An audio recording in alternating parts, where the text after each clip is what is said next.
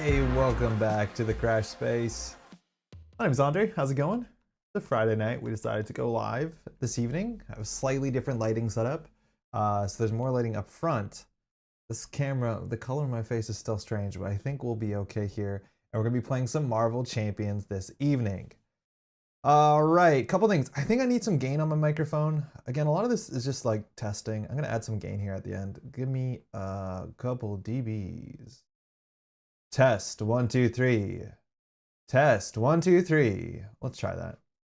How's everyone doing? If you're watching this live or if you're watching this recorded after, hopefully you are doing well. We're off on a journey. We're playing one of my favorite heroes. This is a hero that came out in the last wave, and I think the last wave has just been easily one of my favorite waves, and it's very obvious the designers of Marvel Champions have been getting even better at doing what they do. Oh, hold on. Okay, 1 second, the magnet's failing. I think I have it on backwards. No, that's good. This is Iceman, and Iceman's really cool because Iceman is like a token-based champion, which we haven't seen that, I don't want to say ever, but like in a really long time. So stats are pretty good. 1 thwart is not great, 2 attack, 2 defense. But very importantly, when Iceman makes a basic attack or defense against an enemy, you can attach a set-aside copy of Frostbite. And so Frostbite are cards that can't be part of your deck. There's just a couple of these. Give me 1 second. Oh, wrong monitor. But Frostbites are these tokens, and you have 6 of them set aside, and they just get attached to an enemy. And it gives them -1 scheme, -1 attack. Now, after the enemy activates, the Frostbite is removed. So basically you just kind of like slow them down, you freeze them up, and then their next activation becomes kind of useless. And it's really cool because this means that like technically you have a way to reduce threat going on things. Like if you attack somebody a lot and put a lot of Frostbite on them, and then you flip down, they scheme, and they scheme for like next to nothing. It's really quite fun. Specifically, it also, the more you can activate, the more basic attacks you can make in a single turn, the more Frostbites you can put on a character, which builds like this interesting, like you want to wake up and keep hitting playstyle, and that is a bit what our deck is going to be doing. So I've built, this is a protection deck, so we're playing the green, what's it called, the green aspect. I haven't tested this before. It has some basic ideas that we have ways to wake ourselves up, like repurpose, and we have the 2-cost event, What Doesn't Kill Me, which says it readies your hero and heals them for 2, which is quite nice. Oh, if I'm not mistaken, this button does a zoom in. Yeah. And the idea is that we're going to be blocking, but we're also not going to be blocking. The idea is that we don't want to take damage, but we can actually reduce the incoming damage with Frostbite. So we're not going to be defending often, exhausting to defend, but more so that we're going to be able to like mitigate damage through other means. And one of my favorite cards, which is like the core card in a lot of these repurposed decks, is this card, Energy Barrier. An Energy Barrier, it just basically allows you to prevent 3 damage incoming across 3 different instances and reflect it, which means you're just taking less and less damage. Hey, Lucille, I'm running a tournament in 10 hours. Why are you starting a stream? I have to stay up and watch. Please don't, Lucille. Get some sleep for sure. It's districts, right? Good luck. If it is districts, if it's not districts, still good luck. But this will just be up later. You don't have to watch it, that's for sure. Hopefully you're doing well. All right, so we're not going to be playing an entire, well, we are going to be playing an entire campaign, but we're not going to be playing an entire box campaign. The way that I often interact with Marvel Champions is I'll sit down and do an entire box, which is like 5 scenarios in a row. And when we tried to do that last or 2 Fridays ago, that takes like 5 hours apparently during a stream because I'm explaining everything and slowing down a bit. So here we're doing this thing called Mojo Mania, which was this encounter, what is it called? Like a standalone scenario pack, which is another really interesting and really creative one. And it comes with basically 3 villains, and it has a bit of a narrative that connects the 3 scenarios. And it focuses on Mojo, who is a villain from X-Men, I'm pretty sure. And Mojo exists in this like pseudo fourth wall breaking television world. It reminds me a lot of Gex. It's really Gex-like.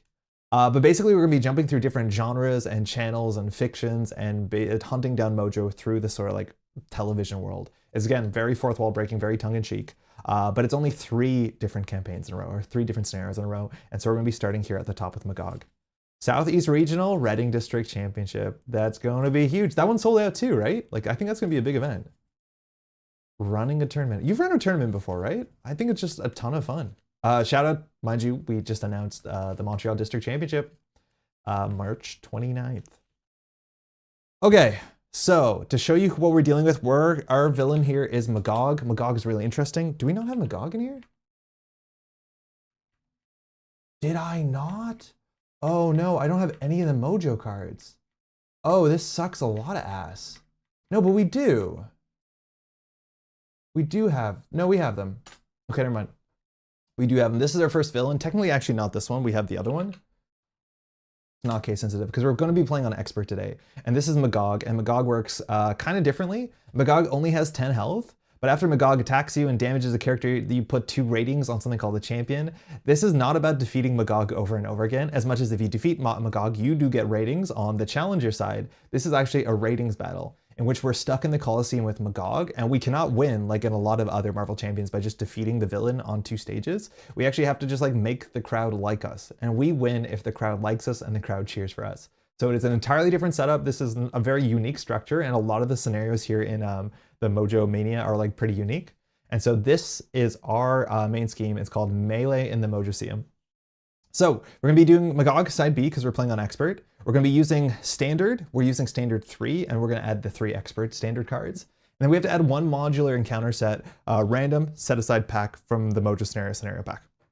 So Mojo has 6 different encounter sets that are all themed against a different genre of television. They're all in front of me here. And so basically each one that we use, the one that we use in Melee and Mojoseum, we won't be able to use for the next campaigns or the next scenarios in the campaign. So we're just going to randomize it. They're all themed off of a different genre. So one of them is Wild Wild Mojo, one is a game of Mojos. So it's basically Western fantasy sitcom sci-fi called Mojo Runner, not entirely Netrunner. I think this is here. We have Dial M for Mojo, which is the crime-based one. Hold on, then I think I put this out wrong. This is, yes, slightly wrong. And then the last one is the Mojo Files, which is the horror one. So we're just gonna roll a die, and that's what we're gonna shuffle in. So we just say this is 1, this is 6. It's 2, so we have a Game of Mojos, which is the fantasy one. So this will be shuffled into our encounter deck alongside Standard and alongside the Mojo cards, and or the MaGog cards, which is not a lot. Like the MaGog encounter set is like maybe 8-9 cards, so this deck is actually pretty thin. We're also gonna shuffle inside Longshot. Longshot is a unique card that exists in Mojo, and you're meant to use it for the campaign. It's a weird card because it has the back of an encounter card, so it's something that gets shuffled into the deck, and if we draw it, Longshot just jumps out and is ours, which can use it, which is nice. It's unlikely, especially in solo, because we only draw 1 encounter card per step. But if Longshot ever shows up, Longshot enters play, and we just get a nice person working for us. That'd be nice. Sold out, then unsold out from people dropping and getting refunds should be 48 people if there's no more last minute dropouts. I've run CTKs and GMKs before, but this is my largest event. Trying to get a Spin Doctor, which is top 24 placing in a 48 person event, like that is like going to Worlds and trying to win the top half cut pricing where you win the like full art corporation IDs in San Francisco. That's really, really hard. I'm gonna go get some sleep, but I look forward to catching the VOD of this tomorrow evening. Lucille, good luck tomorrow. Have fun. Let us know how it goes. I have no doubt it's gonna be a great day. Districts are pretty exciting. All right, so that's set up. All these are gonna go aside. So these we'll be using later when they show up. And then to continue the setup, it says put the champion environment card and the challenger's environment card into play, each with the booing crowd side face up. So this is what the scenario revolves around. So the champion booing side starts here. The champion is MaGog, and it says if there's at least 5 counters here, flip this environment without removing its rating counters. So this is the crowd booing for the champion. Currently they're booing, but the more the champion kicks ass, the more that they start cheering for the champion, and that is kind of a lose case for us. If this ever gets too many counters and flips over, I believe we lose. On the other side of the table, we're the challengers, that's us, and they're currently booing us. We have the exact same text. When there's 5, or if there's at least 5 rating counters on this, we flip this environment over. And lo and behold, I think the backside of this is how we win. So we have to have the crowd cheer for us and not for MaGog, which is difficult because MaGog, inherently, if MaGog starts hitting you and doing damage, it just gets counters. So after MaGog attacks and damages a character, place 2 rating counters on the champion. So that means MaGog can hit us 3 times before the crowd flips and it starts becoming a cheering crowd for the champion, which is not great. But when we defeat MaGog, we get to place 2 rating counters on the challenger, and we get a face down encounter card. So it looks like we have to defeat MaGog 5 times, which is 50 health, just to get our crowd cheering for us. So hopefully there's different ways to get the crowd working for us as well. I think this scenario is pretty difficult. If you're playing defense, which we are technically, that's a bit easier because you can block MaGog and not take damage, because we definitely don't want to be leaking counters for no reason. All right, let's flip it over. Melee in the Mojo CM. Let's see what we're working with here. So the backside of this says, teleported into a bizarre arena, you must fight for the audience's entertainment and your lives. It starts with 1 threat per player. It adds 2 per turn, which is pretty aggressive, and only has a limit of 6. The players cannot win the game until they wow the crowd as the challengers. So that's going to be pretty rough. We definitely have to get those 10 counters. And it says when the scheme would be completed, you place 2 rating counters on the champion and remove all threat here instead. So if we don't deal with this, which is getting 2 per turn, which is pretty aggressive, they start cheering for MaGog, and that is, again, one of our lose conditions. So we need to not be hit by MaGog or not take damage when MaGog attacks, and we can't let this thing thwart out or threat out, which it gets 2 a turn, which is pretty aggressive. Let's see how this goes. I honestly don't know how this will go. I think Frost will go a bit of the way to make MaGog not hurt us, but we're not that good at thwarting, and that's a lot of threat every turn. Oh, hello, Crash to Ball Grid Spacers. Kato, how's it going? How's your Friday? Okay, and let's just draw up. So we haven't played this deck before. We just sleeved it up before this, so we'll see if this is any good. Okay, we're gonna have to explain a bunch of cards here at the top, that's for sure. Now, firstly, we have Cryokinetic Perception. I think this is one of your most important cards. It's been a minute since I played Iceman, but Iceman is one of my favorite heroes. It says after you resolve your freeze ability, exhaust this card. Freeze happens after we attack or defend. We just put a frostbite on whatever we attack or defend. And after we do that, we get to draw a card. That's really nice. And if that card has the ice trait, we also get a ready Iceman. That's fantastic, because that means we can attack or defend again. And if we attack again, that means a second frostbite. So this means that we can give MaGog -2 attack every round as long as we hit this. The problem is at the beginning of the game, when our deck is, 40 cards, there is only like 15 ice cards in this whole deck. The later the game goes, the more things that we have installed on the table, like upgrades or supports, it's more likely that we'll hit just ice cards, let alone when you flip to Alter Ego, you can shuffle back ice cards into your deck to make that ratio even higher. But for now, it's definitely a really good card. At the minimum, just drawing a card a turn is quite nice, but it is something that we needed to be consistent and might not be super consistent. Now, Arctic Attack on the other side. This is a card there's a lot of cards like this just over this whole cycle of Marvel Champions cards, which is just like a 2-cost event that does 3 damage, 4 damage, and then has some sort of kicker. And Arctic Attack says we deal 4 damage and attach a Frostbite, or deal 6 damage to something that has a Frostbite. So that's not bad. 4 damage and a Frostbite is functionally 4 plus -1 attack, -1 scheme. That's pretty good. So not awful. We have Frozen Solid.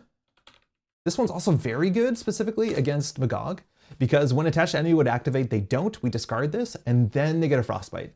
So it just stops an activation, and MaGog, the crowd cheers for MaGog if MaGog attacks us and hurts us, so this just stops it. Now it's very expensive at 3, but that is worth keeping in mind.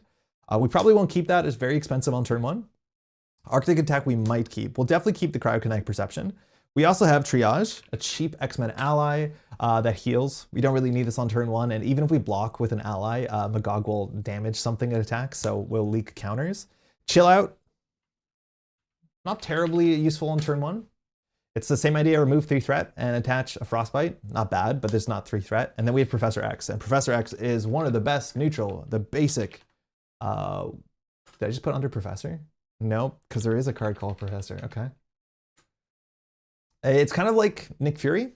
So it's neutral, you play it, and it disappears at the end of the turn. So kind of like a Gandalf effect. But when it comes into play, we can either stun a minion, you can ready an X-Men character. That's kind of useful because it means we can use Iceman twice and put on 2 Frostbites and attack twice. But also you can just confuse the villain. And that's really useful because you can confuse the villain and then you can safely jump down to Alter Ego, which is something that's a bit tricky in solo, where going down to Alter Ego is a bit of a liability. So on this turn, if we're gonna mulligan these 3 cards, if we have these 3 cards, we need 2 to play Cryokinetic Perception. We'll have 3 cards left, a 4th card after we draw this, which means we could just play Professor X and pass. That's not amazing because Professor X is not super valuable in turn 1, so I think we'll actually pitch Professor X. There's a chance we should pitch Arctic Attack as well, because we don't really need it on turn 1, but I think it's just a good enough card to consider. So I think we're just going to keep these 2 cards. We want to look for our resource generators. We have Deft Focus, the new art of this, which technically has a typo on it. So I'm not mad, you're not mad. And this is a card we want to get down early because we can exhaust it once per turn to save a resource on our superpowers, and most of our cards are superpowers. In fact, every card on the table currently is a superpower. We have X-Gene. This might be too greedy. This is another card like this. I think I might have too many resource generators. We can play it when we're Alter Ego, which we are right now, and it generates a wild resource to play for identity-specific events. So what's his name? Iceman events. So that's nice. We can only play this in Alter Ego because only in Alter Ego are you mutant traded. So it's nice that we draw this at the right time. We have Marrow, which is another cheap basic X-Men ally that just does 2 damage. It's not awful at all. And then we have Utopia, which is another very important card for our deck. So we have a pretty interesting setup here. Utopia, we can play it if we have an X-Men trait. We do when we're a hero. And it says after an X-Men ally enters play, we can exhaust Utopia to ready an X-Men character. And while that can be a different ally, it can also be us. And if it's us, that means we can attack twice, which means we just put out more Frostbites, which means MaGog probably won't hurt us. This hand is really good. Unfortunately, it's going to be our good cards to pay for our good cards. So we'll definitely have to sort this out. Friday is okay. Busy day full of production snafus. Started watching your VOD from last night and was sad I wasn't there to try and help your mic woes. I felt really embarrassed about it because like understanding how it works. I think the big thing, Kato, I need to spend time doing is like the audio filters on this are not bespoke to this microphone. And even in my recordings after I treat the audio of this lav, I don't love it. And like, that probably makes sense for somebody who has like an SM7B, like has a nice, you know, studio microphone. It'll never sound as good as this, but I definitely need to put some time to make this sound as good as possible because production with this is so much simpler than like moving the microphone and strapping it to this table and wiring it across, which is a pain in the ass. And then it's in the way. Like our first stream, we had the microphone in the way and it was just like kind of hard to play cards, which I don't think I appreciated. Okay, I feel like I have less lighting too. I think it's because all the lighting's up there, it's not here, so it feels a bit darker than what I'm used to. So let's plan this out. We definitely play Cryokinetic Perception, which means we can pitch 1, 2. Then we'll draw a card, so we'll have a 4th card. Now, if we want to play X-Gene, we have to do it on this side. We could definitely play Deft Focus, and Deft Focus can make Cryokinetic cheaper. So this is the puzzle on turn 1. It's hard going from a dedicated XLR mic to lav, it never compares well. Yep, but hopefully, I think the thing is like, I will notice, Kato, you probably will notice, but the majority of people probably don't notice a huge difference. As long as the audio is good, it's good enough. At least I think that's the hope. So if we play Deft Focus, we go into hero mode. We can exhaust this to generate a resource. We'll just throw out X-Gene, I guess, and then we can play Cryokinetic Perception. Cryokinetic will draw a card, which means we'll use that card plus Marrow to play Utopia, and then we'll be set up. It's a bummer because we've lost 3 X-Men allies already, but I think that's the best setup that gets us Deft Focus on the table and gets us Utopia, which is 2 of our best like starting cards. So I think we're gonna go for that. So that means we're just gonna throw out Arctic Attack and we're gonna play Deft Focus. So again, Deft Focus, we can exhaust this as a hero to reduce the cost of the next superpower card we play, and almost all our cards are superpower. Iceman time, Supernode, how's it going? I'm a huge Iceman fan, one of my favorite heroes. Then we're gonna exhaust Deft Focus after we flip up, and we're gonna throw out X-Gene to play Cryokinetic Perception. This is our very important card again. When we fire our text on our box, which is basically attaching a frostbite to something after we attack or defend, we can draw a card, and if it is an ice traded card, we ready. A bit of an exciting gamble. Is the villain Omega Red? The villain is MaGog. This is from the, what's it called? The Mojo Mania set. So it's a campaign of 3 scenarios that all exist in this like TV world, which is pretty charming and will get us through a Friday night for sure. But I'm not familiar at all with MaGog. I know nothing about Mojo or these characters. I think they might have been in the some of the X-Men like animated stuff, but I haven't got that deep into it. All right, so Iceman, we're gonna attack 4/2, which does 2 damage, and that attaches a frostbite. So the frostbite, of course, these are gonna be super important. We have their own sleeves on them. Oh, MaGog. So now MaGog will attack for -1, which is nice. We can now do Cryokinetic Perception and draw a card. If it's an ice card, it is. We get to draw it and we get a ready Iceman, so that's really quite good. We also drew into an interesting card as well. This is called Snow Clone. This is unique because I think this is the only pack that has multiple allies that are part of the hero's base kit. So you actually get 2 Snow Clones in Iceman. It cannot have upgrades attached, it cannot thwart, but it can attack. But it takes -1 consequential damage whenever it attacks an enemy with a frostbite. So if we played the Snow Clone now and attacked MaGog, we would take no consequential damage, which means the Snow Clone would last forever, which is just 2 free damage a turn, which is kind of quite nice. That being said, I don't think we're going to play it. I think we're just going to pitch it and Marrow to play Utopia, because Utopia is just a really nice card to get down turn 1, because for the rest of the game, whenever we play an X-Men, we can basically just ready anybody, probably Iceman. And speaking of readying Iceman, we'll just go ahead and attack again for 2 damage, putting the second frostbite on. So now when MaGog attacks, it'll be -2, and we won't take any damage, hopefully. All right, I think that's us. Back to us, we'll just ready up. We draw 5 cards. We have Ice Blast, which is an AoE attack. We're probably gonna need that. We have Chill Out, which is remove 3 threat and attach a frostbite. We're definitely gonna need that. We're gonna have 3 threat. We have Genius for 2 resources. We have Frozen Solid, which is another thing that just stops them from activating. And then finally we have Ice Wall. Just to talk about Ice Wall, firstly, definitely Netrunner reference of a card, but this is a card that I did in a very, nerdy, loving way, is I ended up emailing Fantasy Flight Games because the text of this card doesn't actually work.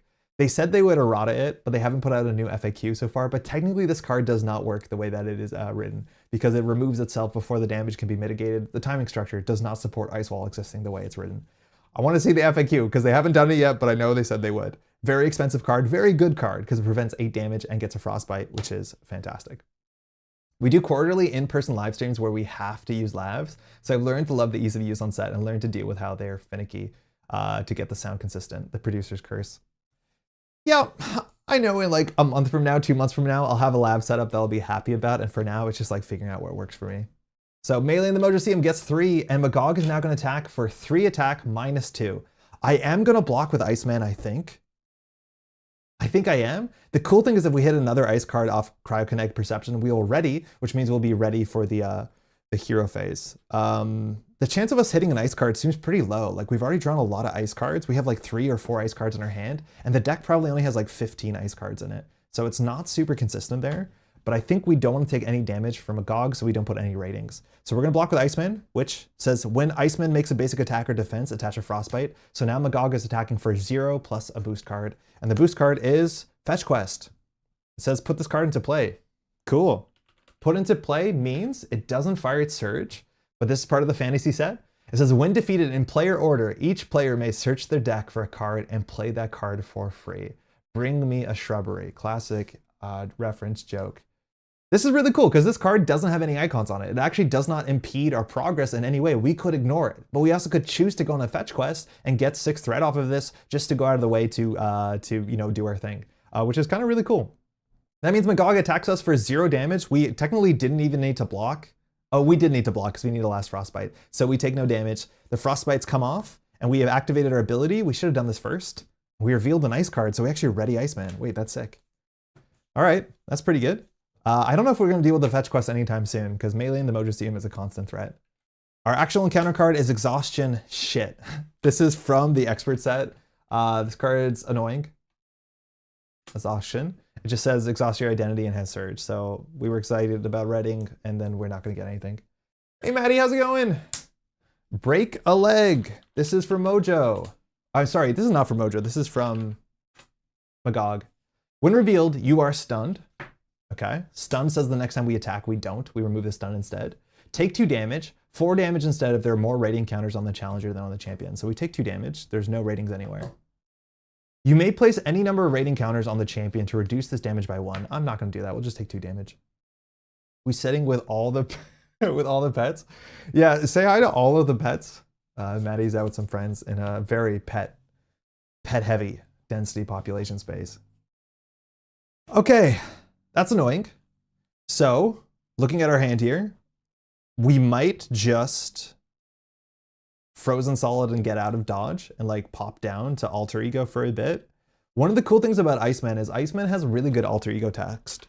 I think a lot of the modern heroes have this really interesting text, and that's the cool off ability. It says, after you change to this form, shuffle 1 ice card from your discard pile into your deck for each copy of Frostbite in play. That's a really fun text, because you often want to be like, put a whole bunch of ice on the villain, and then pop down to alter ego, take your best ice cards, put them back into your deck, especially when your deck is thin, so that you have like a busted turn on the next couple turns. And then because the villain is like iced to death, they barely thwart. They thwart for like 0. And then you basically don't have to confuse them. Now looking at our hand, we could easily do a frozen solid. It is not a superpower, so we have to pay 1 more. I don't think we're going to play this. That would leave us with 2 resources, so we can do Arctic Attack, or we probably do Chill Out, which is remove 3 threat and then put a Frost on MaGog, which is not too bad at all. So I think we're just going to do that, take a defensive turn. We are going to be stunned. We have no way of dealing with that, unfortunately. Ooh, I feel like the camera, we might be zoomed out a bit, but this will be fine. They're all snoring. I'm sure they appreciate it. Love the art of Bobby. Yeah, Bobby hanging out. I think they showed this as like a silhouette early on, FFG did, and I think people guessed this was Bobby Drake, but like the alter ego silhouettes generally get pretty wacky, showing them being very, very non-heroic.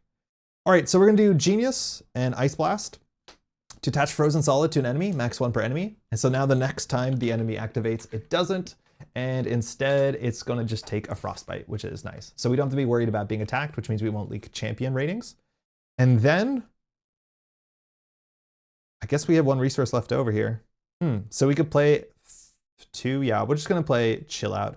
I don't think we're gonna hold on to Ice Wall. We might actually hold on to Arctic Attack and to be able to play it next turn just to get rid of the stun. So I think I'm gonna hold on to that. So we're gonna reduce the cost of our next superpower. We'll pitch 1, and we'll play Chill Out. It says remove 3 threat from a scheme. So we'll deal with the melee and the Mojo CM and then attach a set aside a copy of Frostbite to a character, to an enemy. And so that'll deal with that. I think we're gonna hold on to the Arctic Attack. It functionally costs us 1 resource because we have Depth Focus every turn. And we definitely want to get rid of the stuns. So we're just gonna ready up and pass. We'll draw the energy. Armor, this is a cheap X-Men. You can only play if you are an X-Men, and it comes in with a toughness status, which is nice. We have another thwart effect, and then we have Beak. A Beak is, I don't know who this character is, very bird traded. It says after you play Beak from your hand, remove 1 threat from a scheme for each X-Men ally. So it's an X-Men synergy thing. All right, melee in the Mojo CM. 2 threat, MaGog would attack, instead Frozen Solid cracks, and it gets a 2nd copy of Frostbite, and then we just draw an encounter card. Our encounter card is Stage Fright. Again, this deck is like very consistent because the later, very different from Red Skull, the later scenarios, there's just less cards in it. So you see the more thematic cards, I think, more often. Stage Fright, when revealed, you are confused. Okay, so this is symmetrical. Place 2 threat on the main scheme, 4 threat instead if there are more rating counters on the challengers than on the champions. We still have no ratings yet, so this is on 4, which we still have a lot of work to do. Okay, confused. Similar idea to stunned. When we would go for a thwart, it gets rid of that instead. Okay, so we have some problems. We definitely want to break at least the stun, maybe the confuse. My guess is we actually might just want to get rid of the confuse. We want to fire Cryokinetic Perception to draw a card. The thing is that you can only fire that if you do the Frostbite ability, and you can only do the Frostbite ability if you attack. So if that's the case, we could easily like pay 2 for a Chill Out. We also could like play Armor or Beak. If we play Beak, it says after you play Beak from your hand, remove 1 threat for each X-Men ally you control. It would only count itself. And then so basically you remove 2 threat, that's okay. But the idea is that when we play that, we can use Utopia to ready an X-Men, which means we could definitely ready Iceman, and then we could attack twice. That might be better. I think that probably is better. So if that's the case, I'm going to attack once into MaGog, and that will just get rid of the stun. Then I will pay 2 to play Beak. Armor's not bad either because armor will block MaGog, but MaGog is pretty frozen, so I don't think we're super worried about it. Beak comes into play and we remove one threat from a scheme, so we'll remove one threat from this. This will stop it from advancing because the threshold's only 6 and it gets 2 a turn. Then we'll exhaust Utopia to ready a different X-Men or an X-Men, so it'll be Iceman. Iceman now, I think we're just going to attack MaGog and see what happens. So we'll attack for 2, so that drops it to 4 and adds a third Frostbite. So MaGog is attacking for 0, and then we can draw a card. If it's Frost, it's not. This is team building exercise, which I forgot was reprinted at some point. I think this is the older art of it. Yeah, exhaust team building exercise to play a card from your hand that shares a trait with your hero. I like it when traits matter, and Iceman has X-Men and Ice as traits, which covers like 90% of the cards in the deck. So that's a nice card to get down to setup. We already have 2 pretty good setup cards. What can we do with this hand? We can play one of our superpowers for 1 cheaper. Now we are still confused. We could do 4 damage to MaGog, and that will actually get us rating counters on the challenger. Because MaGog says when it would be defeated, instead we put ratings and then heal. So we place 2 ratings on champion, we get an encounter card, which is not great. But we have to get our ratings up, so that's going to happen sooner than later. Now we are confused. We could just burn the confused with chill out, but I don't think I like that. So I think we're going to worry about threat next turn. I think we're going to hold on to the chill out, and I think we're just going to pitch. Team building exercise is pretty good. I think it might be a bit extra though. Yeah, I feel like the camera is a bit, hold on, maybe if I do. Okay. 1 second. Wrong way.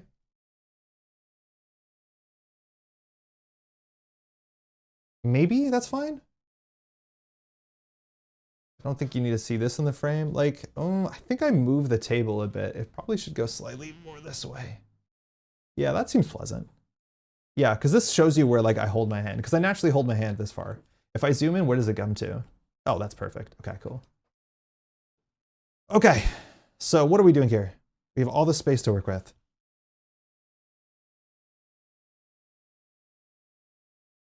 So threat is like kind of a concern. We could also flip down here. Do you have that on your foot pedal? Yeah, I have a zoom that I set up as a filter that I trigger with OBS on a foot pedal. And that same pedal, like with the left and the right, pulls in and out of cards of either schemes or whatever last card I picked up. And then that I just have like a very simple batch script in which I can auto-complete the name of a card, and then I can search it, and then that comes out as the next card. It's simple, it works. Trait being X-Men, and given how many X-Men exist, has to be good. Yeah, it's probably good. It's probably worth it. So if we play it, we can play it for 2, and then we can exhaust it. The thing about team building exercise is the same thing that happened in the shield stuff, is team building exercise spends an action to play a card from your hand that shares a trait reducing its resource cost by 1. So it compounds with things, but not obviously. Because the other card is Deft Focus, and Deft Focus says, reduce the resource cost of the next superpower card you play this turn. So as long as you do Deft Focus first and then team building exercise, they will compound. But you have to be careful because they have different triggers, which is like kind of neat. So I think we will then. I think we're just going to do some damage. So I'm going to pay 2 for team building exercise. I'll exhaust Deft Focus, and then I'll use team building exercise. So I have 1 resource generated. I think I can do this. And then I'll play the next cost card -1, which shares a trait with me. This is an I-traded card. And so it says deal 6 damage to an enemy with Frostbite attached, or deal 4 damage to an enemy and attach a set-aside copy of Frostbite to it. So I'm going to deal 4 damage to an enemy as a choice, just because I want another Frostbite. It seems ridiculous, but 6 damage doesn't matter. And then that will defeat MaGog. And so we have to do MaGog's text. MaGog says, when defeated, reset his hit points to 10. Okay. And now we can do a cool thing. Place 2 rating counters on the challengers. So our blue is going to be for us. So we start to have ratings here. So we're working on it. And then deal each player 1 face down encounter card. So we get our face down encounter card. Now what I'm going to do is actually, well, we'll thwart 1 with Beak. So Beak takes 1 consequential. We'll bring this down. And then I'm going to flip down to Alter Ego. And the reason why we do this is because the villain is so frosted up that I'm not too worried about it. But very importantly, after you change down to this form, we get to shuffle 4 ice cards from our discard pile back into our deck, which means we can take all our favorite cards. So we'll take Chill Out, because we have to do some thwarting for sure. I think here We'll probably do one Frozen Solid because it's relatively cheap to play. And then I think we're just going to do an Arctic Attack. And this is what I like, the bouncing down to Alter Ego. You really have to consider when to do it because now our deck has so many ice cards, which means Cryokinetic Perception will be like pretty consistent. This is very funny. You have to win over the crowd, very wrestling coded. Yes, this one's entirely different than everything else where it's all just about winning the crowd. You cannot defeat MaGog. MaGog is unending, but the crowd you can impress. All right, we'll pass the turn. Everything readies up and we draw up to our hand size, which because we're Alter Ego is 6. So we have an Ice Blast. We have Ice Slide, which is a neat card. I never feel like I get that much use out of it. It gives us +1 to all our stats and the aerial trait. We don't use aerial trait in this deck specifically, but after we ever go to Alter Ego, we remove this. So it's something you want to commit to, but I do like flipping down because I think Bobby's Alter Ego ability is fantastic. Oh, this is good. This is Power Belt. This card's incredible. This is a card you definitely want down as soon as possible. You get +3 hit points, and we get a resource generator for ice cards. And again, most of our cards are ice cards. We have Repurpose, okay. Show you what this is. We've drawn these in an interesting order. So this is a protection card that's very common in the sort of tech archetype. We can discard a tech upgrade, re-ready our hero, which is really good. So that means we can use our Ice Think again and Frostbite again. And then we get plus thwart attack and defense until the end of the round, not phase, round, so the whole villain phase as well, where X is the cost of the card we've discarded. So very often we'll play like a 2-cost, a 3-cost tech card, get most of the value off of it, and then just delete it to get an extra activation, extra stats, and it's obviously very, very powerful. We'll get What Doesn't Kill Me. I think this is our last unique protection card. This one's also very good. We have to pay a physical resource for this, which does give us some constraints, but we heal 2 damage and ready our hero. Now, heal 2 damage on this card is weird because it's a cost, which means the fact that Bobby Drake is actually at, well, we actually did take exactly 2 damage, which is perfect. But that is a real cost, and if we can't pay the cost, we can't play this card. But readying our hero means that we can do our Frostbite thing again. Our last card is another Frozen Solid, and we're gonna go to the villain. So 4 goes on here. We're added from 2 to 4. And now MaGog will scheme at -3. Cool.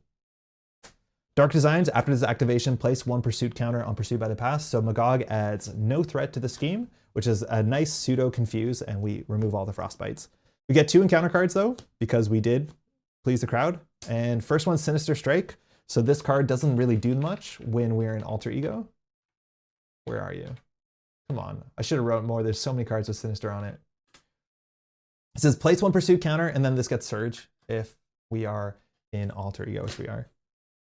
Next up, Pump Up the Crowd. So a side scheme comes in with 4 threat. It has 2 acceleration icons, so every beginning of the villain phase, now we're going to be adding 4 threat per turn if we don't get rid of this. It says, do you smell what MaGog is cooking? Reference. If the champion is on its cheering crowd side, place an additional threat here. It's not, so luckily no, they're not cheering for the champion. And when defeated, place 1 rating counters on the challengers. So this is a card that actually, if we get rid of, people like us more, or the crowd likes us. So we have to pump up the crowd here and take a little time off. Finally, we have Dragon. Uh-oh. This is for the fantasy set, so this showed up in the arena. Classic Dragon. It has Retaliate and Toughness. This is one of the biggest enemies in the whole game. Retaliate means that if we ever do damage to it and we don't defeat it, it hits us back for 1 damage. It says double the amount of damage this minion takes with cards with a printed energy icon. Currently, we don't have any that do damage, so that's not great. But when defeated, every player on the table draws 4 cards. If we don't deal with this, it attacks us for 3, so this is the big thing in the fantasy set, but that's not good for us. That is obviously very, very bad for us. I don't know what to do. Because now we have 2 big things that are attacking us for 3 a turn, and we're not that good at dealing 10 damage all at once. Cool. We're also still confused, which means dealing with the Pump Up the Crowd is going to be a bit tricky. So we are going to have to get a bit lucky here. Looking at the hand too, the only card we have that has a physical resource is Ice Blast. And that is the AoE card. It says choose a player, attach Frostbite into the villain and each minion engage with that player, and then deal 3 damage to each enemy with a copy of Frostbite attached. So it's a nice little AoE. But if we want to do What Doesn't Kill Me, we're going to have to pitch it. You know, if the WWE had dragons crashing matches, they'd probably tune in. Yeah, I think me too. Okay. None of these cards do damage with the lightning resource, the energy resource. So we're gonna not recover. We're gonna flip up. So the question is how we're gonna deal with this. If we don't take at least 3 threat off melee in the Mojoverse, we're gonna advance. And when we advance, it just puts ratings on the champion. So we don't lose the game, but it's something we don't want to do. That being said, we could just let it go through. It's only 2 ratings on the champion, and the champion, they start cheering once the champion hits 5 ratings. So it's not fantastic. We could give ourselves +1 attack, thwart, and defense this round, which we could use because we're going to be attacked twice. This is an ice card, so we could play it 1 cheaper with team building exercise. So we should plan our turn. This card is useless because we don't have any tech cards. So say that we played Ice Slide for 2, give us +1 to all our stats, playing team building. We don't have a superpower in our hand besides Ice Blast, but that means we're going to waste a whole bunch of resources this round. We are, and the fact that we're confused is really quite bad. I don't think we have the time to play the Power Belt because it's just another resource generator. So there's a chance that we just go first with Iceman and hit the dragon. It's actually probably more interesting that we hit MaGog because we need a Frostbite MaGog, because if MaGog hits us, ratings go up. If the dragon hits us, it's just 3 damage. That being said, I wonder what icon is on our Frost Punch attack. Like if it is an energy icon, I'm pretty sure it's not. I'm pretty sure it's a physical icon. Oh no, it is. Arctic Attack does up to 12 damage. So I think we're just gonna wait for the dragon and then like one-shot it with an Arctic Attack, which will do 8 or 10 damage, because the dragon takes double damage from cards with a printed energy resource. So that's good. So I think we're gonna leave the dragon alone. And if that's the case, I think we are gonna commit to the Ice Slide. So we'll reduce the cost by 1. We'll play Ice Slide. It gives us +1 thwart, +1 attack, +1 defense. We also get the aerial trait, which has no inherent like rules text. It's just there's some cards that say only play this if you're aerial. We have none of those cards. And now we're just gonna go ahead and do a basic attack against MaGog for 3 damage. We're gonna attach a Frostbite, and we're gonna draw a card, hoping it's an ice card so we can ready. It's not, it's an energy barrier, it's a tech card, okay. So energy barrier is the sort of cheap tech card that's like kind of key to this tech type archetype. Oh, there's multiple cards called energy barrier? Oh, that's not good. Hold on, did I get both of them? No, okay, I need to write that down. So I can't show it. I guess I can show it to the camera. It's one of my favorite cards. Costs 2, and it gives you 3 counters. Each time you take a damage, you can choose to use 1 counter to redirect one of those damage, which is really important, especially against MaGog, because MaGog fires if MaGog hurts you, and so that stops you from getting hurt. All right, I think here we can What Doesn't Kill Me to hit MaGog again.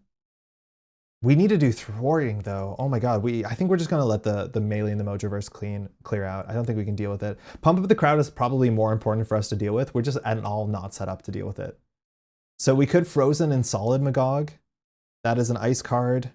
So we could, if we pitch 2 to play Power Belt, then we could exhaust Power Belt to generate for an ice card, but we can't. So we could have used Power Belt to play Ice Slide. That would have saved us a card, and then we actually would have been able to do what we wanted to do. The other option is we can use Deft Focus to play a superpower. We can Ice Blast and just Ice Blast a bunch of people. It's just damage. It takes the tough off of the dragon, which is not fantastic. It'll cost us 2 cards, leaving us with 2 cards, which is also not useful. So that's not great.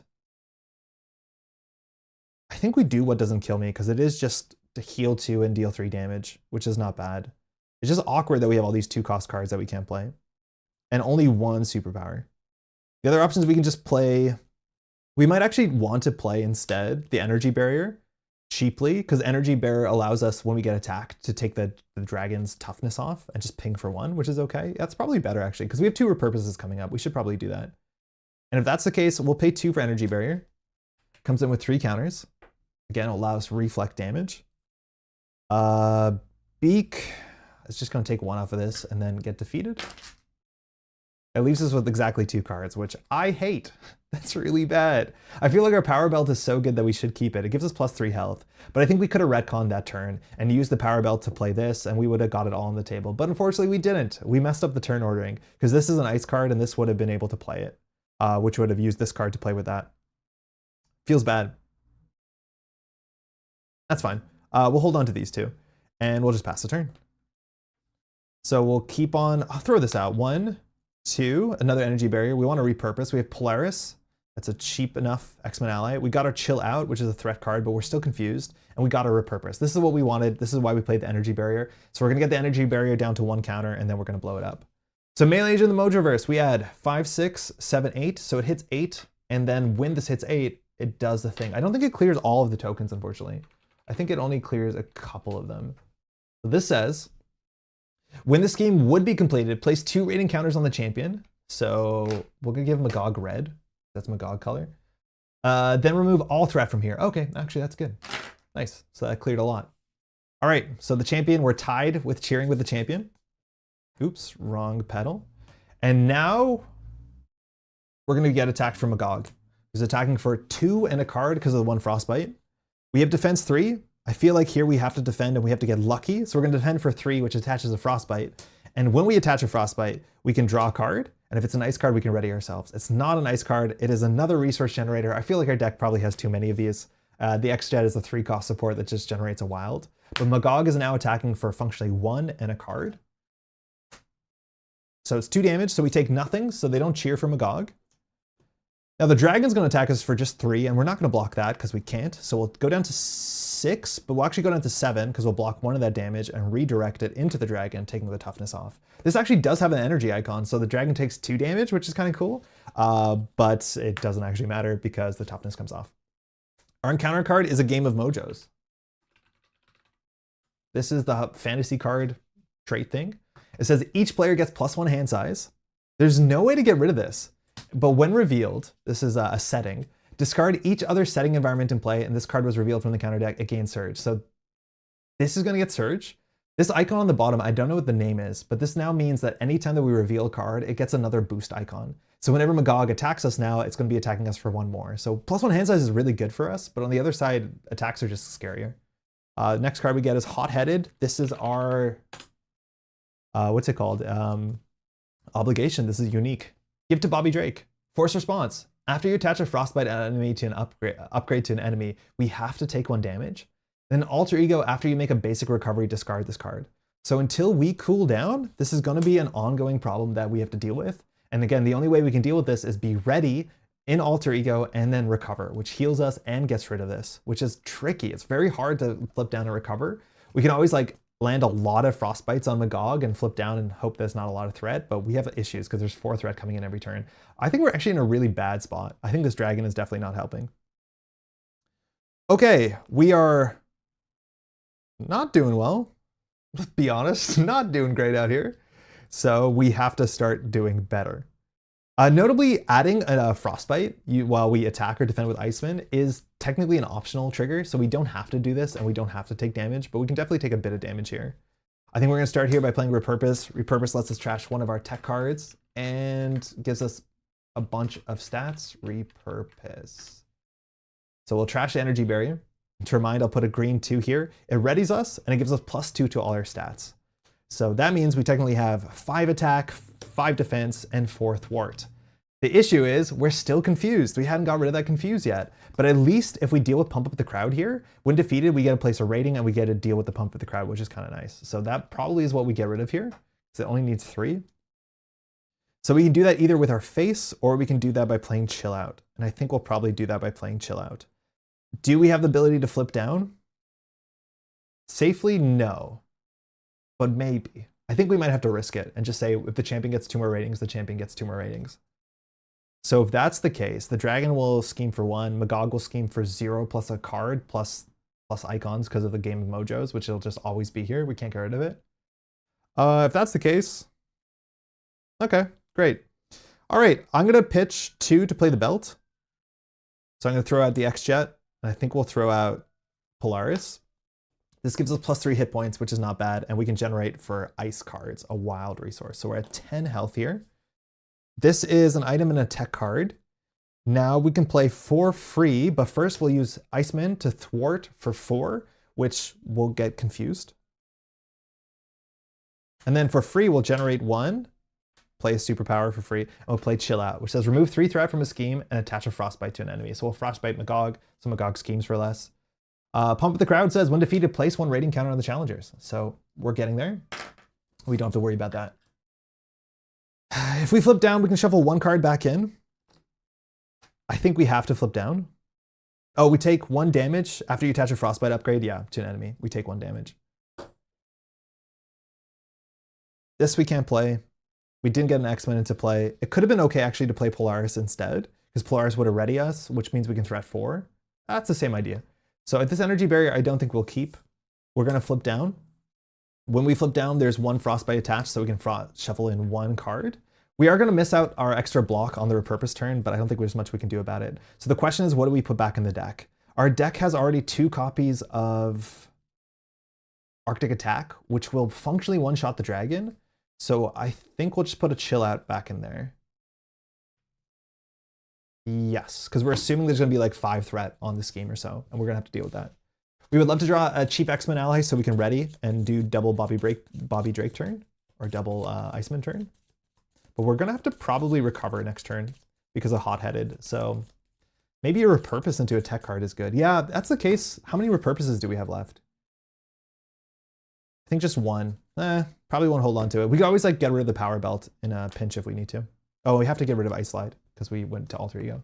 So we lose all our buffs. I'll just flip these face down because they'll come back up if we ever go back there. All right, we'll draw 7 because we have +1 hand size. So we have the repurpose, bummer, Snow Clone. We have the energy barrier, so we have the combo to ready ourselves. We have some cheap resources. We have the attack that can nearly one-shot the dragon, which is good. That draws 4 cards, so getting her over the dragon hump is gonna make us fly. We have the What Doesn't Kill Me, which heals us and readies us, so we have a couple good readies. And then we have Superpower Training, which is a player side scheme that I don't think we're gonna play. We're not in a good spot to play it, but when we defeat it, we can go search our deck for an upgrade and put it into play. Which is nice, but we have most of our important upgrades, which would be Cryokinetic and the Power Belt, so I don't think we care about this too much. As much as it does have the old school depiction of Iceman on it, who kind of just looks like a marshmallow, I find that very funny. Okay, Mailing the Mojo gets 2. And now Mojo's gonna scheme for 0 and a card plus 1 boost because of Game of Mojo. So it's currently 0. This gets, after it resolves, place a pursuit by the pass counter. Okay, so this is worth 1. So it's 1, 2, -1 is 1. So we put 3 here and then a 4th here because of the dragon. The Frostbite comes off. Dark Designs, okay. So at least we're in Alter Ego, but it says when revealed, place 1 pursuit counter on Pursued by the Past, which we're gonna do. And now that Pursued by the Past has 4 counters, we get to experience our nemesis. Our nemesis is Pyro, who's now gonna come into play alongside Pyro's side scheme. Pyro Nemesis, I think we need to find, yeah. Now Pyro has Quick Strike, which at least for us is good because we're in Alter Ego, so we don't have to deal with that. So that attacks for 3 damage immediately, but we don't get Quick Strike. We also have Playing with Fire is the side scheme. It says when defeated, Lamau Pyro, yeah, the opposite of Ice. Playing with Fire is the side scheme. Comes in with 3 threat. It says when defeated, the player who defeated the scheme discards the top 3 cards of their deck and takes 1 indirect damage for each resource icon discarded this way. Pyro has shown up as a villain in one of the previous scenarios, and the idea of like ripping through your deck or the counter deck and taking indirect damage is often how FFG depicts like fire and like fire damage, which is pretty cool. Indirect damage you just have to assign to any character you control, and you can never assign more to a character than it has health remaining. We also shuffle 3 Pyro cards into this deck. This has an acceleration icon, so we need to get rid of it. So yeah, we still have a shit ton of work to do. But let's work on that dragon. Let's kill the dragon first, I think. I can't believe the crowd does not cheer for us if we defeat a dragon. Okay, if we want to start and deal with Hot-Headed, we have to recover. If we recover, we heal 4, which puts us up to our max health is, what is it? It's 11 plus 3, 14. So that's good. So I think we will recover unscientifically. I think that's right. So we get rid of Hot-Headed. After you make a basic recovery, discard this card. We don't remove it from the game. And then we heal 4, so we go up to 13. Our max health is 13, I think. Nah, no, it's 15. Sorry, 14. The crowd is fickle. It's a damn dragon. Wait, this is our deck, not our hand. Oh my god, I was like, why is this 4 cards? Okay, so we're no longer ready. Do you know what actually sucks is we cannot play What Doesn't Kill Me because we cannot heal 2 health now. That is a major bummer. We cannot heal 2 health because we have currently 14 health is our max health and we're at 13. This is a problem with What Doesn't Kill Me. The way that it's worded is that the cost is before the arrow and the cost is heal 2 damage. So if you can't heal 2 damage, you can't pay this effect. So that means we could attack the dragon later on in the turn and take a retaliate and then we could heal. That's probably what we have to do. So if that's the case, we'll exhaust to generate an ice card. We'll exhaust Team Building Exercise to play a card from your hand, reducing its cost by 1 if it has a trait matching us, and we're going to play our Snow Clone. Snow Clone comes in for 2. It's also an X-Men, so we can ready Iceman. And Snow Clone takes -1 consequential damage when attacking a card that has a Frostbite on it. We have 2 of these in our deck. You could say he's got an icy demeanor. What's with ice and puns? Cool, that's a start. So Iceman is ready, which means we can fire Cryokinetic Perception to draw a card. I think our deck is like 50% ice cards, so we have a good chance of finding an ice card and reading again. We want to attack the dragon once. So I'll attack the dragon for 2, which means we take Retaliate. The dragon takes 3 damage, and I guess we're attaching a Frostbite to the dragon. We fired our ability, so Cryokinetic can reveal the top of the deck. It is an ice card, it's Chill Out, which we really need, and that readies us, so we can go again. Awesome.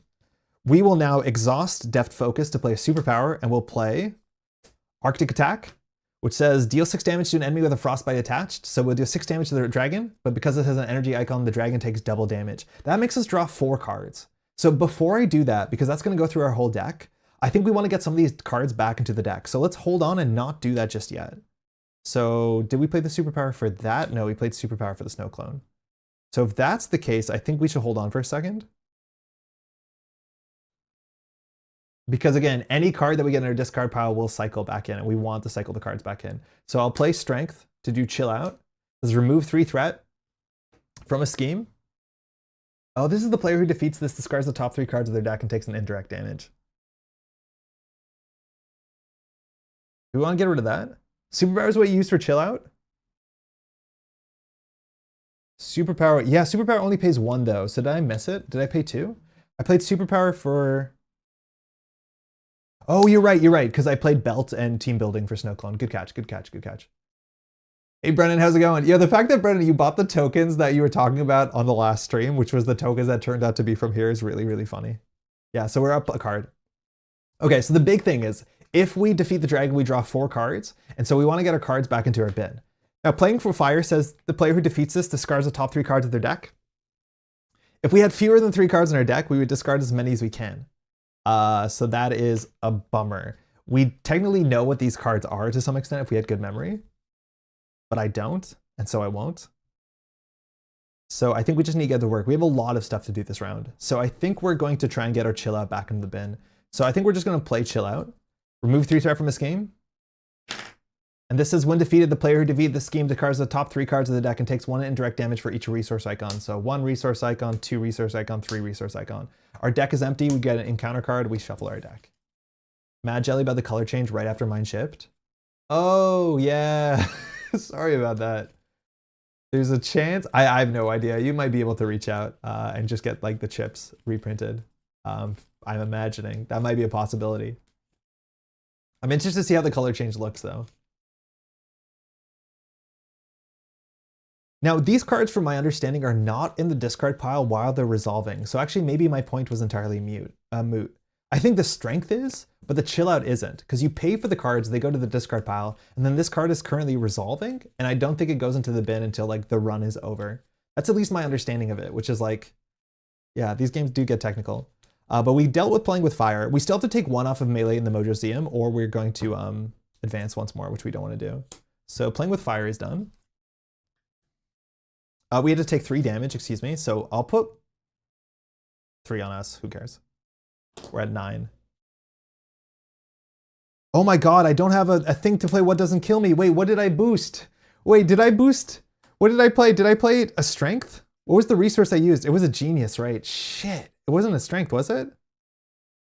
Hey, YouTube, can you rewind? Did we play a Strength to play Chill Out? Because we need Strength for What Doesn't Kill Me. Did I mess it up really bad? Or was it a Genius? Because we need to play a physical resource for this and we don't have one. Oh, we might draw 1 off of the dragon. We're not totally cooked. We'll be fine. It was that Strength? Piss. Whatever, we'll roll with it. I'm pretty sure we'll draw 1 after we defeat the dragon. Ugh, that's a pretty bad mistake, I think. We'll see how much it matters. Okay, now that's the case. We can use Depth Focus to generate for a superpower. Arctic Attack is a superpower. We'll pitch the superpower training, and that does double damage, so it'll do 8 damage to the dragon, defeating it.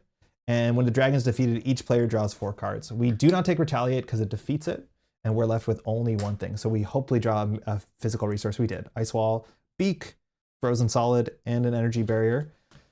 This has been a good turn so far. Iceman. We probably need to deal with Pyro. 4 damage is annoying because we can't deal 4 damage. Ice Wall is actually really interesting, so check this out. Ice Wall says, 1 strength barrier, huh? When an identity would take any amount of damage from an enemy attack, place that damage here instead. Now MaGog says, when MaGog attacks and damages a character, and I don't know the order. I think the forced interrupt happens first, because interrupt happens before a response.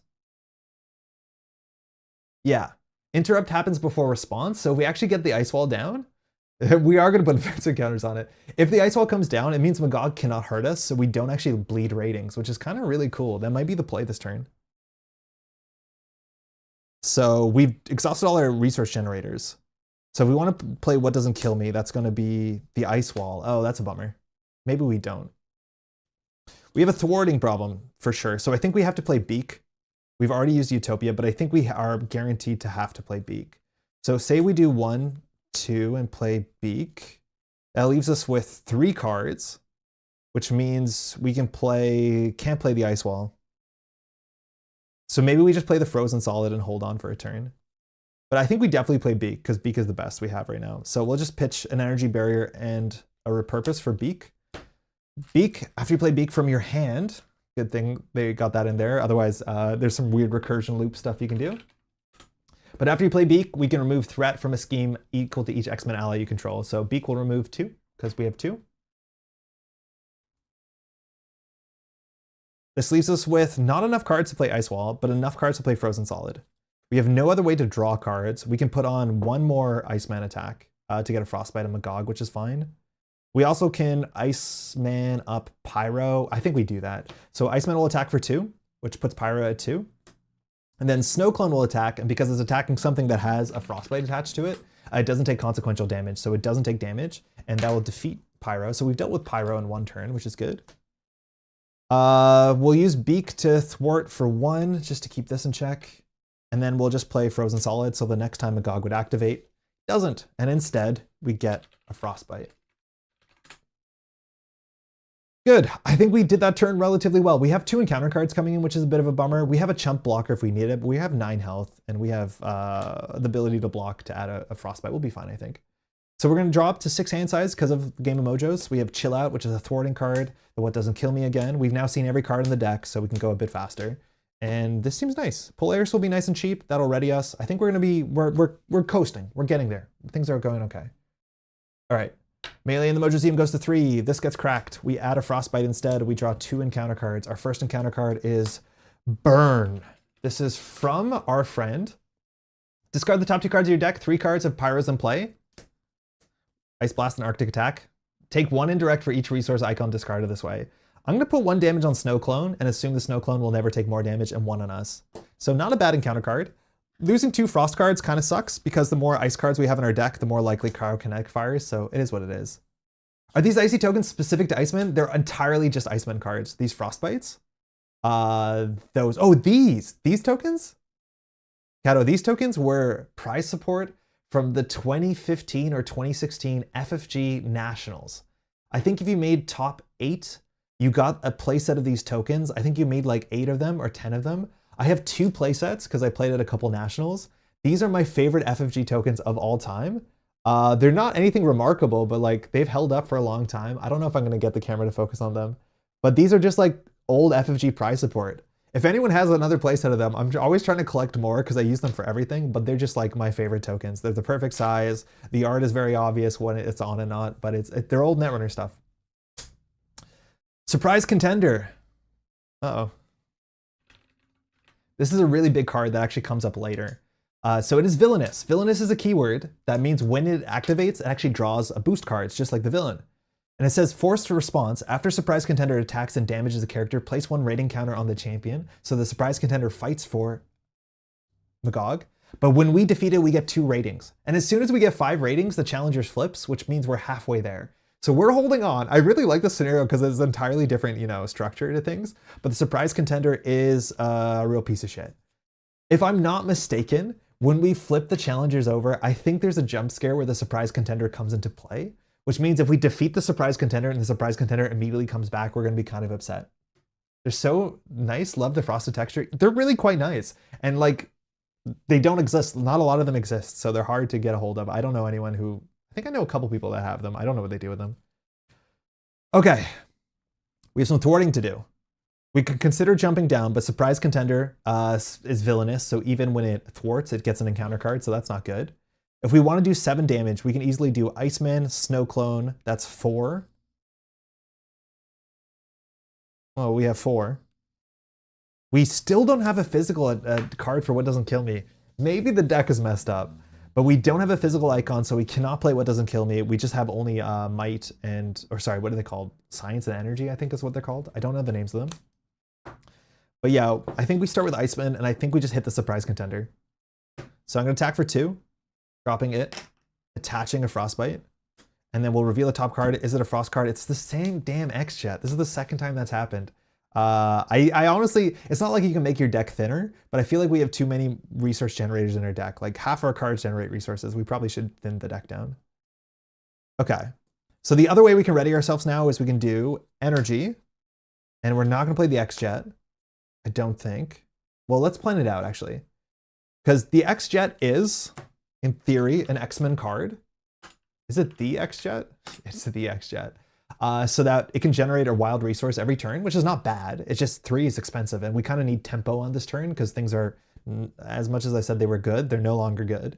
So if we tempo out the X-Jet with team building exercise, we'll have the X-Jet. Then we can use the X-Jet to generate a resource, and we could throw out 2, 3 to play Polaris. That will ready us. And then we can use Power Belt and Deft Focus and Chill Out to thwart 3. And then we have Frozen Solid. Yeah, I think we can afford to do this actually. Let's tempo out the X-Jet. I have to go to dinner. Catch you later. Good luck with the rest of the match. Thank you, Kato. Enjoy your dinner. Thanks for dropping by. Really do appreciate it. So we'll do Energy, team building exercise. We'll play a card that matches our text or one of our traits. So it's the X-Jet. We'll exhaust the X-Jet to generate a wild resource, throw at What Doesn't Kill Me, and repurpose to play Polaris. Polaris, after Polaris enters play, give an X-Men character a tough status card. Now, tough status cards means the next instance of damage we just ignore, so we can put that on one of our allies. We can also put that on ourselves. We'll put it on ourselves, just because we might attack with Polaris. Polaris, pretty good protection hero. Now we can use Utopia to ready Iceman, which means we have another trigger. This Frostbite is attached to, oh, one's on MaGog, one's on Surprise Contender. So that means we have 2, 4, 5, 6 damage. We can deal with the Surprise Contender, which is really good. We can play our thwarting card, which is nice too. We could also instead Frozen Solid if we wanted to, but we're not very good at thwarting, so I think we need to chill out every single turn that we have it. So I will use Power Belt and Deft Focus to play Chill Out, remove 3 threat from a scheme, and attach a Frostbite. We might be able to flip down actually this turn, because MaGog is not going to thwart for a lot and the scheme is empty. And then we can shuffle in a bunch of ice cards because we'll have 3 counters. So what's really cool here is you can actually time how this works. So now with Iceman, we'll attack for 2, unless we want to use Beak. Yeah, let's use Iceman instead to attack MaGog, which puts another Frostbite counter here. And now we'll flip down because there's 4 Frostbites on the table, which means now using Bobby Drake's ability, we can shuffle 4 ice cards from our discard pile back into our deck, which is really quite nice. Oh, we played the Chill Out. It should have been in our discard pile. So we can get back in an Arctic Assault, a Chill Out, a Frozen Solid. I feel like we can just go for an Ice Wall now, but I actually do like the Chill Outs a bit better. Let's try the Ice Wall instead of one of the Frozen Solids, because we might keep a Frozen Solid in our hand. And now our deck has a higher quantity of ice cards, which is good for our cryokinetic thing, and they're just really good cards. I just really like that you have to time when to like drop in and drop down. I think it's really cool. Even for solo, like that's the struggle. It's like the more that you play solo Marvel Champions, the more you realize you don't often have the ability to go alter ego whenever you want. And the idea is with built-in Frostbites, you have so much flexibility that you can create windows. You're not like relying on like confuse locking, which can get a bit boring. And some villains also just have like Stalwart or Steady, so you can't confuse them that easily. Now, Polaris attacks for 2 damage. Snow Clone attacks, takes no consequential because the card has a Frostbite attached. And then Beak will do the last heroic damage. Beak will leave. And Surprise Contender says, when it's defeated. Surprise attack, Surprise Contender. Place 2 rating counters on the challengers. So the challengers hits 5, which means we get to flip it over. And we did the flip down before we defeated the Surprise Contender, just so that we would have the 4th Frostbite here. Now the challengers we have to flip over. The challenger says, if there's at least 5 counters here, flip this environment. So we're going to flip it over. Tag team, forced response.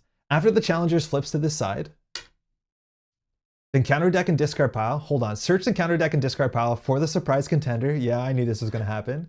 And put it into play, engage with the first player. If it's already in play, give it a tough status card. So the surprise contender is back, which is not the worst, because it does actually scheme for a lot. This is maybe not good for us. We'll see how bad this is. And if there are at least 10 rating counters on here, you wow the crowd and the players win the game. So we're halfway there. If we defeat the surprise contender and MaGog twice, we'll defeat. And very clearly, the counters stay on here, yeah, without removing the ratings. So we're at 5 ratings of the 10 we need to win the game. That is going to be it for us. Maybe we shouldn't have flipped down because the surprise contender is going to thwart or scheme with Villainous and the extra boost card from Game of Mojos, but I don't think we have a choice. We've already committed to it. Oh, I might have been forgetting +1 hand size. Maybe not. So we have 7 hand size. We'll keep the Frozen Solid. So we'll do Ice Blast, which is an AoE. That's going to be useful. We have our Ice Slide that gets us +1 to all our stats. Notice how our deck is mostly Frost cards or Ice cards at this point. It's because we use Bobby Drake's ability. So we have the X-Gene. What doesn't kill me? We have a physical resource, so that's 5. 6 is Marrow. After you play Marrow, deal 2 damage to an enemy. It's a cheap... It's not an X-Men, though. Shit, maybe that shouldn't be in the deck because it doesn't fire Utopia. Yeah, it probably shouldn't be. And then Snow Clone. 1, 2, 3, 4, 5, 6, 7. Okay, we put 2 thread here. MaGog will scheme for -2 and a card. The card has 2 boost icons on it. So that's 1, 2, 3, -3, +1. So we put 1 here. So we actually might scheme out here. All the frostbites come off. Because now the surprise contender is going to scheme. And that's for 1 and a card. And the card gets +1 icons. So it's 1, 2, 3. So that's perfectly hitting 6 on melee in the Mojoseum, which when it's completed, we put 2 rating counters here and remove all threat. So at least we don't have to deal with threat this turn, and where the champion isn't flipped over yet. I don't know what happens when the champion flips, but I doubt it's good. Evil Alliance is our encounter card. This is from Standard 3. Each Nemesis minion in play activates against you. If no minions were put into play this way, we put 3 counters on Pursued by the Past. And when Pursued by the Past gets its 4th counter, our Nemesis minion Pyro comes back out. So it's only a matter of time. Okay, it's back to us. We definitely want to defeat the surprise contender. We have a fair bit of damage. I don't think we want to recover. I think we're just going to come up and start swinging. We have an X-Men ally that's cheap with Snow Clone, so it should be relatively easy to ready ourselves at least once. If we want to keep Ice Blast out, we can also do What Doesn't Kill Me, so that's good. And then we might just play the Ice Slide to give +1 to all our stats, because we definitely want to be swinging and defeating things. So I think we're going to start there. We'll flip up. We'll use Power Belts to generate for an Ice card, and we'll generate for a Superpower. And we'll play Ice Slide, which gives us +1 to all our stats, but we have to remove this as soon as we jump down to Alter Ego. All right, that means Iceman's going to start by doing 3 damage to the contender. Bring it to 4. We get to attach a Frostbite, and we can reveal the top card of the deck. If it's a Frost card, it's not. We still draw it, but we don't ready. Perfectly, though, that's a Strength. So we can do Strength into What Doesn't Kill Me, which finally we got to do it, which is heal 2 damage from your hero and ready your hero, which means we have another chance to not only defeat things, but also attach another Frost. This is good, too, because it means Polaris plus Snow Clone can defeat the contender. Polaris takes 1 consequential, but the Snow Clone doesn't because there's a Frostbite attached. And it says after it's defeated, place 2 counters on the challenger. So we're at 7 of 10. Okay. We have a Frozen Solid. We also can wake up with the Snow Clone, so we have to figure out what we want to do here. We could have played the X-Gene, but I think we're so close to the end that we don't need to invest in resource generators at this point. We'll attack for 3. Attaches a Frostbite. That's all that does. So that means Snow Clone will finish off MaGog. So we can play Snow Clone for free, and that will leave us Frozen Solid. Yeah, that seems good. So we'll do X-Jet to generate a resource and Team Building Exercise to play an Ice card, let alone an X-Men card. Comes into play with 2 health, and once it comes into play, because it's an X-Men, we can ready another character. We'll ready Iceman. Snow Clone will attack for 2, taking no consequentials, defeating MaGog. MaGog says, when defeated, we get to put, I think, 2 rating counters and get an encounter card, if I'm not mistaken. Reset the health.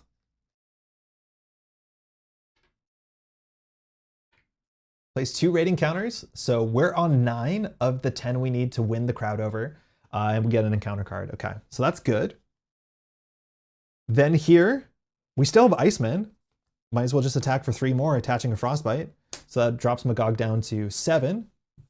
We're definitely in striking distance, and I think we're just going to throw out the whole hand to attach a frozen solid, which is the next time MaGog would attack. Don't, and instead also go get yourself another nice copy of Frostbite. That means we should be okay. We just have to survive largely this encounter phase, and we should be in a good spot. Let's ready up. This game of Mojo's has definitely been better than it's been worse. Having +1 hand size has been pretty good for us. We've been pretty good at like dumping every hand every turn. Some turns we had 1 card left over.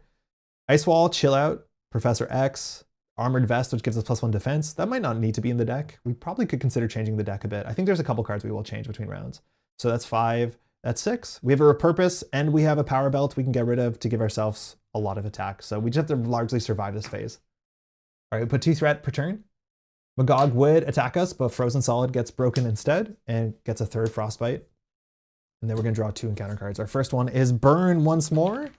Burn says, discard the top 2 cards of our deck, 3 instead of this Pyro, and take indirect damage for each resource icon discarded this way. Unfortunately, we revealed 2 resource icons on Genius, but we also have a tough status. So we're gonna take 3 damage, and we can actually assign all of them to a single tough status if I'm not mistaken. So that just takes our tough off. Last card, Surge of Aggression? I don't remember this one. Attached to MaGog. MaGog gets +1 attack and +1 thwart. After MaGog's hit points are reset, place an additional rating counter on the challenge and discard this card. Stand still so I can crush you. Okay, so MaGog has a bigger target on his head, but it doesn't matter if we do 7 damage, we do just win, and 7 damage should be really easy. Funny enough, we have no damage in our hand, but we'll just attack for 3. Drops it to 4, attaches Frostbite. We reveal the top of the deck. It's not an ice card. This is an X-Men, that's good. And then we can just go ahead and attack with Snow Clone and attack with Snow Clone. And that defeats MaGog, putting this at 10 ratings. Easy, not too bad. It was getting bad for a second there when the dragon showed up, as that sentence usually goes, but we got through MaGog. I do think, again, having all these Frostbites means blocking is easier, and we only ended up blocking once or twice. Like, obviously freezing up the villain who gets, the ratings go up when he attacks you. That's gonna help a heck of a lot. All right, nice. I think the deck works. I probably am gonna remove 1 or 2 resource generators from it. It feels like it's a bit too rich. And I think I'm gonna get rid of Marrow, because Marrow just doesn't have the X-Men clause. I think by necessity, every single one of our allies should have the X-Men clause because of the way that Utopia works. We got really lucky we got Utopia early, because Utopia just gives you so much value. Our activation once per turn is very, very, very good. Okay, let's clean this up. So that also means that the fantasy set will no longer be an option. We have to always now be in a different genre. The next scenario is Spiral. Spiral's really interesting. You have to kind of chase Spiral through different channels and keep changing the channel on the TV until you find Spiral. And then you get a corner Spiral, and then you have like a small window in which you can like unleash some damage. All right. Now with that, we have to deconstruct this. This will take just a second. I probably can just do more of this off camera and do this a bit more ugly, which hurts me somewhat, but I think we will do that. So let me just separate the encounter set into its requisite parts, which is not too bad. We have all the MaGog stuff, the standard stuff, the Pyro stuff, the fantasy stuff, and that's mostly it. This is part of the standard set.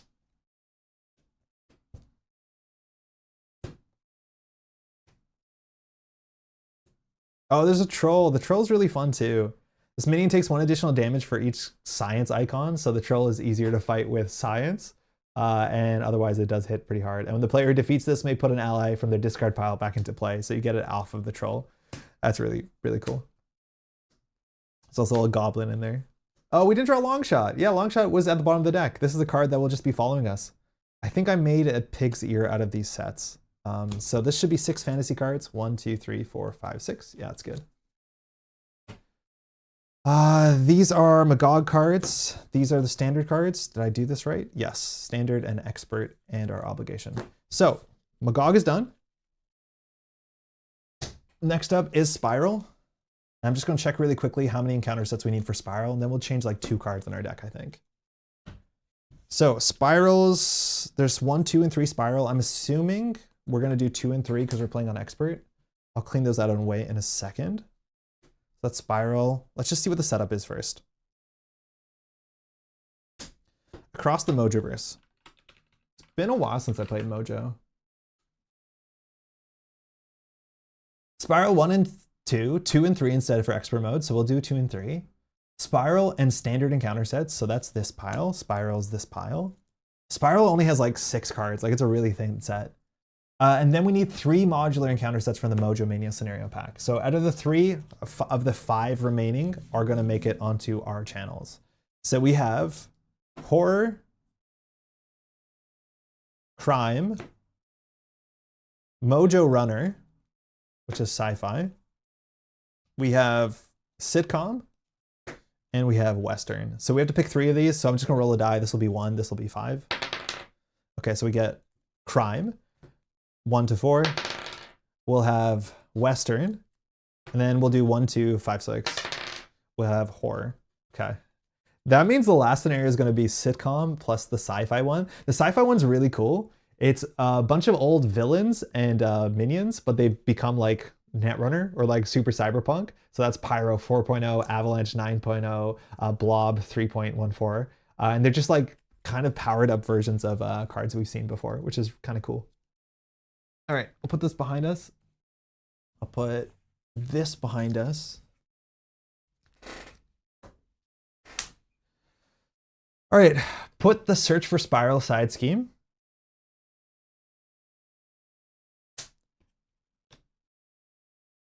And 1 random show environment into play. Okay, so we have 3 show environments.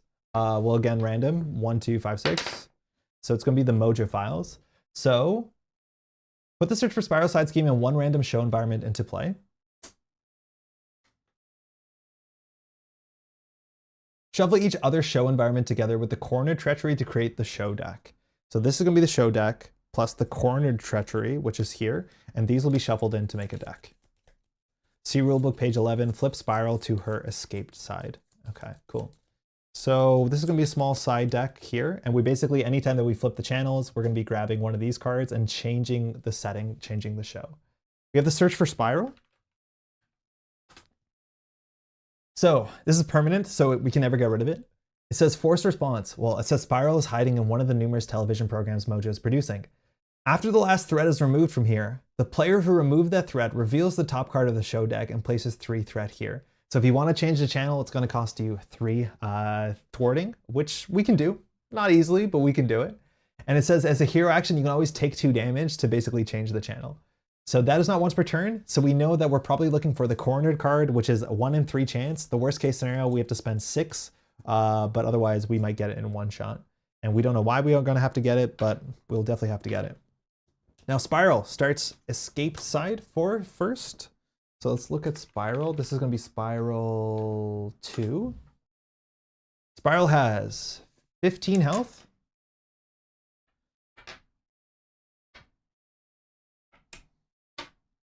Cannot take damage or be stunned. Threat cannot be removed from the main scheme. Well, that's frightening.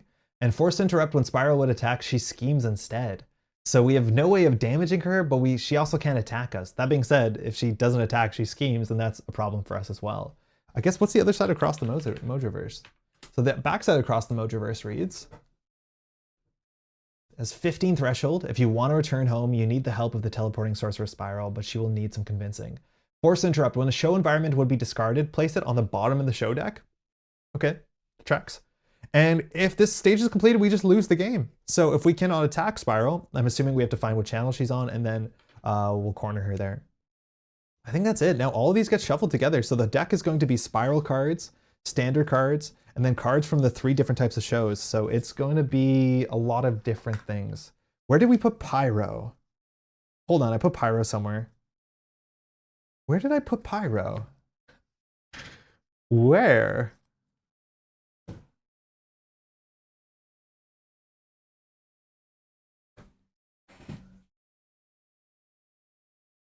Got it. There's Pyro.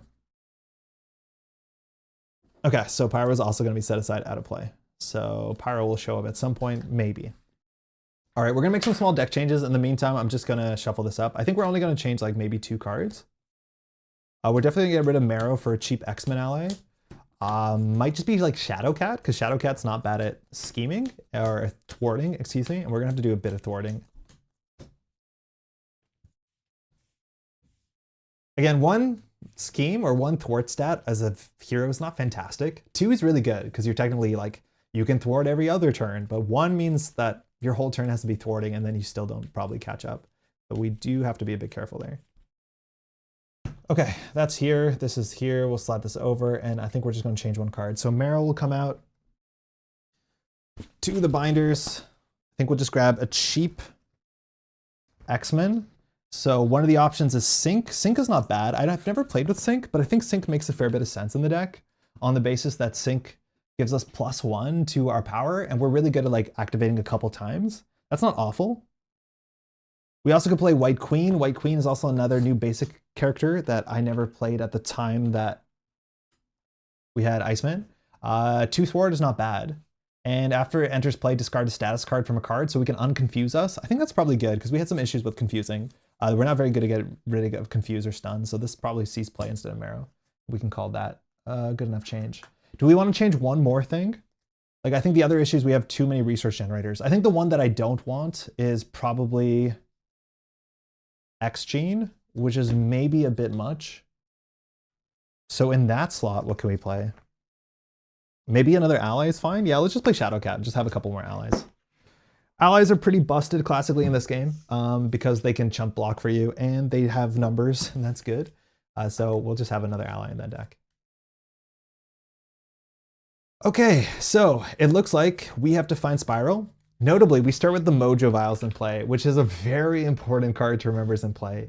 It says each minion gains Quick Strike. So any minion that comes out of the deck, just the horror scenario, it's just going to jump on you. So you get attacked by everything all the time. Everything is a jump scare. However, each ally takes a -1 consequential damage while attacking a minion. So you're good at fighting minions, but the minions attack you first. And then it has text where it's revealed you always only have 1 setting in play. So this is a very scary setting. There's some pretty frightening, like legitimate horrors in the deck that we have to deal with. So hopefully they don't jump on us immediately. Hail the Kraken. All right, one of our best openings, we want to set up a bit, and then we probably want to do Search for Spiral at least once. We are allowed to attack Spiral, but Spiral cannot take damage. That's going to make Bobby Drake pretty unfortunate because if Spiral doesn't attack, well, we can't block, so we have a very limited amount of ways to be able to use our ability to attach Frostbites. Because we can attack her, but it's kind of useless, and she'll never attack us, so blocking is kind of useless. So that's not good. That's actually pretty bad. Let's see how this goes. First card, Power Belt, nailed it. Resource Generator, exactly what we want. Gives us +3 hit points, that doesn't really matter. Energy Barrier, we're not going to keep this because Spiral can't even attack us. Snow Clone, doesn't seem useful, can't attack us. Ice Blast, doesn't seem useful. Polaris, doesn't seem useful. So that's 1, 2, 3, 4, 5. And then we have an Ice Slide, which gives us +1 thwart. If we stay in hero mode, that's totally fine. And so I think we're going to mulligan these 4 cards and get 4 others. Ice Wall, not useful. Beak, whatever. Frozen Solid, actually useful because when Spiral activates, and we have an Armored Vest, which is also not great because Spiral can't attack us. Armored Vest gives us +1 defense. Okay, so what are we doing here? If we play Power Belt for 2, we can then exhaust Power Belt. So just play Frozen Solid. If we play Ice Slide, we get +1 thwart, which puts us at 2 thwart, which is not amazing. We can definitely take 2 direct damage and look at the top card of the deck first. We probably should start there because we can always take damage on the Search for Spiral to reveal the next card. And that's probably worth it because if we 1 in 3 chance get the card that we want, we can just start attacking Spiral. So I'm just going to flip up and then we're going to just hero action, take 2 damage, remove 3 threat. So that puts us at 9 and remove 3 threat. Says after this threat is removed from here, the player who removed the last threat reveals the top card of the show deck and places 3 threat here. So the top card of the show deck, Wild Wild Mojo. This goes to the bottom. Wild Wild Mojo. Now we're in the Western set. So now it says each enemy attack gains overkill, but when a character takes damage, increase that damage by 1. This is ridiculous text because this fires off of all conditions. Anytime you take damage, consequential, an attack, paying a cost of something, taking 3 damage because of the Search for Spiral, we always just take additional damage, but it's technically the same for minions and for the villain as well.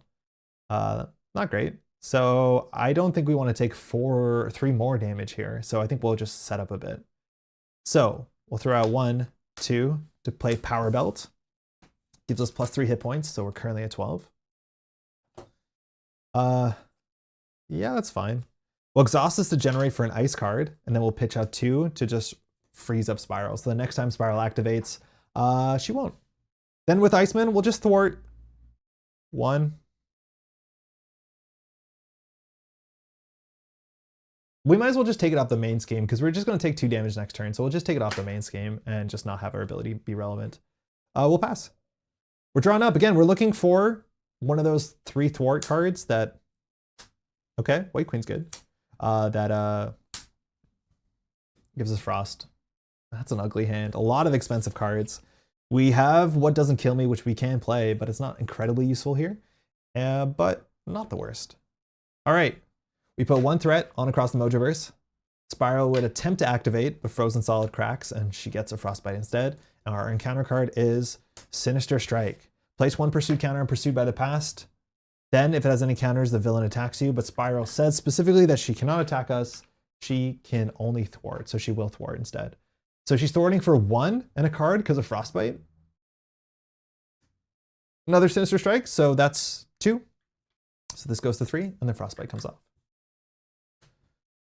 Okay, so we have a 50% chance of just removing the next scheme, and it is exactly where we want to find Spiral, which would be kind of nice. Our hand is pretty ugly. We have no ice cards, so Power Belt is entirely useless. That's not good. We could play What Doesn't Kill Me, but that's 3 cards out of our hand, leaving us with these 2, which like we can't do anything with those cards. So we could also just play like White Queen for most of our hand. If we played the X-Jet for 3, X-Jet generates 1. Like this is just a very ugly hand. We drew 2 3-cost allies in the same hand and the X-Jet.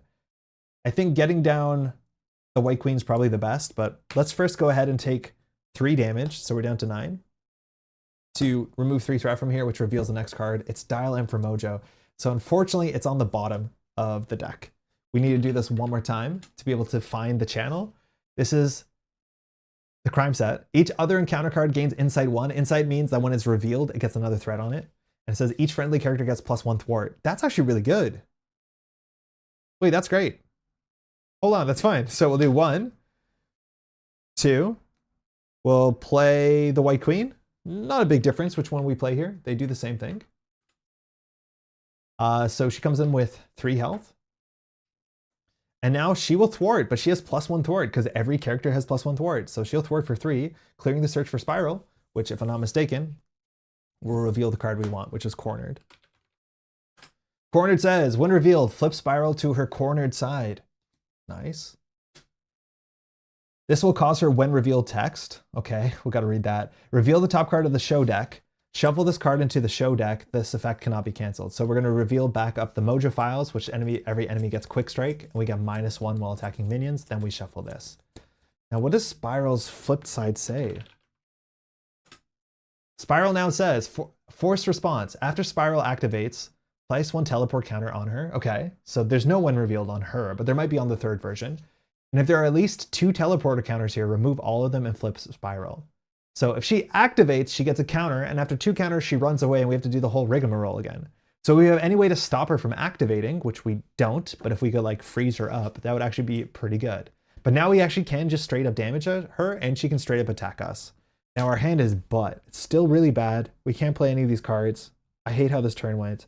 Iceman will attack for 2, dropping Spiral to 13, and we'll attach a Frostbite.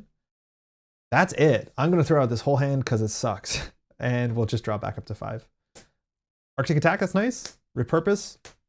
And Energy Barrier, good combo. We have Utopia, which is nice, and What Doesn't Kill Me, which we could technically play. Let's see how this turn goes. So we're at 4 threat, and Spiral's going to be attacking for 1 and a card. 1 and a card. We are at 9 health. If we block, we add a Frostbite counter. So she attacks for 0 and a card. So blocking seems a bit extravagant. So I'm just going to take it. 1 in the card. The show must go on. It has 3 boost icons. So she's attacking for 5, which is 4. So we're on 5 health. Not great. We lose the Frostbite, and she gets her first teleport counter. If the encounter card we draw makes her activate, she just disappears, and it's such a waste of time for us. It is the Cultist. Oh, this is a really funny interaction. So the Cultist comes into play. The Cultist says, After Cultist activates against you, search the encounter and discard pile for the Kraken and put it into play, engage with you, then discard Cultist. Now, every enemy minion has Quick Strike, so the Cultist will attack us for 1 damage. We won't block, we'll take 1 damage. Then, after the Cultist activates against you, search the encounter deck and discard pile for the Kraken and put it into play. This is the bad channel to be on. This is the Kraken. It has 6 health. It attacks for 2. After the Kraken activates, each other character takes 1 damage, and this also has Quick Strike. But when defeated, each friendly character heals a damage. So the Kraken's going to attack us. So we have to take 2. We're not going to block. And then after the Kraken activates, each character takes a damage. So White Queen takes a damage, we take a damage, and then Spiral takes a damage. We're on 1 health. If we had the thing that says whenever you take damage, take another damage, like this is brutal. We're on 1 health. And now it's our turn. Screams internally. This is really quite bad. What can we do here? So we can defeat the Kraken. Hey, Game of Droids, how's your comic book story going? We're good, we're on part 2.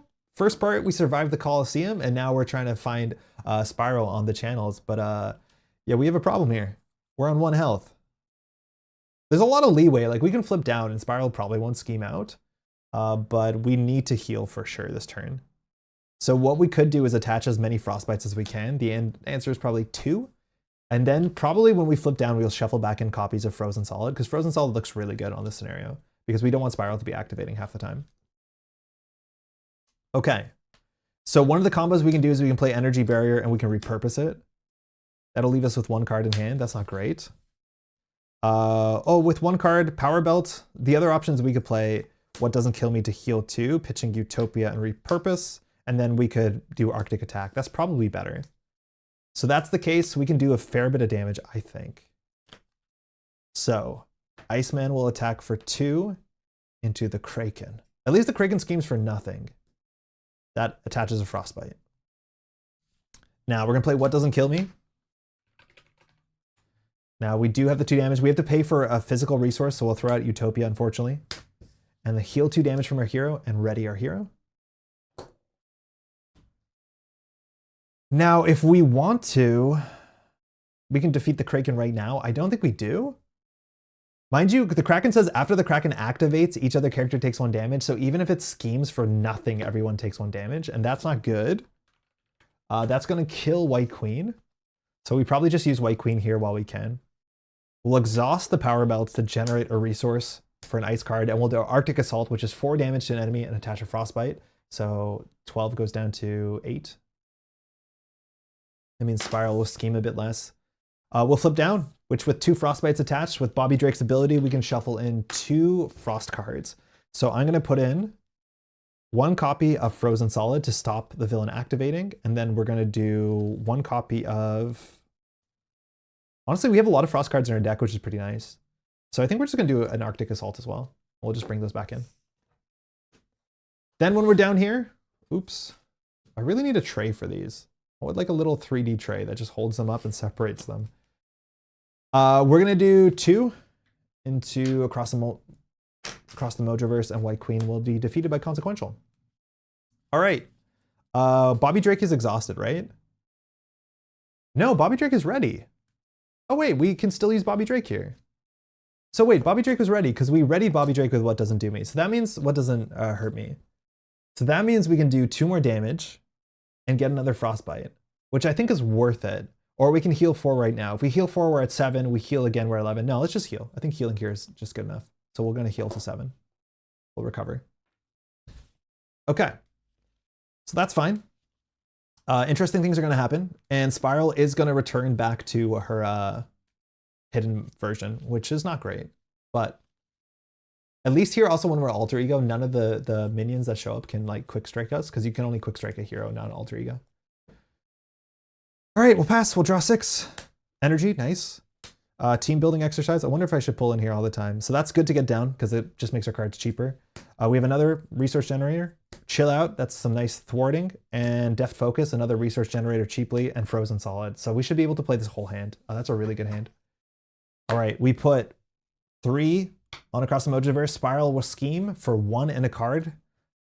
Long shot, Shit. This is long shot. It's the first time he's shown up, but long shot unfortunately does not have a boost icon, so at least it's blank. But we don't get to put long shot into play because it doesn't have a boost text. So this is like a good card in the counter deck. Randomly it'll show up, but not today. Yo, Steph, how you doing? Playing some Marvel Champions, trying to get through Mojo. It's been fun. We're playing Expert with Iceman, and Iceman's like my favorite design. It's just so good.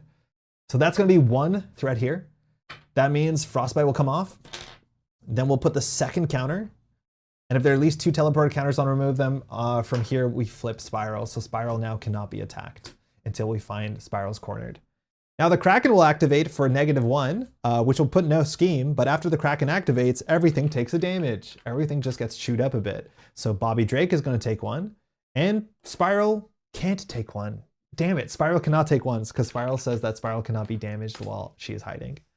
So that actually just hurt us. Encounter card. Spiral Swords. Attached to Spiral uses 3 sword counters. Spiral gets +1 attack for each sword counter on this card. Whoa, that's a lot of damage.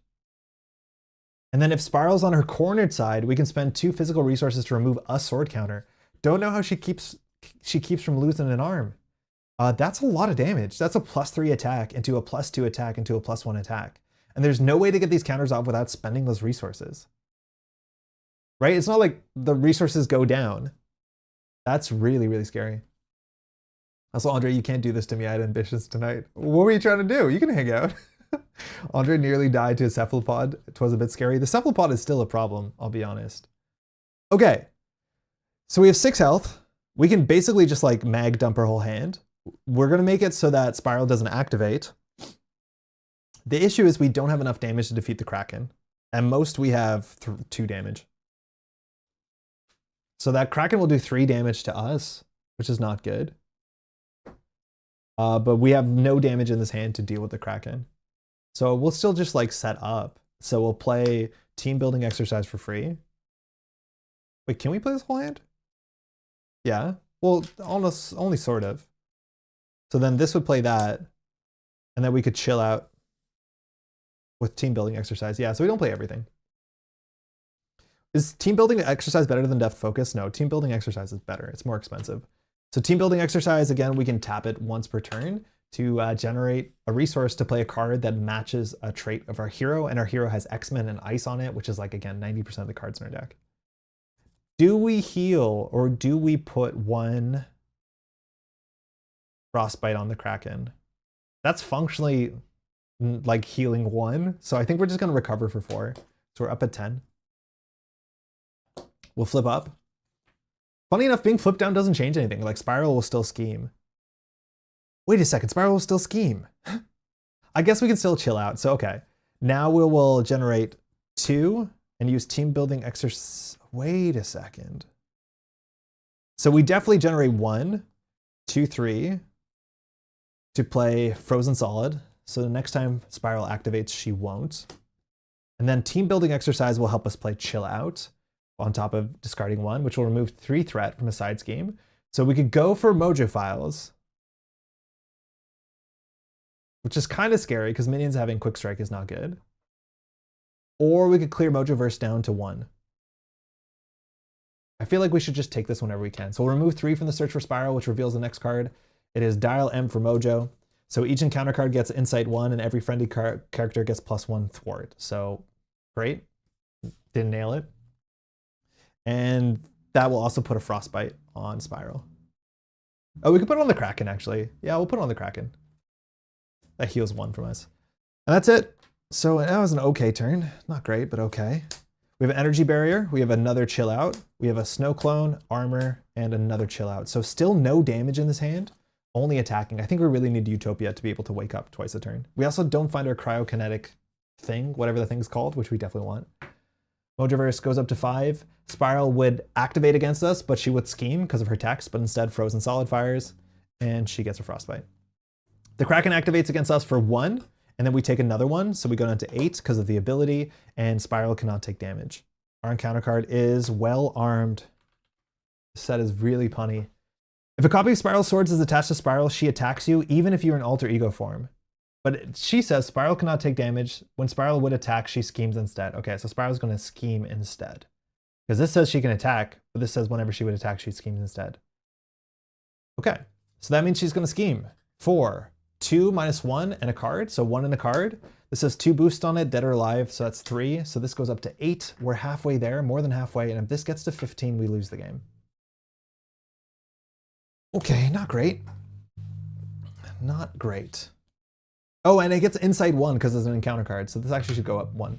Because this dial-in for Mojo is really easy to forget. It says every encounter card has insight 1. Insight just means whenever it's revealed, you add 1 threat to the main scheme. So unfortunately, it looks like we're going to be putting all our threat into Spiral, or into, sorry, across the Mojoverse, the main scheme.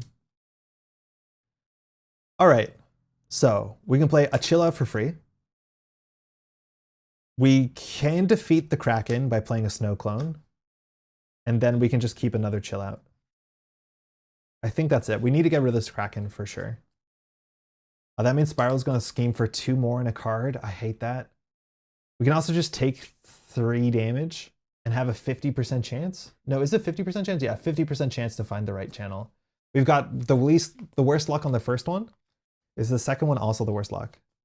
Armed. We'll start here. We'll do team building exercise and power belt to play chill out. We'll move 3 threat. And a frostbite for Spiral. Then Iceman's going to attack for 2, chilling the Kraken. And then we'll just pitch 1, 2 for Snow Clone. Snow Clone doesn't take consequential damage when attacking something with a frostbite, so it's just going to attack the Kraken and defeat the Kraken. The Kraken says, when defeated, each friendly character heals 1 damage, so Iceman goes up 1 here. I think here we can go for the 50-50, but then we have 1 fewer turn. The problem is, like, if we take the 50-50 and like reveal cornered, Spiral activates against us, and then we have 1 less turn to be able to do damage to her. We have to defeat Spiral 2 and then probably Spiral 3. I love Mojo every so much. It is such a cool design, like very, very interesting design. I was pretty upset that there wasn't another like standalone scenario pack in the last cycle because the standalone scenarios have only been killer for a long time. All right, Frozen Solid, really good, because if we can flip Spiral, we can lock her into her cornered for a turn. Just drawing a bunch of ice stuff. Give us a cryokinetic 1 time. No. Bummer. All right, goes up to 7. Spiral is going to scheme for 1 and a card. This has 3 boost icons on it? Fuck. So we're at 11? So we could lose this turn. We have to remember that this has insight, so we put another one here, so we're at 12. We can just lose, actually. We're just not drawn well. Fuck, Surge. When revealed, erratic teleportation. So Surge, if Spiral's on her cornered side, place 1 teleport counter on her. If Spiral's on her escaped side, she is, you may spend a science resource to look at the top card of the show deck and put it on the top or the bottom of the deck. Okay, that's interesting. So the problem is our science icons are between Frozen Solid and Chill Out, and those are both really good cards because this stops her from activating and this removes 3 threat, and we need to remove every ounce of threat we have. So I think we're just not going to look at it. It basically saves us 2 damage. Like, I don't think that's huge. A card is worth 2 damage in our hand. Next card. Oh, we lose. We've lost. Dark Designs. Place 1 pursuit counter. Then, if she has any counters or the villain schemes, she schemes for 2 in a card. Wah, wah. She hits 15, and we wipe. Just got schemed out. We didn't draw any damage. I don't think we timed the flip up pretty well. Let's see if we would have got lucky. We wouldn't even got lucky. It was on the bottom of the deck both times. That is so unfortunate. We did draw all our scheming cards, but the Kraken was too big of an issue. I think drawing the Kraken while you have the horror set up is just such a problem for us because then the Kraken attacks immediately, the cultist attacks immediately. That's pretty rough, but we do threat out, so we're gonna have to reset and try this again. I think we made our deck better, but I think we might have added 2 expensive cards. Maybe that's results oriented because on a single turn we drew Shadowcat and another card of the same kind of type. So maybe we need to play slightly cheaper cards, but I think just having things that thwart are just really valuable in this scenario because that's the thing that we're losing to. Cheat like me by reading Choose Your Own Adventure books 35 years ago? wait, what do you mean? I haven't read a Choose Your Own Adventure in such a long time, and they were cool. They were really cool. All right, we'll give it another shot. I think my win rate on Expert, some scenarios are easier than others. This one seems okay, but it's around 80-85%. So like wiping happens. That's fine. If you won all the time, it wouldn't be fun. right? Actually, we drew this card instead. A lot of people have that rule, right? Like where you draw a card where you threat out by 1, they'll be like, imagine it was 1 fewer, and then they'll just play the game because it feels bad to be like, oh, you drew this and it had a boost icon of 4 suddenly. Like, it's just not great. Just gotta hold your fingers on the last few pages. Yeah, just go back. Just see the different way. Okay. I need some water. So shuffle that up. Cornered gets shuffled up with one of these. So dial M will be 1 to 2. 6, so we get the Mojo files again, and then we shuffle these up. So I have to not know where it is. Okay, hopefully it's on the top. This comes in with 1. She starts with 15. No Pursued by the Past. This is not in play, and then we'll put all the stuff back and re-rack. Okay, 11 health. We got to open a bit better. We need to open with an early cryokinetic. We need to open up with Utopia, and I think then we have a shot.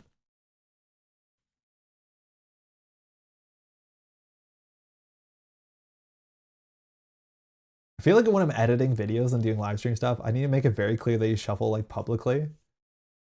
I think it's nice because it gives you something to watch, I guess, but is this a concern that people like flub content like this intentionally? And like cut the deck easy or some stuff? All right, 6 cards.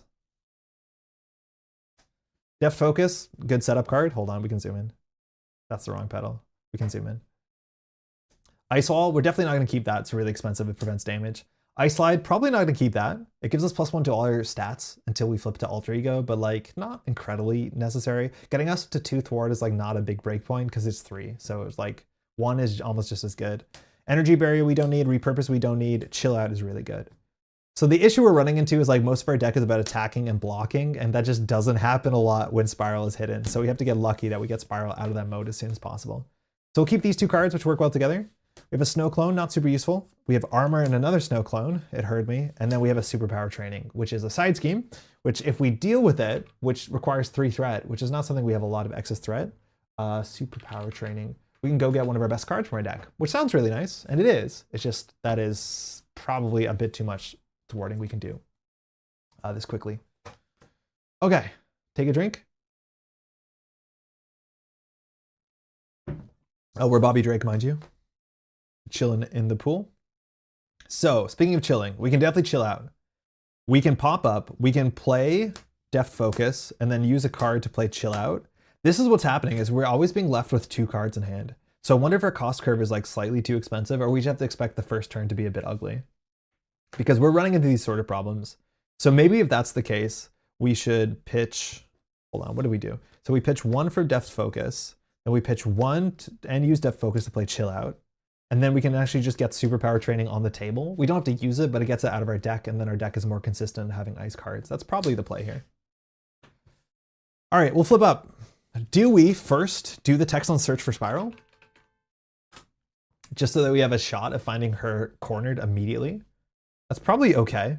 Yeah, I'll just take 2 damage. So we're at 9. And 1 and 3.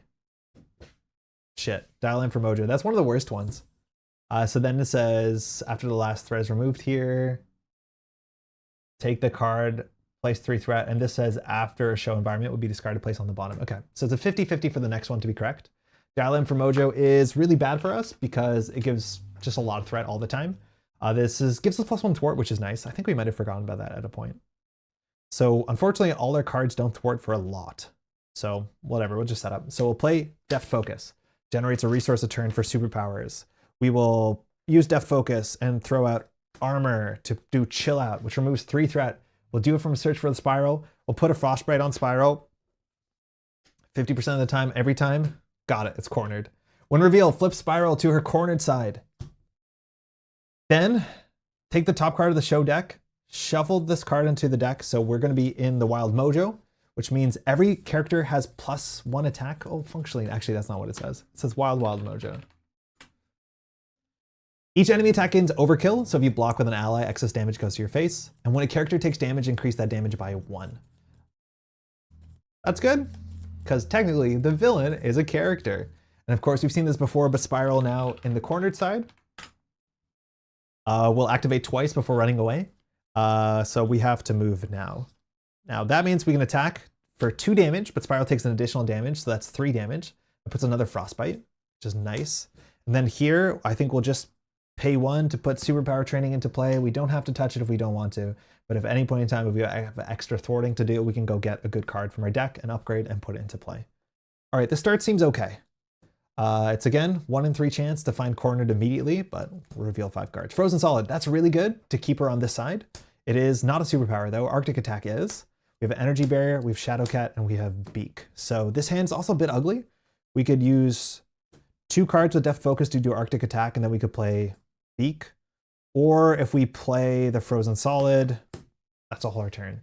So it's weird. Maybe we took out the energy generator, and we shouldn't have, because we need the energy generators because most of our cards cost 2 and 3, and it's hard to play 2 and 3 cost cards every turn. Huh.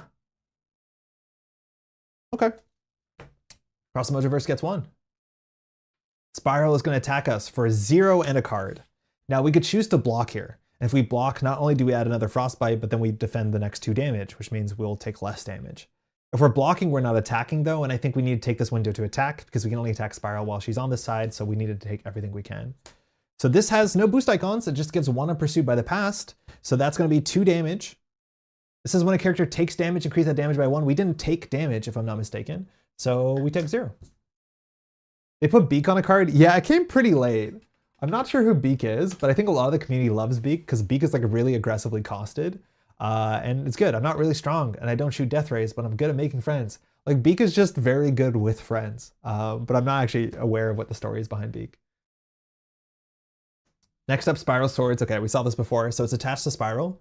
It has 3 charges on it and it gives her +3 attack, and we can spend 2 physicals to remove an attack. We also have to remember she has 1 teleportation counter, which will probably just freeze her this turn so we don't have to deal with it. And that's okay. So we definitely are going to freeze her this turn, which means that's our whole turn. I hate that. Our whole turn is just to freeze her.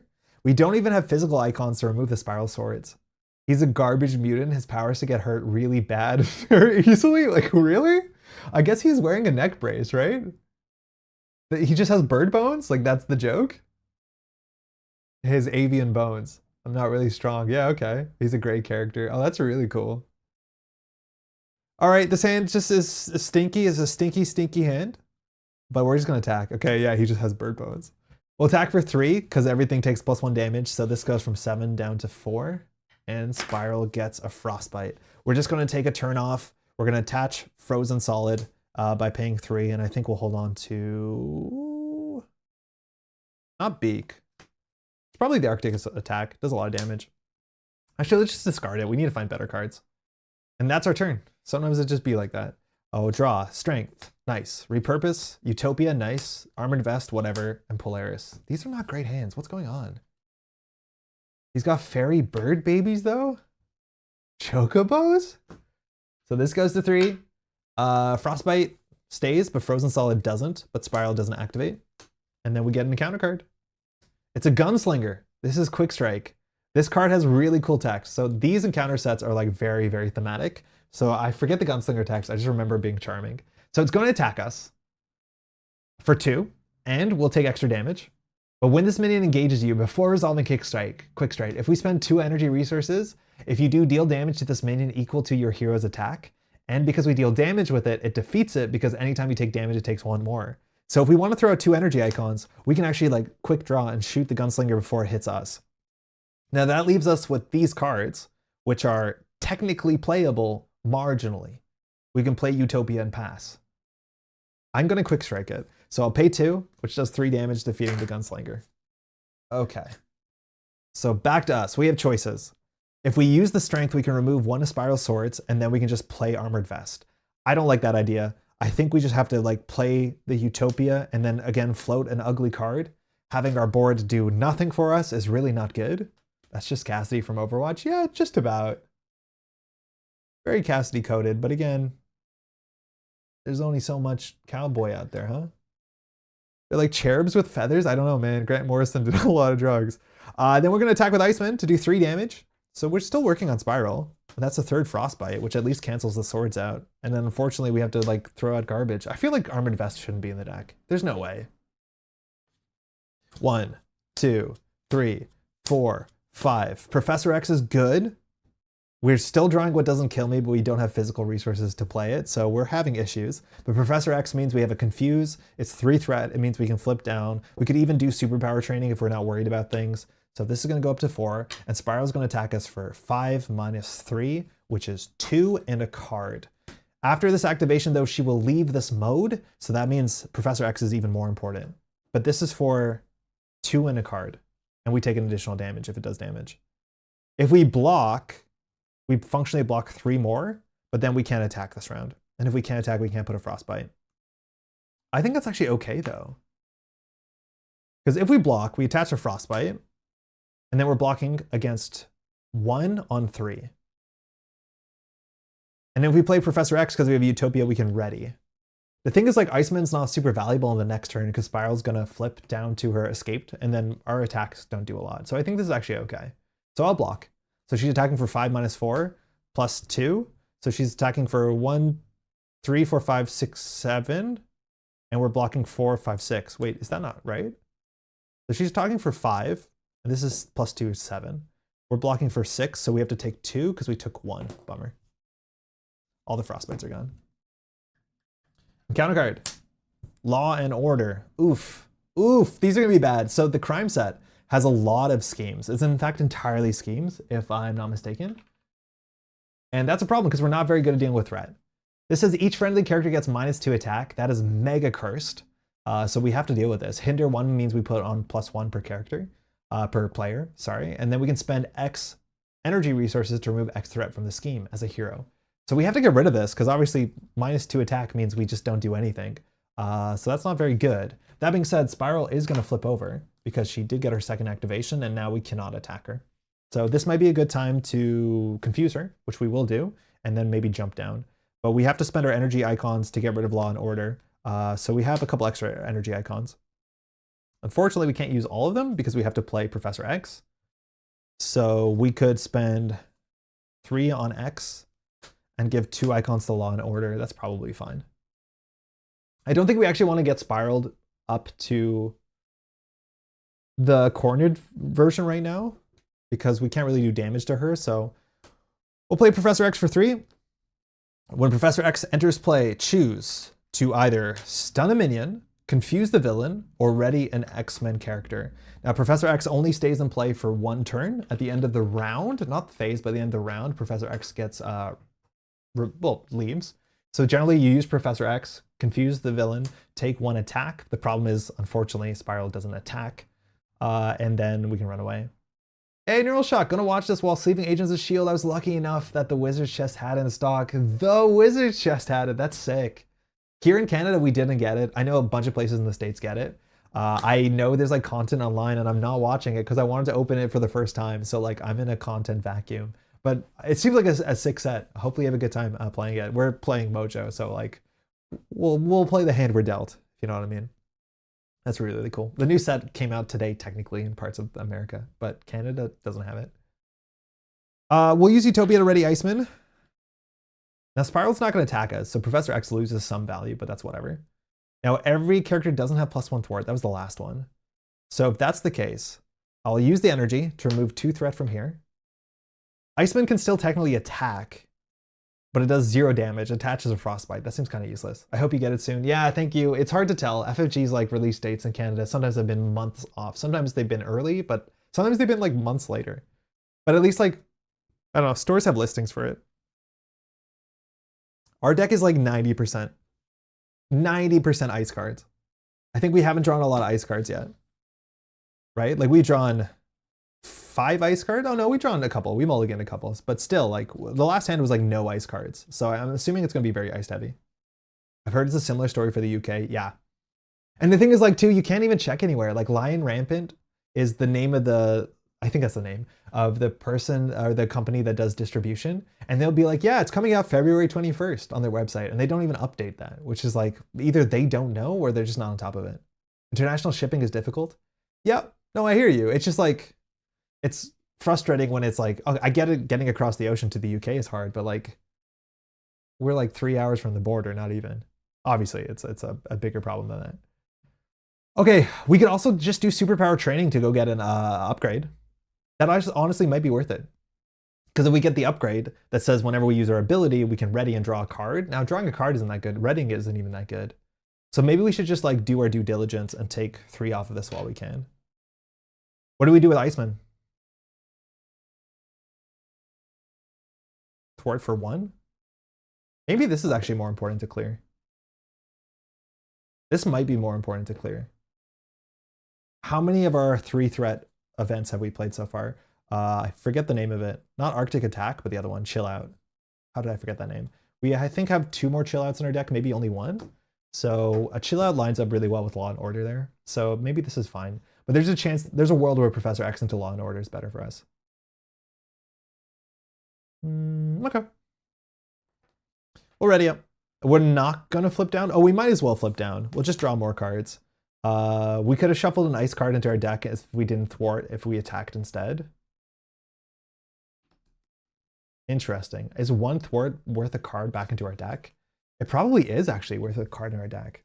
So instead of doing 4 here, if we attack, we do no damage, but we attach a Frostbite. And then if we flip down, we're allowed to shuffle a Chill Out into our deck. And that actually is probably a bit more impactful. Weird. Yeah, that might be right. I think. Okay. So we draw 6. Let's get a good hand. Let's get our Cryokinetic. Arctic Attack. Power Belt, that's nice. What doesn't kill me? Okay, we have to make sure we have physical resources. There's the Chill Out, maybe the one we shuffled back. There's our Cryokinetic Perception, the best card, and then Ice Blast. So it's gonna be tricky because a lot of these cards are good. Like 2 of these are engine pieces. And so that means it's our whole hand just to play both of these, but we're lucky we have them.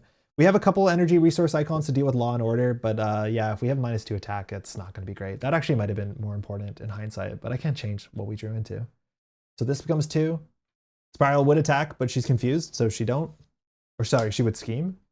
And then we draw on a counter card. Spiral Swords. Holy crap, she can have all these swords? Wait, how are you meant to deal with this shit? She has +6 attack. And if she's on the corner side, we have to spend a physical resource to remove 1 sword counter? Wait, that's impossible. I didn't know there was 2 of these, let alone that they stacked. Wait, we have to spend how many resources? Wait, if she flips up or down, does she lose attachments? No, she doesn't even lose attachments. Wait, what are you meant to do about this? That's why she's got all those arms? Yeah, that's 6 arms, 6 swords. But she's gonna attack us for like 8. Like that is unsustainable, obviously unsustainable. And our deck has the least amount of like physical icons out of anything. She clearly has a lot of swords. She really does. Professor X leaves. That is terrifying. There's not enough Frostbite in the world. The sleeve probably should be replaced. Okay, it's back to us. Yikes. Yikes, that's bad. Okay. What can we do? We can... I feel like we're really just poorly set up for this scenario. I think our setup in our first scenario was just so good. The thing is, like, we have nothing to do. Okay, so we might have to retcon this, unfortunately. Oh no, but we can't even hurt her. So like Bobby Drake just doesn't do anything with 1 thwart. That is the issue. Like she doesn't attack us. We're very bad at removing threat. We're attacking for 0. So I think it was right to do with Law and Order, but it doesn't change that much. We only have 0. Like we can't even hit. We can't hit. All right, we'll flip up. We will recover? No, we can at least take 1 thwart off Law and Order. We might need to recover though. She hits like a truck. All right, we'll flip up. We're gonna reduce the cost of this to play our next superpower card. We'll play Cryokinetic. Might not be super necessary actually, because we're not going to attack. So we'll start by playing, get rid of 1, 2. We'll play our Power Belt, gives us +3 hit points, and we can exhaust this to generate a wild icon for ice card. So that's that. So superpower, ice, we can chill out, try to de-res her. We'll remove 3 from here, attaching a Frostbite. Then we can use Iceman to at least defeat this Law and Order. The problem is there's like 5 more crime cards that have like similar text. This leaves us with 2 cards, which is ugly once again. Oh my god, that's bad. Hold on, so we probably did this poorly. Rewind slightly. So our hand was 6 cards. So what we actually can do instead, so remember what we did, but I think there's better ways to do that, is that we can, in theory, use this to play Cryokinetic. Then if we attack, we draw a card. So we've played this. Then we use the card, plus what doesn't kill me, to play the belt. Then we use the belt. Yeah, this is better. Oh, but we don't remove the thing. But this is much more efficient. Okay, so we have to rewind that turn, because that was not good. So this was on 4. This is here. This is here. This is our hand. Yeah, we did a bad job. Okay, so we'll do superpower first to play Cryokinetic Perception, which is a superpower, and we'll pitch a card. This is after you resolve your ability, we can draw a card. And we just want to draw a card because it gives us +1 resource, so it rebounds us a bit of the cost here. So we're going to attack for 0, which attaches a Frostbite. Remember that Frostbite we should have added. And then we get to draw a card. If this is a nice card, we get it ready. It's not a nice card, it's still fine. Now, we can use this card plus that card to play the Power Belt again. So we have +3 hit points, and we have a ice generator. And now we can do this and that to do Chill Out, which removes 3 from here. So we don't clear this, but we get to use our hand and do both of our setup cards. So that was much better. Ooh, Iceman is an Omega level mutant. Maybe he should start acting like it. Get to work. Okay. Seems fine. She's not going to scheme for a lot. So that was an okay setup turn. We needed something like that. So we have the X-Jet. We have Triage, which heals. I don't think we played Triage yet. We have Chill Out, which removes 3 threat. Chill Out, which removes 3 threats. So the deck has 3 of them. Good to know. Frozen Solid is really useful, especially if we can get Spiral to flip up, because attack for 8 is ridiculous. And then a Genius to play for these. Look at all the physical resources we can use to remove the sword counters. Oh no. Cross the Mojoverse goes up to 3. And Spiral is going to scheme for -1 in a card. 0. Nice. Counter card, Dark Designs, not nice. Place 1 Pursuit counter here and Spiral Schemes. So it's going to be 2 in a card. +3 icons. It's a card shark. So that is 5 more. So we're halfway on this. That's bad. All right. Things are bad. We'll figure this out. The nerdiest I've slammed I heard in a long time, and I totally agree. Okay, so 1 icon can get rid of that. 1 science icon, or sorry, energy icon. I think we'll start there. Well, actually, let's start by taking 3 damage to get rid of this thing. So we'll take 3 damage, we're down to 7, just to see what the next show is, because we would love a cornered.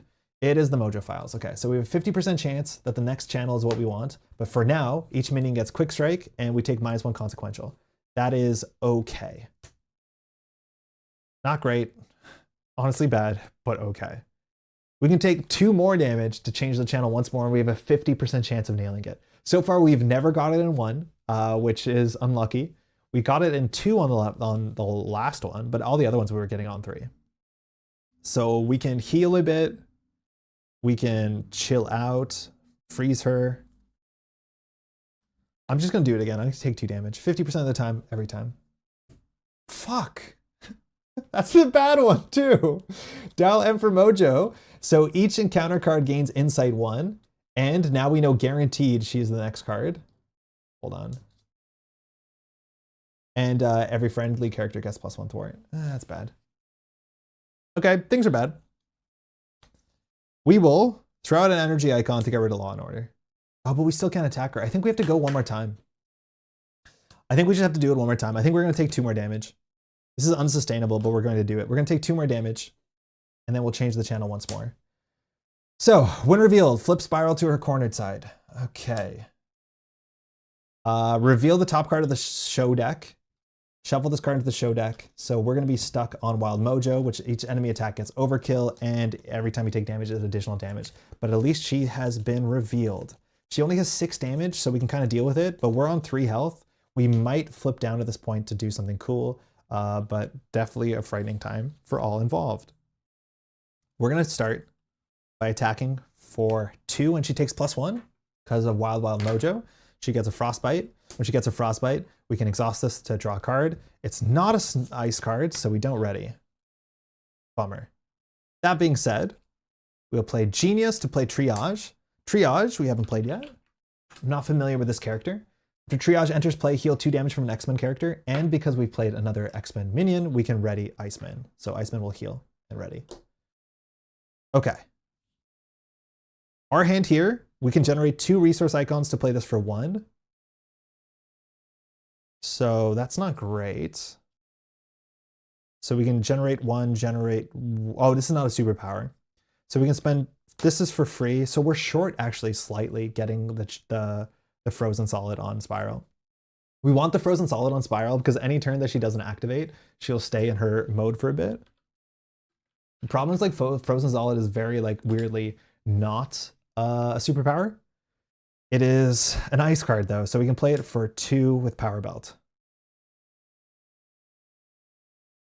We can also play Team Building Exercise, but then we're short a card. We're short 1 card here. Can we generate a card some way? No. We cannot. The other option is we can just play 2 chill outs to like really frostbite her and put 6. That actually might be fine. Yeah, 6 might be just better. The problem is like we got Wild Wild Mojo, and Wild Wild Mojo has overkill. Like we wouldn't care about the swords if we could just like chump block with Triage. We also could just like take 2 damage, technically 3 damage to reveal the next show, because we can't chump block with Triage because all the overflowing damage hits us in the face because this has overkill. So that's like uniquely bad. So I can't tell what we should be doing here. Like we can chill out, removing 6 threat. We could chill out the main scheme to reveal the next thing, then chill out the search for Spiral. That will put 2 Frostbites on it, then we can flip down and then shuffle into our deck. That's good, because we can make our deck like exactly like 17 copies of Chill Out. That's probably worth something. Then we can hold on to the Frozen Solid, or put the Frozen Solid back in our deck. Let's try and do that actually. That's a bit ambitious, but I kind of like it. So we will exhaust for an ice card, exhaust for a superpower, chill out, remove 3 threat from a scheme. Okay, hold on. If we reveal cornered, we feel really silly. So let's do 3 here and Frostbite again. Then we'll chill out again for 2 cards. So if we get rid of Search for Spiral, we have a 1 in 3 chance of getting cornered again, which we don't want. We can clear the overkill, guaranteed. And if we clear the overkill, guaranteed. Does anything happen when you deck out? Yeah, you draw an encounter card. So during the next encounter card phase, you just have another card to draw. And you do it as soon as your deck empties, not as soon as you have to draw, which does matter in some weird cases, but it's just as soon as you deck out, you get another encounter card. Once the encounter deck decks out, that's different. You add a permanent acceleration icon, so every phase you get 1 per player, generally is what most side schemes say or main schemes say, and then +1. So we'd be adding 2 a turn instead of 1 a turn. That's when this empties, which takes a longer time. Your deck you can empty relatively quickly if you put your mind to it. Or at least some people can. Some characters can draw a lot. So it's either we go for the next story, for the next show, excuse me. If we go for the next show, we can chump block. But I think we want to put 3 Frostbite on her and flip down, so I don't think it makes sense. If we clear Superpower Training, we can go get an upgrade, but there's no upgrade we want. We have all our upgrades. Each player may search their deck and discard out for an identity-specific upgrade. These are only upgrades. Wait, that's not true. I think Ice Wall is an identity-specific upgrade. A 1-cost Wailing Barrier. Oh, it's a support. Well, shit on me. Oh, but Frozen Solid is? Wait, that's silly. Frozen Solid is an upgrade. So we can like chill out Spiral to get a Frozen Solid on it. A Frozen Solid on her. I mean, maybe that's right. So she doesn't activate. It just feels like it's like we can't play the Frozen Solid, so we could get a free Frozen Solid. I'm pretty sure we just need to deal with Across the Multiverse. Can you advance the Ice Wall? It can with damage, up to 8, but then at 8, it destroys itself. So I guess we'll just do Across the Mojoverse. So we'll remove 3, get a Frostbite. I will flip down, and Bobby Drake says when you flip down, for the amount of Frostbites attached to cards, you can shuffle cards in of the Ice trait back into your deck. So I think we're going to do Chill Out. We're definitely going to do Frozen Solid. We are going to deck out. 2 Frozen Solids seems silly, so I think we're just going to do Chill Out. and 2 frozen solids. Because we're going to draw 6 cards, our deck is 5. So we're going to be ripping through it. Here we're going to recover for 4. So we're up at 9. We'll exhaust to do that. Triage, unfortunately, will not cycle through our deck, which is a bit of a bummer. Like, you want to defeat your allies so they can go back into the deck. But unfortunately, we can't. We'll deck out before she comes back. So she'll just thwart for 1. And we'll do 1 here. And we're ready. We draw 1, 2, 3, 4, 5. Deck is empty. Get an encounter card, shuffle, and we'll draw a 6th card. So Repurpose and Ice Blast were the 2 cards left in our deck. We've been struggling to get the Repurpose loop working because the card that really wants to work off of is Energy Barrier, which only matters when you're being attacked, and Spiral only attacks us every like 1 in 3 turns, it turns out.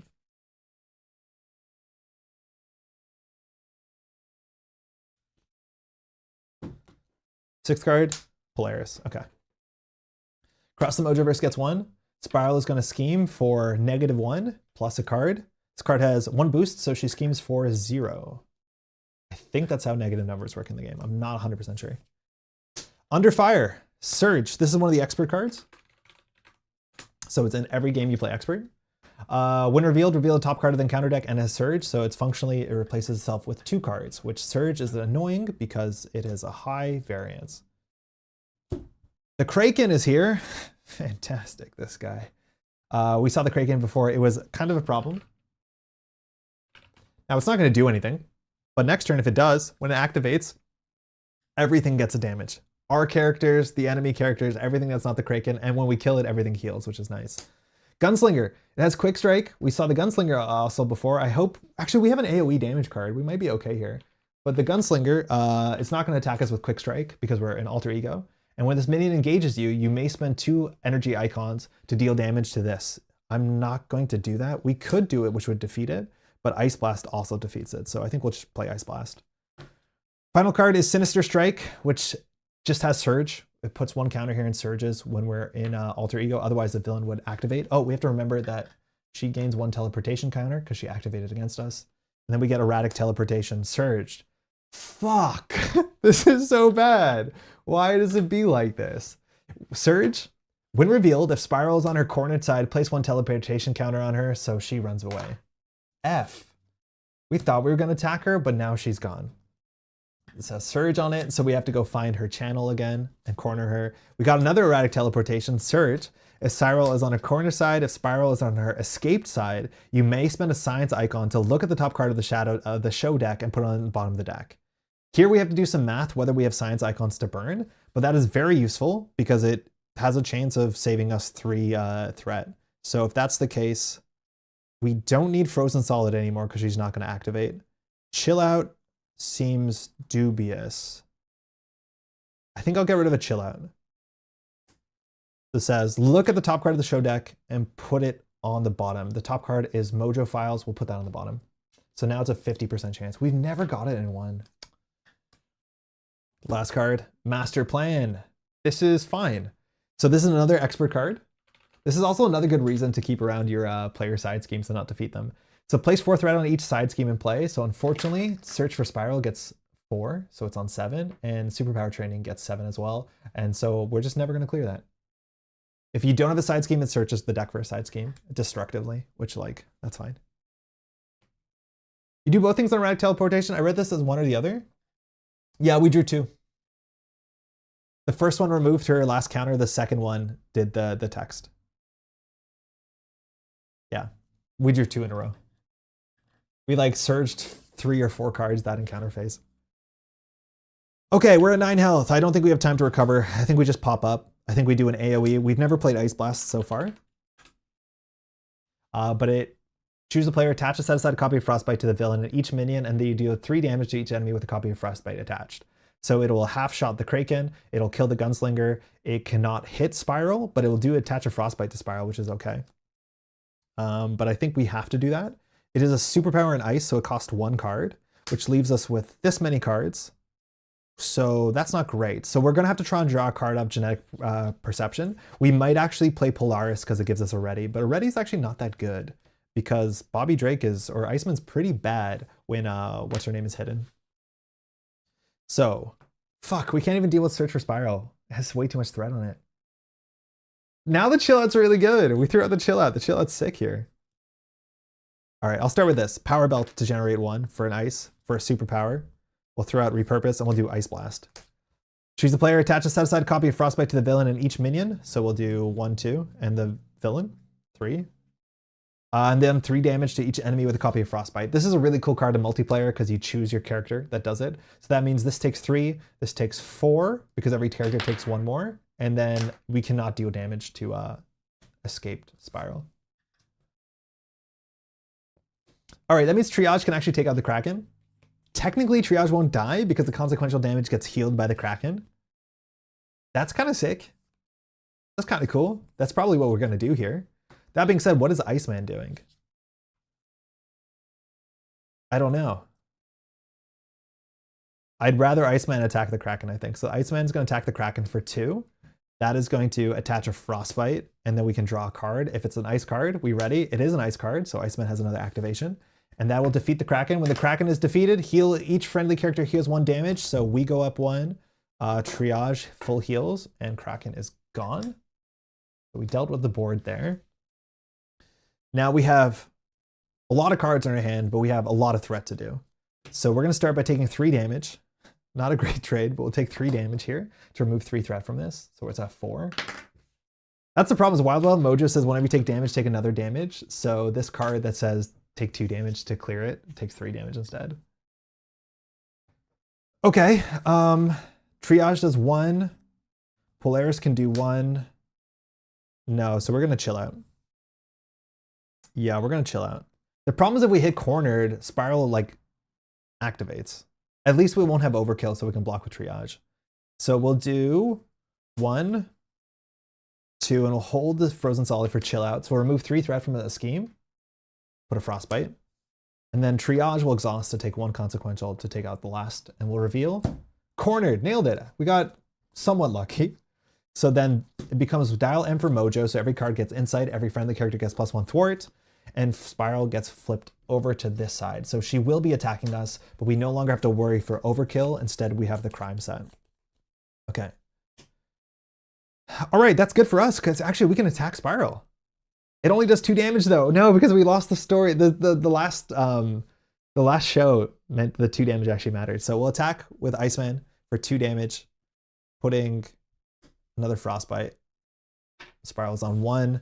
We're going to hold this card in our hand. This card's really valuable because it means that we can trap Spiral so she doesn't activate again. And then we'll just drop 1, 2, 3, 4, 5. Mixed bag. We have been struggling to play What Doesn't Kill Me. We probably should put more cards in our deck that have that resource. Okay, this goes to 3. Spiral's going to attack for 3, 6, 7, 8. -3 is 5. We'll block with Triage. Thank you, Triage. Attacking for 5 in a card. This is a vampire, so it's going to do 2 boost icons, so that's 7 damage, defeating Triage. Thank you for your service. Frostbites are gone. We get 1 teleportation counter. And then we're going to get the show must go on. The show must goon? What's the show must goon? When revealed, each player searches the encounter deck and discard pile for a card from the same encounter set as the current show environment and deals that card to them as a face-down encounter card.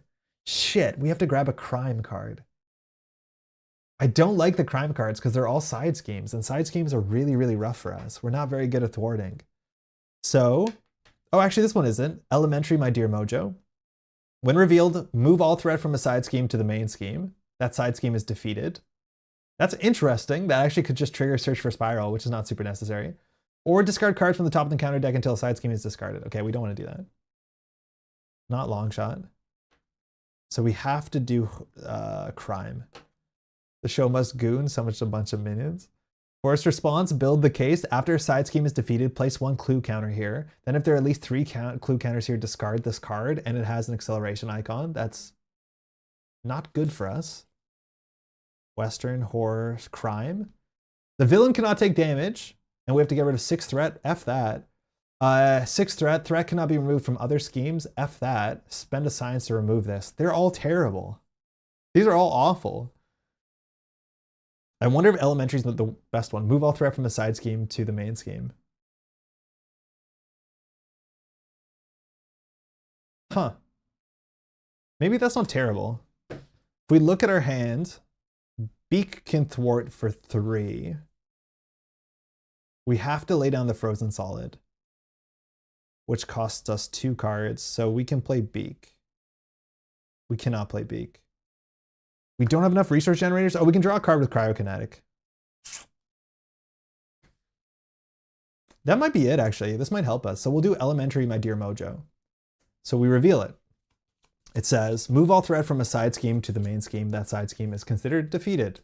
So we're going to go ahead and remove 3 of these threat over here. That reveals, not cornered, it reveals the Mojo files. Okay, great. So enemies have Quick Strike. We have to watch out. At least we saw the Kraken already, so that's not gonna be too bad. Oh, sorry, I was zoomed in. So we revealed the Mojo files and this resets. We are 6 on 15 on the main scheme, which if that goes through, we lose the game. That's a really cool encounter card that we choose how the show goes. All right, if we attack with Iceman, we will advance. I do not know what happens when Spiral advances. I am scared of that idea. If that is the case, I will preemptively reduce the cost of an ice card by 1, and I'll play 2 cards to attach a Frozen Solid. This is just for security's sake. Iceman will attack for 2, attaching a Frostbite. Spiral 1 is defeated, and we go to Spiral 3, which I think I hid back here. Psych. Spiral 3. Oh, Spiral 3 cornered, right? I'm assuming that the cornered side stays on the cornered side. That is like intuitive. Now, if there are at least 3 teleport counters here, remove all of them and flip Spiral. Wait, that's easier? That's easier, huh? So she stays around longer. That's cool. When revealed, Spiral attacks every player in player order. I'm glad we did the Frozen Solid. And after Spiral activates, place 1 teleport counter here. Now, notably, the teleport counters I don't think stick to the villain when they advance. I know they don't stick on schemes when they advance. Do these stick onto the villain when they advance? Let's check really quickly.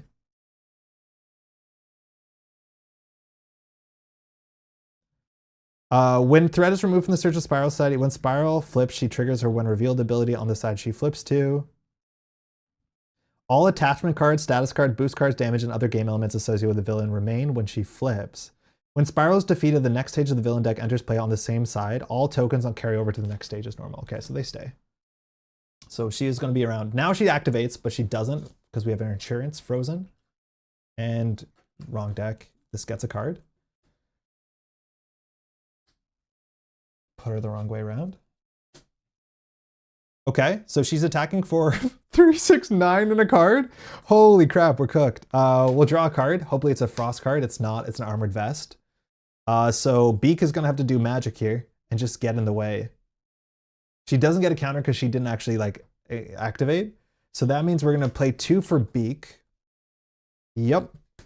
When Beak comes into play, you from your hand remove threat from a scheme equal to the number of X-Men allies you control. So that includes Beak. So that means we can remove 1 threat. I'll just do it from this. Then we can ready Iceman. Iceman is going to attack for 2. Mind you, she has 17 health, so she's down to 15. So if we just get her down, if we just do a bit more damage next turn, we can win. And then I think we actually will potentially have Beak attack Spiral. This is going to be dodgy. I think we're going to have to really throw it and do a lot of damage. We don't have any of our Arctic Assaults in here, so we have a whole bunch of like events that do 6 damage, which is nice. So Beak is going to attack for 1 damage because I think every single damage might just matter here. Hopefully she doesn't activate again. Beak takes 1 consequential and we'll ready up. We need some good cards here. We have an Arctic Attack. There it is. We have What Doesn't Kill Me, which readies us. That can be a bunch of damage. Professor X for a Confused is nice. Frozen Solid will keep her in this form. Team Building Exercise might be late, and another doesn't kill me. So not terrible. We actually do have a bunch of attack icons, so we might be able to play What Doesn't Kill Me. Okay. Mojo, across the Mojoverse, gets 1. Spiral attacks for 3, 6, 9, -3 is 6 and a card. Beak will block. So it's 6, 7, 8. We lose our obligation, and Beak is absolutely destroyed. Encounter card. Nowhere is safe. Oh shit, we have different problems. So Nowhere is safe places a pursuit counter, and that means this hits 4, and once this hits 4, things fire up. We get Pyro. Pyro has Quick Strike. This is our nemesis. Going to be attacking 4.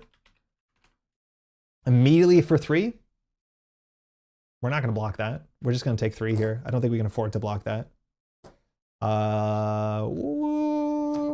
Could we block that? If we block that, we block all of that. So it's kind of like healing, and it draws a card, but we're going to have to just like throw into Spiral here. Oh, Spiral's at 2 counters, excuse me.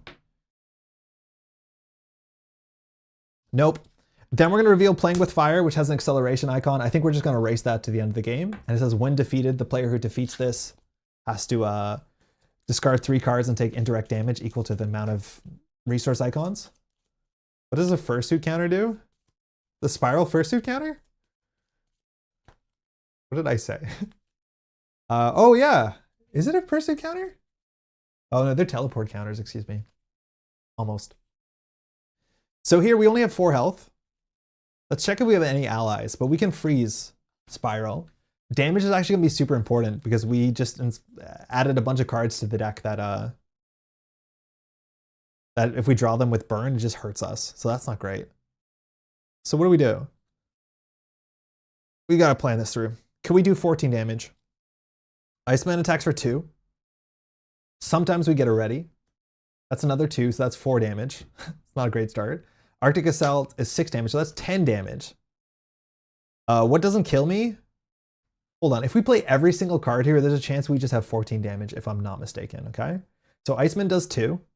Then if we draw perfectly an ice card and ready, Iceman can attack again, that's 2. Then we can play What Doesn't Kill Me. And then attack again, that's 2. Then we can play this for free, which does 6. So it's close, but not perfect. It's close. The thing is, if we do that, we don't end up attaching the Frozen Solid, which we need to attach the Frozen Solid, or at a minimum, we can confuse and flip down, which is also pretty reasonable. If we draw a card that says that Spiral activates, that's a problem. And now the problem is also Spiral 3, whenever she flips up, whenever we like corner her, she now lashes out on this difficulty, or on this version. So if I'm not mistaken, that means every time she flips out and in, we have to get attacked by her. And with all those swords, like she hits like an absolute truck. She hits for 9. So we're really incentivized to like just send it right now.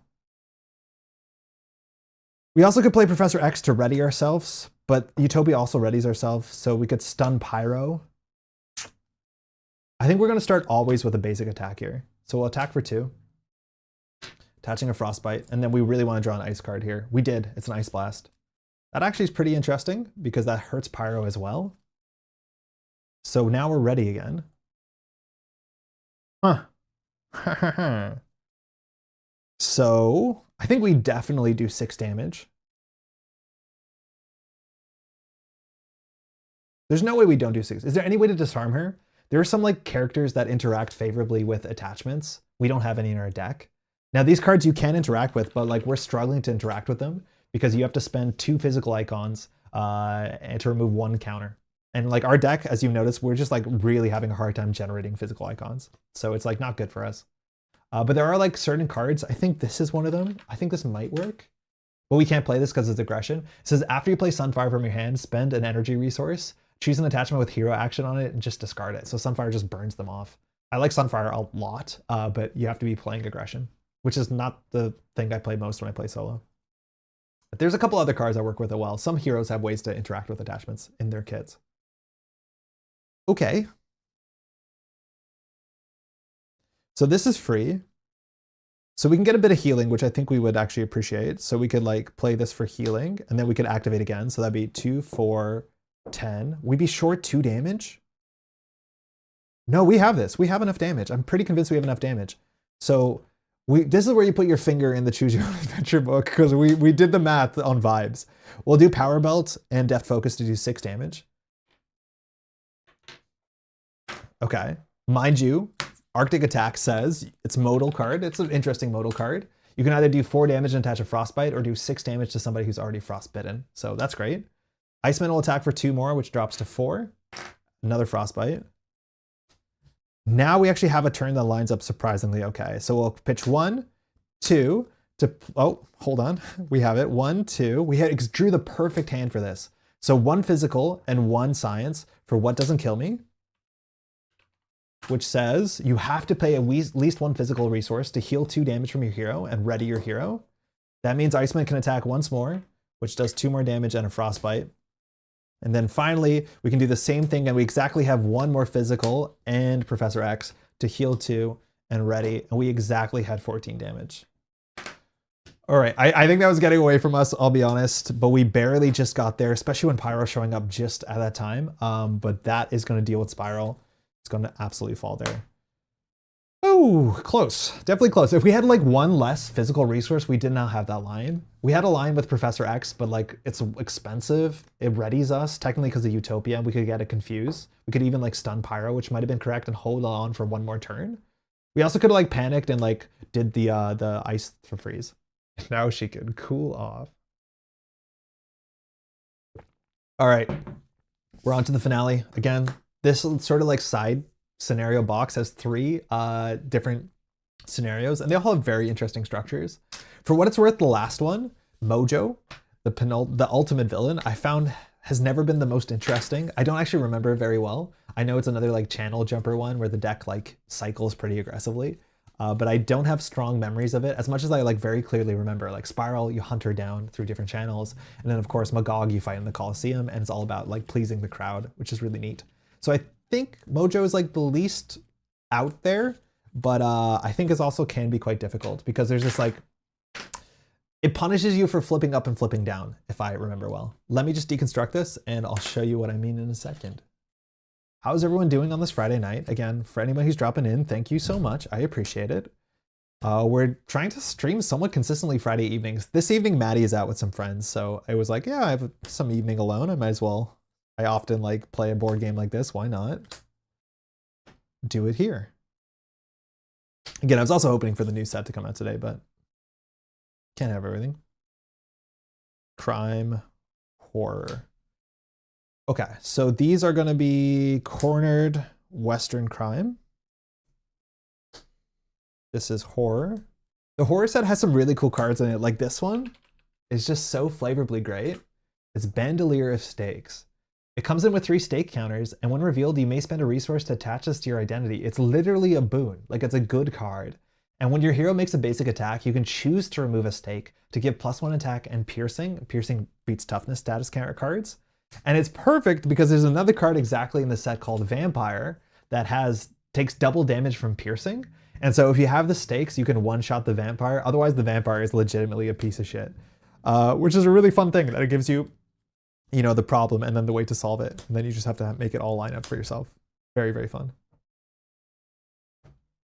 I gave Sabretooth a try yesterday and I did not do well as Wolverine with aggression. Oh, really? I think you really have to focus on like, you can probably rush entirely and even like maybe go before the Senator gets cornered, which is kind of interesting. Like I think you can beat that on stage 1A. But yeah, you definitely don't want chip damage, which I think you can get away with Wolverine, where you just like real send it. I like Sabretooth a lot. I think Sabretooth is also a really cool design because it forces you to play differently, and I really appreciate that.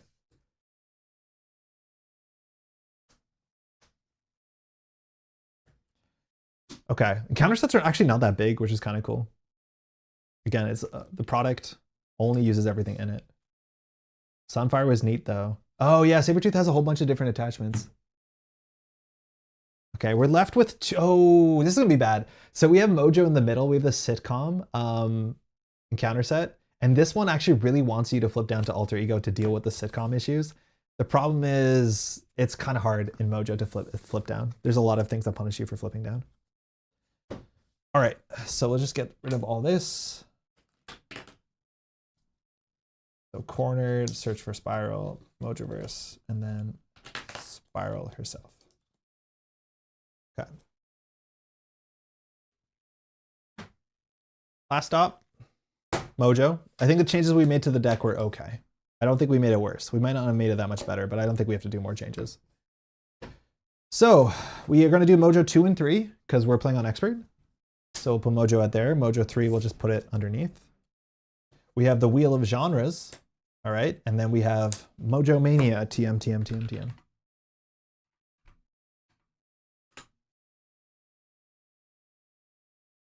That's a vampire. Deck has a lot of ice though.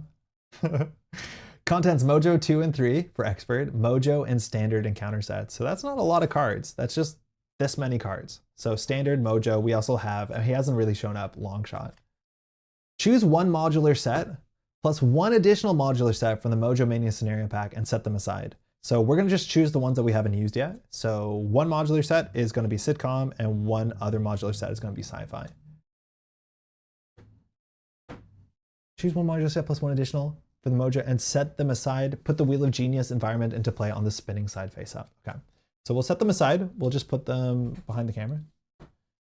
And so the Wheel of Genius is spinning. The Wheel of Genius says, forced response. After the encounter card deck resets, so once we're out of cards, if there is no set aside modular encounter sets remaining, the players lose the game. Otherwise, flip this card. So it seems like we can only cycle through the deck so many times. Looks like at least maybe 2 or 3 times, because once there's no set aside encounter sets, obviously we lose. The ratings are stagnating. Time to shake things up with a crossover episode. Cool. So it's another sort of thing where like the shows, we're gonna be jumping across them, but I think Mojo is a bit more straightforward, weirdly enough. All right, Mojo Mania, the backside of it.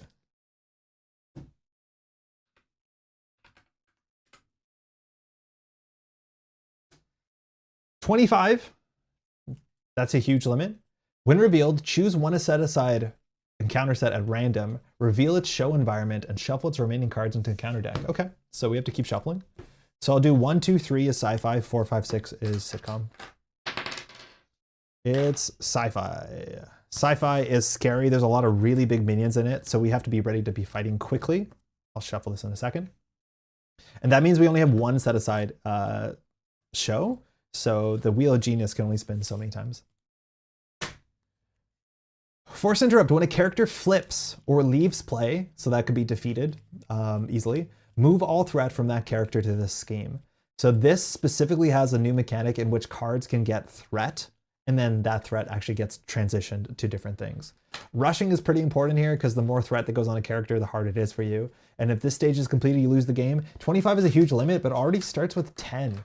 I don't think there's any scheme in the game that starts with this much amount.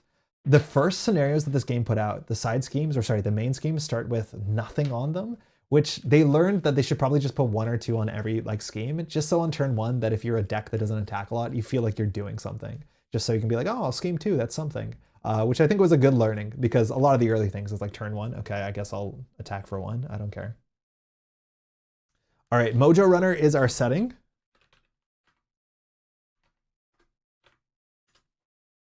Says each minion and ally gains toughness. Toughness means they come into play with a tough status card. That's pretty bad because every minion in the deck, and there's a whole bunch, have toughness. We have a couple allies, but as soon as you activate an ally, it takes consequential damage and then the toughness comes off. So it doesn't work exactly as well. You generally end up playing an ally and just blocking with it. And then when revealed, discard each other setting environment. Password accepted, logging you into the server now. Welcome to Mojo Corp. Your activities will be monitored. It is just Netrunner out there. Speaking of Mojo, we have Mojo. Mojo 2, because we're playing expert. When revealed, place 2 threat on each friendly character. So this is where it starts. We put 2 threat on. We put 2 threat on Bobby Drake. And again, this says when a character flips or leaves play, we add that threat to Mojo Mania. So as soon as we flip up, we're gonna have to put 2 threat here. Forced response, it only attacks for 1, but schemes for 3. So scheming is scary, attacking is whatever. Forced response in hero mode. After your turn ends, discard the top 4 cards of the encounter deck. And again, if the encounter deck empties a couple times, Wheel of Genius loses us the game. Place 1 threat on your hero for each card discarded this way that does not belong to the Mojo encounter set. So most of these cards, not most, but a lot of these cards are the Mojo encounter set. But as we start to add more and more shows, this starts to be more accelerate quicker and quicker, which is kind of cool. It's pretty maddening. All right, 18 health. That's a fair bit. The other side probably is like 22, 24. 5, 10. 15, 18. But if we don't ever have to flip down, like only being attacked for 1, which we ice down pretty quickly, is not gonna be that bad at all. All right, we'll just straighten this up for aesthetic reasons, and we are off. Again, we have to remember that everything has toughness. Okay. Not very good at thwarting. Not bad at just throwing haymakers, honestly. We just need to draw good ice cards.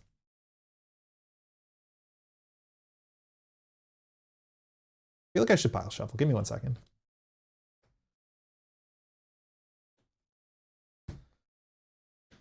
when you do something publicly that you've just done all the time, and then it feels like you've done it for the first time.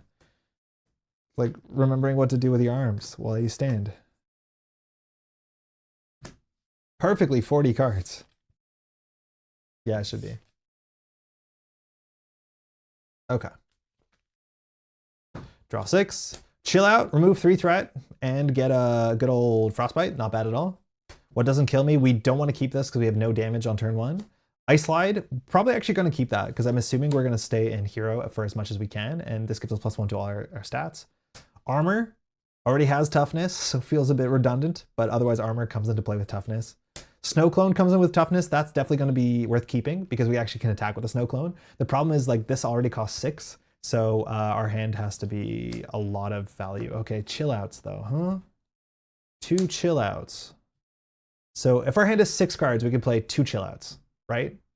And that's our whole turn, which does 6 threat, Bobby Drake attacks. Honestly, that might be good enough. So I think we're going to just keep the threat down. So we'll mulligan these 4 cards. We're looking for a resource generator. We're looking for a resource card, another Snow Clone. That's good. That's great. Oh, that's really good. Okay, sick. That was fantastic. I think we can play almost all of this hand.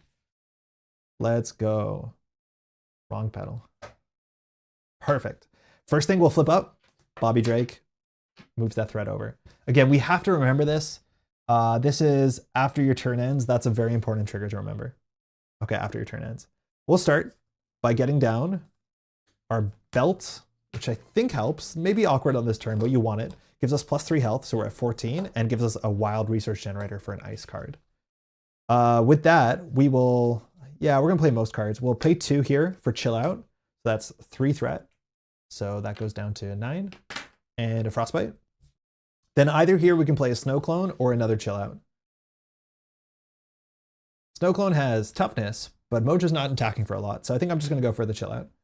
That's another 3 damage, or sorry, 3 threat and a Frostbite, and then we're gonna attack for 2, which is another Frostbite. That's how easy our turn is. We end our turn. After your turn ends, discard the top 4 cards in the counter deck. Place 1 threat on your hero for each card discarded that does not belong to the Mojo encounter set. So not a Mojo encounter set, not a Mojo encounter set, not a Mojo encounter set, Mojo encounter set. That does not belong. So we have 3 threat on Iceman. We just don't want to flip down. That's what it says, right? Mojo 2. Discard the top 4, place threat on your hero for each card discarded that does not belong. Yeah, that makes sense. Okay. We put 1 here, so we're at 7, technically +3, and Mojo's attacking us for -2. We're not going to block. Boost, you are stunned, so that's really annoying, but we don't take any damage. But the stunned is really hard to get rid of. We'll see. Oh, we should have drawn our hand. Not that it's going to change anything. Chill out. The last chill out, what doesn't kill me in Professor X. Unfortunately, we took no damage, so like these what doesn't kill me are a bit questionable, but we'll draw an encounter card. It's under fire. When revealed, reveal the top card of the counter deck and has Surge, so it's just a little forward can't trip. And our first card is Exhaustion. When reveal, exhaust your identity, and it has Surge. Hate drawing that. Those are 2 of the expert cards. Next card, Evil Alliance. This is not great to draw early. Each Nemesis minion in play engages with you, or activates if it's engaged with you. Otherwise, you put 3 counters on this, which means we're 1 card away from drawing Pyro as soon as turn 1, which is a possibility. Great. Then next up, Stinger Tail, an attachment. So attached to Mojo, Mojo gains Retaliate 2, which means every attack that doesn't defeat Mojo, we take 2 damage back, which is not massively sustainable as much as we were complaining that we were at full health for other reasons. Force Interrupt, when any amount of damage would be dealt to Mojo, place it here instead. Then if there's at least 5 damage here, discard Stinger Tail. Okay, so a burst of 5 damage would be perfect. This also gives Mojo +1 attack, but we don't have a burst of 5 damage. So we can play Professor X for 3.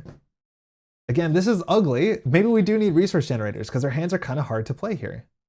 We are stunned and exhausted, so that's just not going to come up. If we want to use Power Belt, we can like play a chill out to do 3, but that leaves us with 3 cards. This is really not good. These hands are unplayable. Now we can play Professor X to confuse Mojo. We could also play Professor X to ready Iceman, so Iceman can do an attack to get rid of the stun. So we could play like 3 and play Professor X and just ready. Yeah, Professor X is only around for 1 turn, but gives us some powerful options. That means Professor X can block Mojo, because Mojo's attacking for 2 and a card. That's probably something. So I think we will do that. I don't think we'll keep any of these cards. So play Professor X. I think we'll go for the Confuse, because Mojo thwarts really hard, so we're not... Do we just go for the Ready? Oh, it has Toughness, technically, but that's not going to matter. The question is, do we go for a Ready, or do we go for a Confuse? I think we need to go for the Ready. I think we're going to rush Mojo. I feel like we should just be rushing Mojo all the time. Yeah, so we're going to Ready Iceman, and then Iceman will attack, which is get rid of the stun. Poetic, how's it going? Professor X, going to thwart, lose the Toughness, take 3 off, 7 goes down to 4, and we'll pass the turn. A bit ugly. I think we will keep the Chill Out. Not a rush card, but it's cheap. Utopia is really good. X-Jet's a bit expensive. Energy Barrier and Shadow Cat. Not liking these hands. These cards are a bit expensive. We have to remove 4 cards at the end of our turn, so before we draw. So not a Mojo card, not a Mojo card, not a Mojo card, not a Mojo card. So we have 7 threat on us. So flipping down is gonna be rough. I think we saw there are Protection Rush Strat, let's go. I think we did see Hot-Headed, so that is the one card that like really incentivizes to flip down. But like as soon as we add the sitcom set, that's all about like obligations that you deal with in alter ego. So 7 threat here is pretty frightening. All right, I think we added 1 there. No, we probably didn't. So I'll add 1, we're on 5. Mojo's gonna attack for 2 and a card, we'll block with Professor X. Boost, after this activation resolves, place 1 pursuit counter on Pursued by the Past. This is really bad. And I feel like a lot of people don't do this correctly because the timing of this is like just the worst. So, okay, firstly, Mojo does, very importantly, 1, 2, only 2 damage. So Professor X is technically alive. That will maybe matter. Then it says, after this activation resolves, place 1 Pursuit counter on Pursued by the Past. Now Pursued by the Past hits 4 counters, which means we have to get our Nemesis. Now our Nemesis has Quick Strike, which means our Nemesis immediately attacks us. It also has Toughness, because it is a minion, and it's going to attack us for 3 damage, which we will just take to the face. This is Pyro. Okay? Following me? Now we reveal Playing with Fire, which has 3 threat, and when we clear it, we take a bunch of indirect damage. And then we'll shuffle the 3 Pyro cards into the deck, which at least makes the deck a bit bigger, but those are not, obviously, Mojo cards. Now the problem is, after the villain activates, every minion engaged with you also activates, which means Pyro activates once more. This is super cursed, but any Nemesis that comes out right during the villain phase while the villain's activating will activate twice. We can't block with Professor X because Professor X is already exhausted, so we just take 3 more damage. Like the balance on Quick Strike minions changes so aggressively with Pursued by the Past. It's absurd because a lot of the boost cards put in your Nemesis, and that just means like they activate twice. I think it's a weird thing. It's hard to deal with that because it's just very, very strange. We get Nowhere Safe. Ah, fuck. We might scoop. We might just scoop. Nowhere Safe, when it's revealed, discard, place a pursuit counter, and discard an upgrade you have. So we lose our entire board state going into turn 3. This discards at the end of the turn. This is our board state. We have Pyro on the table. We have 8 health. You think we scoop? This looks really bad. This does not look good. The problem is if we flip down, right? Like we add 7 threat to there, it's not going to lose us the game. But like, I don't know what we do here. It's so hard for us to deal with Toughness. Yeah, that's really bad. Like 6 damage, get your Nemesis on turn 2, lose your whole board state. I think we're going to scoop this strategically. Because like, what can we do here, right? It's another very clunky, expensive hand. Because if we play 3, we play X-Jet. And then X-Jet plus Power Belt would allow us to chill out, but we can't chill out. Because we're short a card here. So it's bad. I think we just scoop. I don't think we can do anything here. Ack. Yeah, I feel like our cost curve is slightly too high. I'm not sure what to do about it. Like maybe we have actually enough neutral cards that we can consider playing the neutral resource generator. So I'm going to scoop. So let's just see how many neutral cards we have that cost 2 or more. Lots. Oh my god, a lot. So I think we can make some quick changes. So we have this many cards that cost neutral or more. So 1, 2, 3, 4, 5, 6, 7, 8. So we probably want to consider playing the neutral card that just generates 2 resources. So we'll get rid of Armored Vest for sure. We've never played it, not even once. And I think we'll get rid of Superpower Training because it's just a bit ambitious because we've never been able to like produce excess threat, scheming, thwarting is the word. So we'll get rid of these 2, change the deck and give it another shot. Those changes will entirely fix the deck, just you watch. But we're gonna play the Power in All of Us, which is a neutral card that just generates 2 resources. Notably too, it also has a wild resource on it, which is really good for our requirement, that card that forces us to play a physical resource. Technically, when you play a wild, you can say this is a physical resource, but this will just make it easier for us to play all the cards. Who's the character on the left?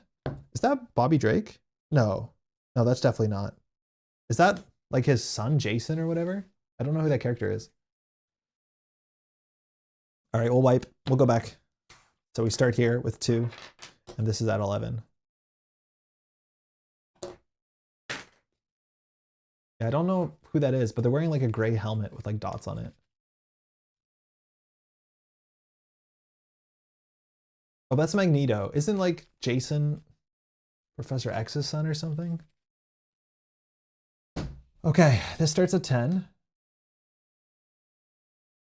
Mojo starts at 18. We did 2 damage. We have to clear out all the pyro cards. And this goes back. Pursued by the Past goes back to 1. So the pyro cards will be in here. It's 2 copies of Burn. Yeah.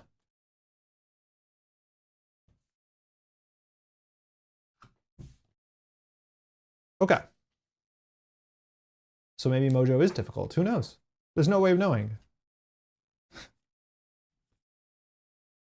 So when revealed, place 2 threat on each friendly character. We did that. We'll give this one more shot. That's 9 o'clock. Yeah, we're doing fine. And we'll shuffle our deck as well. I put all our like neutral cards together, so I will do like a pretty reasonable pile shuffle.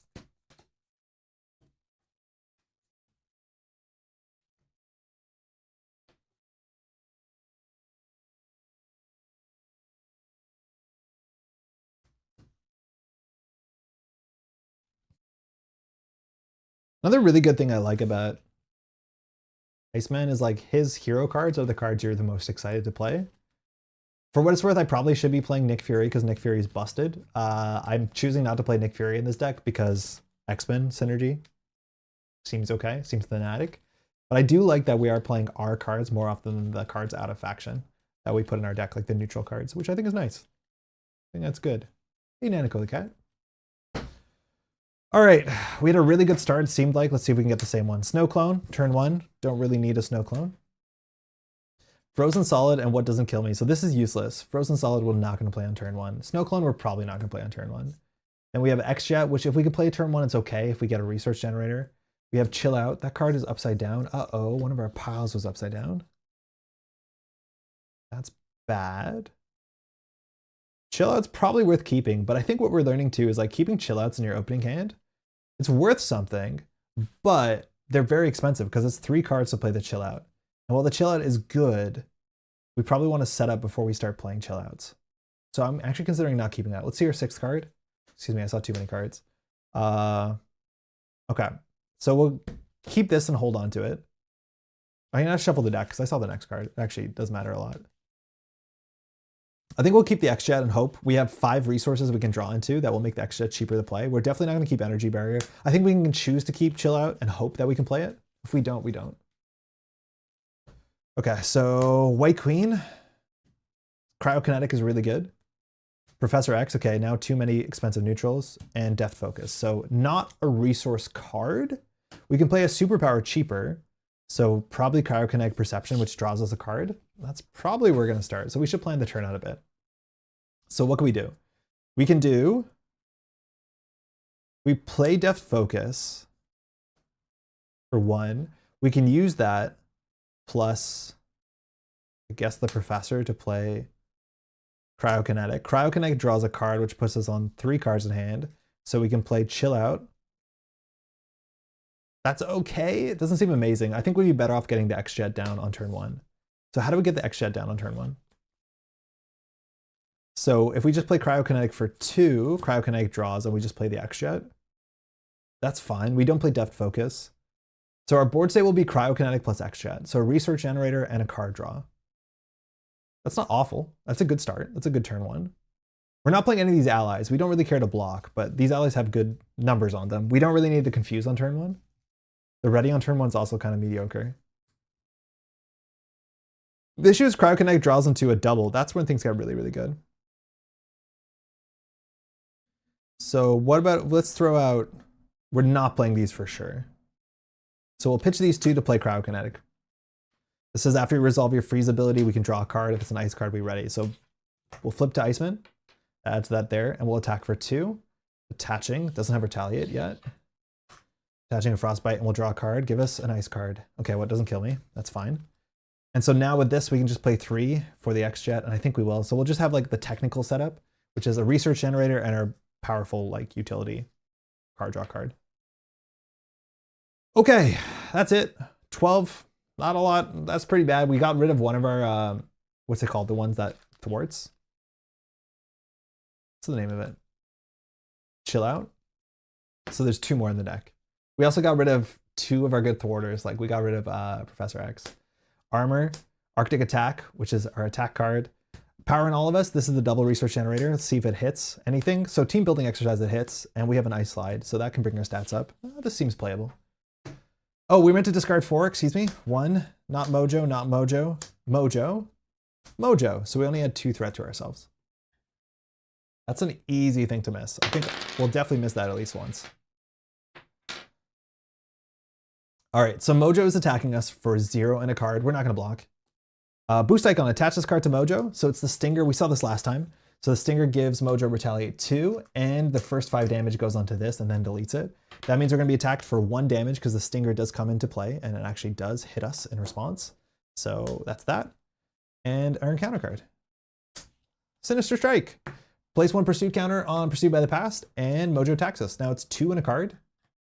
If we exhaust here to defend, it's weird because our deck is like not a defense deck. I feel like we could on this encounter set build actually like a perfect defense deck and like block everything and then just do all the cool stuff that you do off blocking everything. I think that was our original shot of the deck. Like we're playing, ooh, maybe I put it away, but the one that's like unflappable and all that sort of stuff. But we're actually not defending. We're using an attack more. And I think that's fine. Yeah, that's fine. So we're going to take 2 damage at least if we block. Would we rather heal 2 or would we rather do 2? I'd rather do 2. So 2 and a card. It's 3. And place 1 threat on each character you control. Okay. So we take 3 damage. We're down to 7. And that's another Mojo card out. Okay, it's back to us. So first thing we're going to do is I think we're going to just play Ice Slide. And we're going to try not to flip down. That's a problem actually, because we're not playing a defense deck. We probably should be defending a bit, because the less we flip down, the less often we have to move that stuff over. So this gives us aerial, but also gives us +1 to all our stats. So now we're just going to attack for 3 damage. Oh wait, because of the Retaliate 2. Ooh, fuck, Retaliate 2. That's annoying. Hold on.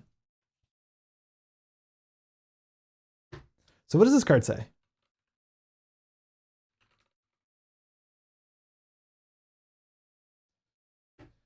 When any amount of damage would be dealt to Mojo, place it here instead. Then if there are at least 5 damage here, discard Stinger Tail. Hey, Nanako. That means the last damage that destroys us, it won't trigger the Retaliate. So that means if we attack, we always have to attack it at least once. Iceman's still not pulling because of Mega Weight. No, we had an okay time. This is our second roll at Mojo, but we had to do Spiral twice. MaGog was like, fine. I think we have to just take it. I think we have to attack, take 2 damage. So maybe we do flip down. So that's 3 damage, which goes here instead. We took Retaliate 2. We reveal the top card of the deck. It's not an ice card. Bummer. So now in our hand, we can either play Team Building Exercise or Utopia. If we play Utopia, we can ready ourselves and play Armor and have a blocker. That's probably nice. Nana, what you doing? Nana, are you licking the post? Why are you licking the post? Oh, somebody wants a bit more food. Okay, give me 1 second. I'll finish this turn and I'll give you a little quick cat food. I think we're going to do Utopia. It's just much more important for our game plan. So we'll play Utopia. Again, the power in all of us generates 2 resources for a basic card, so one of the neutral cards. And Utopia is just massively powerful. We can ready an X-Men after we play an X-Men, and we should be playing a fair bit of X-Men. All right, so we have the X-Jet left over, so we can use the X-Jet and pitch team building exercise to play Armor. Armor has toughness, not that every card has toughness. Oh, it's so hard to find Armor because there's so many cards named Armor. Did I spell it Canadian? Huh. Got it. So she comes in with toughness. She'll probably end up blocking the next one. But we do get a ready ourselves. Iceman will attack again for 3, which finally will defeat the Stinger Tail. No extra damage goes on to Mojo though, but we don't take Retaliate. But we do get rid of that, and we do get put another Frostbite. And then I think we're just going to hold the Arctic attack because it is an attack we have. We're not going to attack with Armor because she'll lose the toughness, and then we have to do the Rip 4. So not Mojo is Mojo. Not Mojo is Mojo. So we put 2 on us. So if we flip down, we add 5. We've not been working on the threat at all, which is a problem. Okay, we'll keep Arctic attack. We draw Repurpose. We draw Polaris. Frozen Solid's good because we can flip down and prevent a scheme, and then we have Repurpose. But flipping down is so difficult. Like at some point it becomes impossible because there's no way to clear this. We can only clear this. All right, this goes up 1. Mojo's attacking for -1. We could decide not to block. We have 3 block, but we could decide not to block. We can also block with Armor. We might as well just block with Armor. If the toughness doesn't come out, if she doesn't take damage. So it's for -1. This has 2 boosts, so it's attacking for exactly 1 damage, which is a bummer. It's a waste of a toughness. And then we get Director's Directions. When revealed, choose 1. Spend 2 different resources, Mojo Schemes, or take 1 damage for each threat on your identity. If you take less than 2 damage, this card gains Surge. So that will just kill us. So one of those is not an option. So we have to spend 2 different resources. Oh my god, our hand is all one kind of resource besides Science. Luckily, we can always use X-Jet to generate a wild resource, so we'll say it's physical, and then we're going to get rid of a Repurpose. So that just made us lose functionally 2 cards. Not great, but we'll deal with it. Okay, the big thing about the X-Jet is that the X-Jet is not an action. If you have a card that says action generate a resource, you can only do actions during your turn on the, not even your turn, but at least during the hero phase, but this is a resource, so you can use it during the villain phase because it's not an action. Like if it said spend a click. All right, I made a promise to a little cat. I'm just gonna mute myself really quickly and feed a cat a can of food. I'll be back in just a second.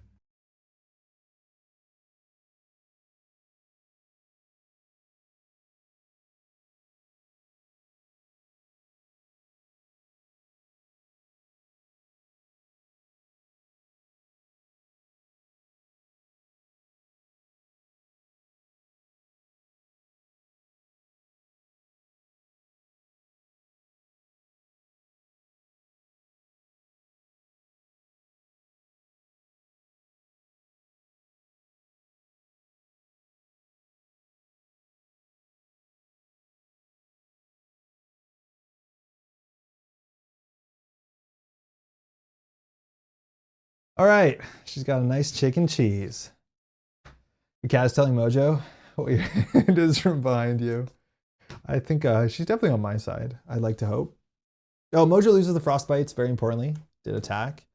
And it's back to us. So looking at our hand, we can play Polaris, which will ready us. We're definitely going to start by attacking with Iceman for 3 and drawing a card. I think we're just going to hope that we can deal with the threat in the near future. We still have Armor for a blocker, which is nice, but we'll attack for 3, which drops Mojo down to 13. Adds a Frostbite. We reveal the top card of the deck if it's ice. It is. We ready. Nice. That's another 3 damage this turn at a minimum. This means also we can play Snow Clone, which has a toughness. That'll be 2 of our cards, and that leaves us with an awkward hand. So the other option is we can play Polaris, which is 3 of our cards. We can use Utopia, but there's no good way to spend all of these cards here because there's just nothing that makes sense. So we definitely don't need to do Frozen Solid. So it's either Snow Clone, which attacks for 2 every turn infinitely, or Polaris, which gives us a tough status, but uses more of our hand. I think we're going to do the snow clone because it's just 2 damage forever. And I feel like with the snow clone, we're just going to rush. So we're going to attack for 3. It's another 3 damage. I love how aggression becomes defense in this deck. That's why aggro, like playing aggression Iceman actually feels pretty good. Okay, then we're going to spend Polaris and Repurpose on Snow Clone. Snow Clone technically has a toughness, and if it attacks something that has a frostbite, it does not take consequential damage, which is perfect for us because it won't lose its toughness. Oh, 1 second. I think I got rid of the box. Oh, it's behind me. There we go. So that's good. Iceman now readies because we can use Utopia. And then Iceman will attack for 3 more damage, putting another frostbite. I think at this point we won't even block with Snow Clone because it's very unlikely Mojo does any damage. Fortunately, we have 2 cards in our hand, which is kind of useless. Snow Clone will now attack, taking no consequential, but it looks like we're on the rush strat. So that actually is okay for us. We'll keep this, we'll ready up. We will, I don't know what the order is, whether we end our turn. We end our turn now, so I'll throw this out. We'll discard 4 cards. Not Mojo is Mojo. Paparazzi, very cool. Not Mojo, not Mojo, but it's hot-headed. That's important because that's the 1 card that we really have to flip down for. So it is place 1 threat for each card that does not belong. So we add 3. So we're at 8. That's 8 plus 18, so we can't flip up anymore, really. So that's not good.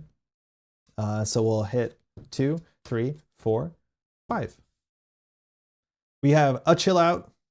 That's nice. And we've not actually played every... Oh no, we played Energy Barrier. That was really good in the first scenario. Okay. Here, we're on 14 plus 8. So actually we can't flip up. It's just not great. And then Mojo's going to attack for a -2. I'm not going to block. Actually, I should just block with armor just in case, because I need to keep our health up because we have no way of healing while we're down here. We don't want to flip up. So -2 into armor. Fuck, it's long shot. So no boost icons. Armor takes no damage. These frostbites go away. And then we draw an encounter card. Exhaustion. Exhaust your identity. That sucks because exhausting our identity denies us a card draw. And then we have Surge. It's an expert card. And we draw Curtain Call. Carcosa. Move all threat from the character with the most threat on it to the main scheme. If no threat was moved this way, place 1 threat on each character you control. Oh, that's bad. All right, well, so much for that.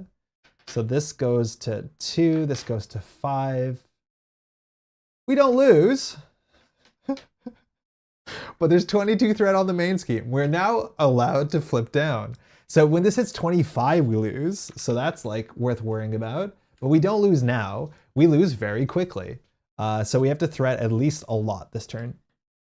Notably, if we do freeze Mojo and flip down, that's fine because the forced response only happens when we're in hero mode on Mojo. That's okay. How's your food, Nana? It's okay? All right. Our hand also doesn't have an ally, so we can't use Utopia to wake us, which would be the other way that we could wake ourselves up. So that's not great. So I think here we could Arctic Attack and advance Mojo. I don't know what Mojo 3 is. We probably should check what Mojo 3 is before we decide advancing. So Mojo 3, when revealed, place 3 threat on each friendly character. Each friendly character. That's bad. And force response after your turn ends, discard the top 5 cards in the counter deck, place 1 threat. Here has 25 health. I think we just have to start blasting.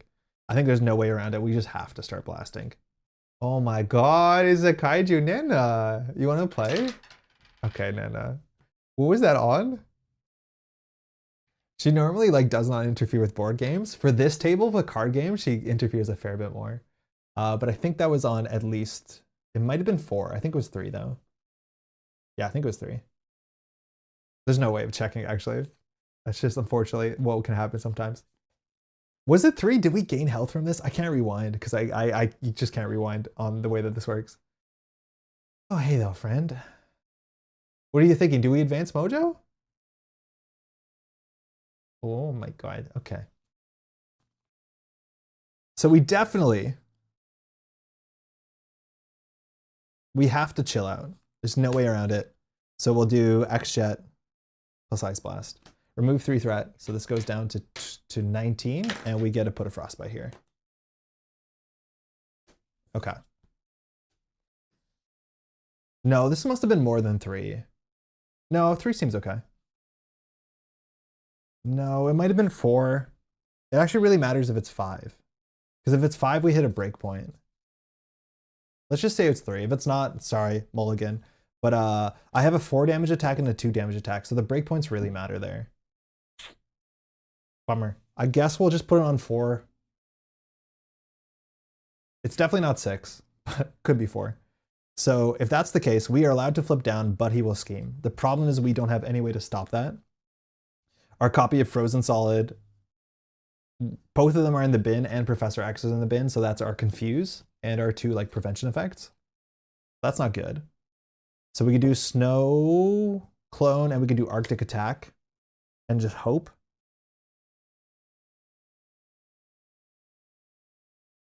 I think we'll just stay up here. So we'll do 2. Arctic Attack will do 4 damage and add a Frostbite. We get a Mojo 3. Mojo 3. When revealed, place 3 threat on each friendly character again. When any character is removed, play, or flips, you add that threat. So now we have to protect armor at all costs, which is a bit scary. Comes in with 25 health. We're going to just attack with Snow Clone and make it 22 health. And then after your turn ends, discard the top 5 cards to do the Mojo thing again. This is the text on it. So if we can just do 22 more damage, we can send it through here. That might be okay. Place 1 threat on your hero for each card discarded, yeah. So we could have flipped down, but if we flip down, this goes up higher. And then Mojo schemes for 4 in a card. Technically 2 in a card because of Frostbite. So I think we just have to like grin and bear it. This is looking super dicey. I'm not liking our odds here. So we have to discard 5. Not Mojo, not Mojo, not Mojo, not Mojo, not Mojo. So 5 more threat on us. So if any flip effect, like we just lose the counter attack. What are you meant to do here? Just like flip up and down and just be better at threat? I think that's it. Power Belt, Arctic Attack for damage, Chill Out for thwarting, Beak, not bad. Ice Wall for damage and power in all of us, which lines up okay with Beak in our hand. Nice. All right, Mojo Mania. It's on 20 of 25, so there's a couple encounter cards here that will just cook us. Mojo's attacking for 0 and a card. If armor is defeated, it's pretty bad. So we could block with the Snow Clone. We have toughness, so 0 and a card. This boost says place 1 threat on each character you control. Oh no, we shouldn't have played allies. So everything goes up 1. It has 1 boost icon, so that's for 1, 2, 3. So just perfectly the toughness comes off. We lose the Frostbites. Our 1 encounter card is Pyro 4.0. We're in the future here. So Pyro 4. Force Interrupt. When Pyro 4 attacks, you take 2 indirect damage. These are really funny because these are basically redesigns of when Pyro showed up in the counter set already. So that's 4 and toughness, mind you. Every ally and minion has toughness. So this is something we have to deal with. All right, it's back to us. How do we deal with this? We can't really afford to flip down because we add 9 to the scheme. So we're kind of just cornered here. I don't like this at all. Not one bit. We can use armor to take the toughness off, and then we can finish that off with Arctic Assault. That is something we can do. Oh, sorry, I had that on the screen. So that's a start. We can attack with Iceman. We'll definitely attack Mojo and see what happens because we'll draw a card. It might be an ice card. So we have 1, 2, 3, 4 ice cards. 5, 6, 7, 8, 9, 10, 11. I don't think the math really matters because we're going to do it no matter what, 12, 13, 14. But I think there's only like 1 ice card left here in this, like, was it 7 cards? So not great odds. Oh, we do have healing in our deck. We have What Doesn't Kill Us. No, we do have healing.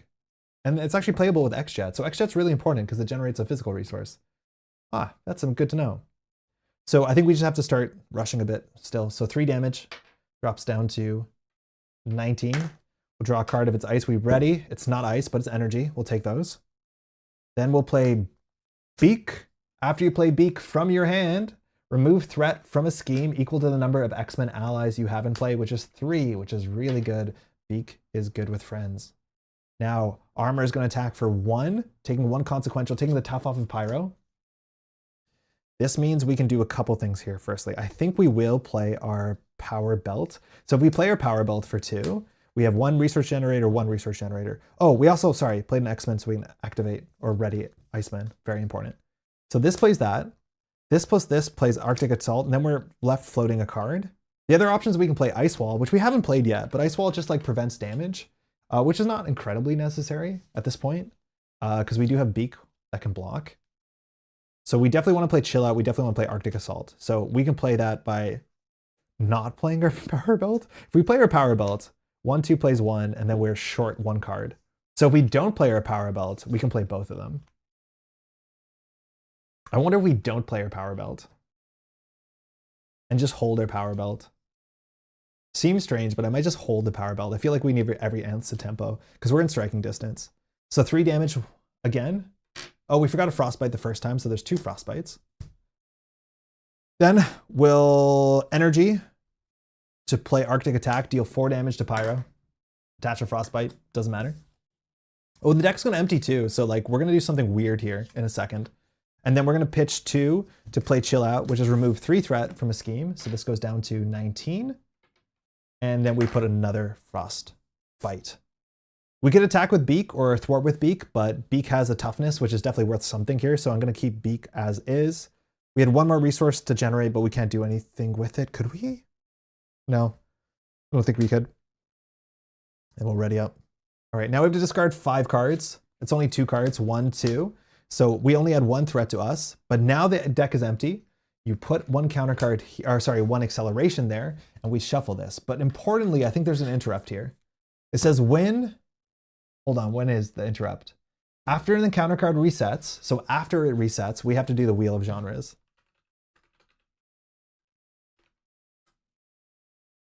So this says, after the counter deck resets, if there are no set-aside modular encounter sets remaining, the players lose the game. Otherwise, flip this card. There is 1 set-aside encounter, so we'll flip this over. Wheel of Genius of Genres. I've labeled it as Wheels of Genius too. That's weird. Forced interrupt. At the start of step 3 of the villain phase, deal encounter cards, which is coming up.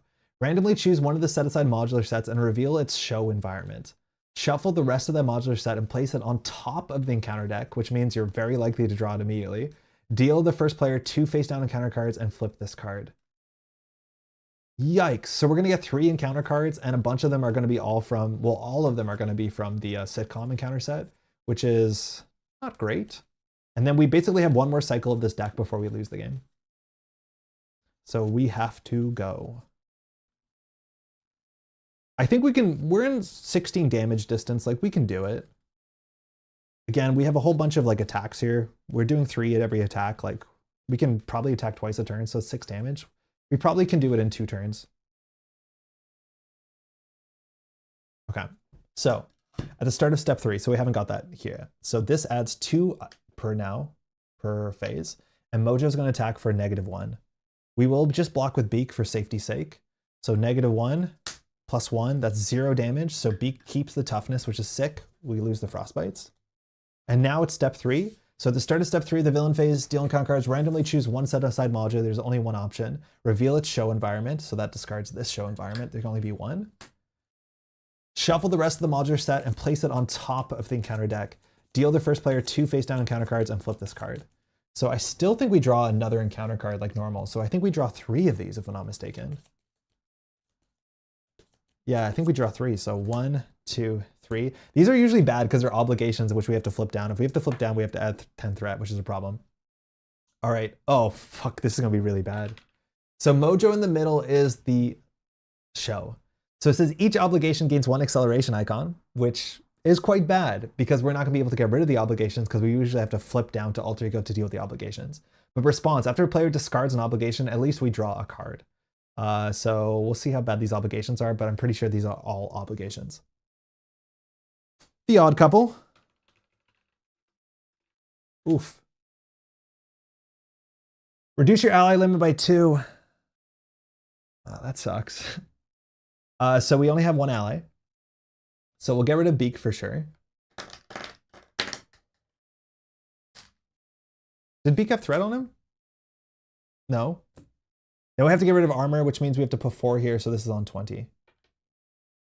We are cooked. And to deal with this, which mind you has an acceleration icon, so now we're adding 3 threat a phase, we have to shuffle an ally from our discard pile into our deck. And discard this obligation. I'll clean it up later, says Jubilee. All right, another obligation. The one with the breakup. Each encounter card gains peril. Peril means that players can't help you. So on solo, it doesn't really matter. But this does mean we draw another card when we draw encounter cards. We get rid of this by discarding 3 cards from our hand and alter ego. The chosen player draws 1 card. Great. And then finally, family matters. Oh my god, we are in a bad spot. Treat the printed text box of each support you control as if it were blank. So these are blank. I'll just put them sideways. And exhaust your identity in each support you control to get rid of this. As an alter ego, I'll never be like you, you're my clone. X-23 and Wolverine. All right, so this is bad, because next round, we add 1 icon here, 2 icon, 3, 4, 5. So we add 5 of phase. Oh, we didn't even draw our hand. Oh wait, we didn't even draw our hand. 1, 2, 3, 4, 5. Not a good hand, but we add 5 of phase. We also only have 1 ally slot, so if we play an ally, Snow Clone gets defeated. This is really bad, and there's more obligations on top of the deck. So we now have to just do a bit of thwarting and a lot of rushing. Our hand, we should be able to know if this is an ice card. Hold on, I have to count all the Iceman cards. So 1, 2, 3, 4, 5, 6, 7. I'll just look at it. It's not an ice card, it's a Shadow Cat. So that means we're not gonna ready. But we can attack for 3. We can wake up, heal 2, attack for 3. If we play triage, it eats a Snow Clone. I think we're almost definitely cooked, because there's just too much going on all of a sudden. This is just a really bad counter set to get a lot at once. If we could get the other, like just drawing 3 of them and having 3 acceleration icons and not being able to flip down. Because again, if we flip down, we add these to here, which means we hit like 30, let alone +5 a turn. Shit, Blanket Utopia is also bad because we have a ready here, but we have less ally slots. Okay. So we have to thwart at least 1. That's a problem. We can barely thwart 1. We can't, we can thwart 2, but if we thwart 2, yeah, we thwart 2. So we're gonna thwart 2. So it's on 18 and we're adding, I think 5 around. So maybe. We will play 1, 2, what doesn't kill me, ready your hero. Heal 2 damage. Great. Now I think we have to attack for 3. So we'll attack for 3, which drops us to 3, adds a Frostbite, which is optional. We will just draw a card. Now this shuffles our deck into our discard and we get another encounter card. We're gonna draw like a bunch of counter cards.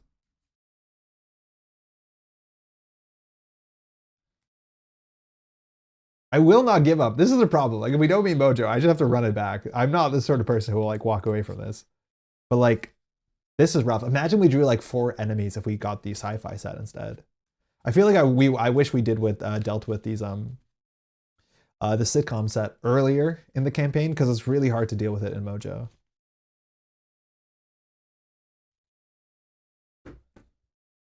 Okay, just checking. We're doing 1, 2, 3, 4, 5. Yeah, so it'll be on 5, 10, 15, 23. Now the issue is we only have allies, and allies are like genuinely unplayable because every ally we play trashes a Snow Clone. And Snow Clone adds 4 threat. So this hand is unplayable. We have to just give up on this hand. So we'll pitch this hand and Snow Clone will attack for 2, taking no consequential. Oofa doofa. Okay. Ready?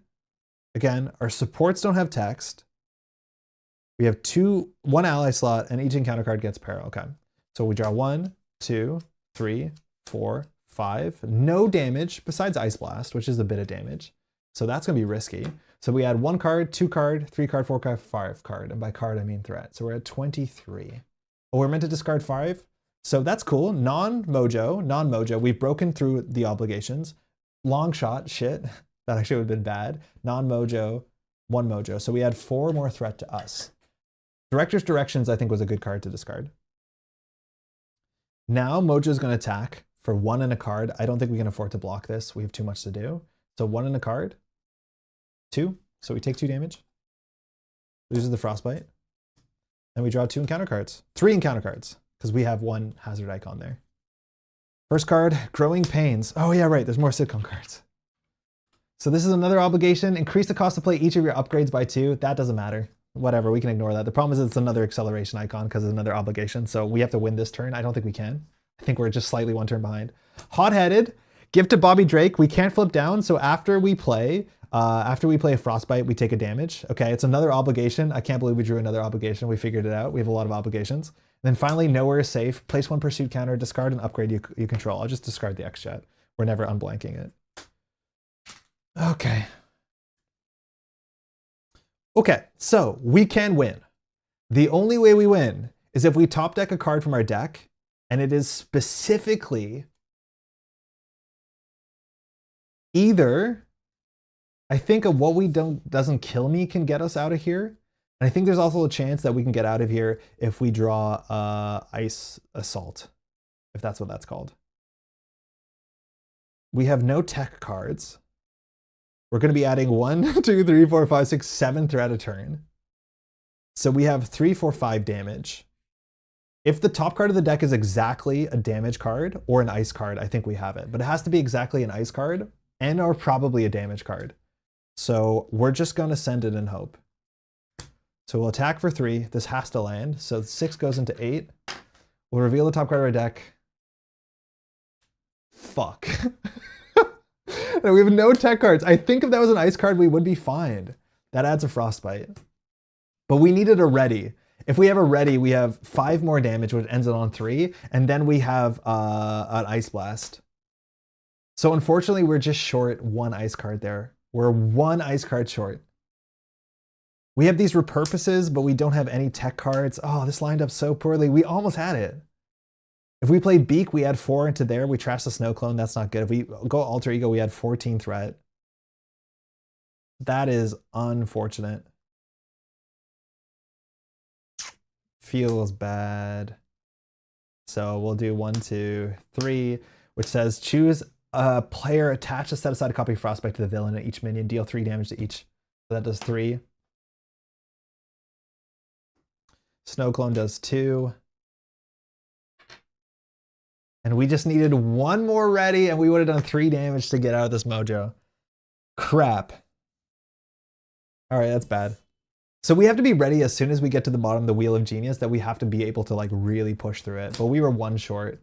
Is the next card? Yeah, not only is it as an ice card, it was an Arctic attack. So our odds were like not favored. There's more non-ice cards than ice cards, but if we had an ice card there, we would have got through. All right, one more time. One more time.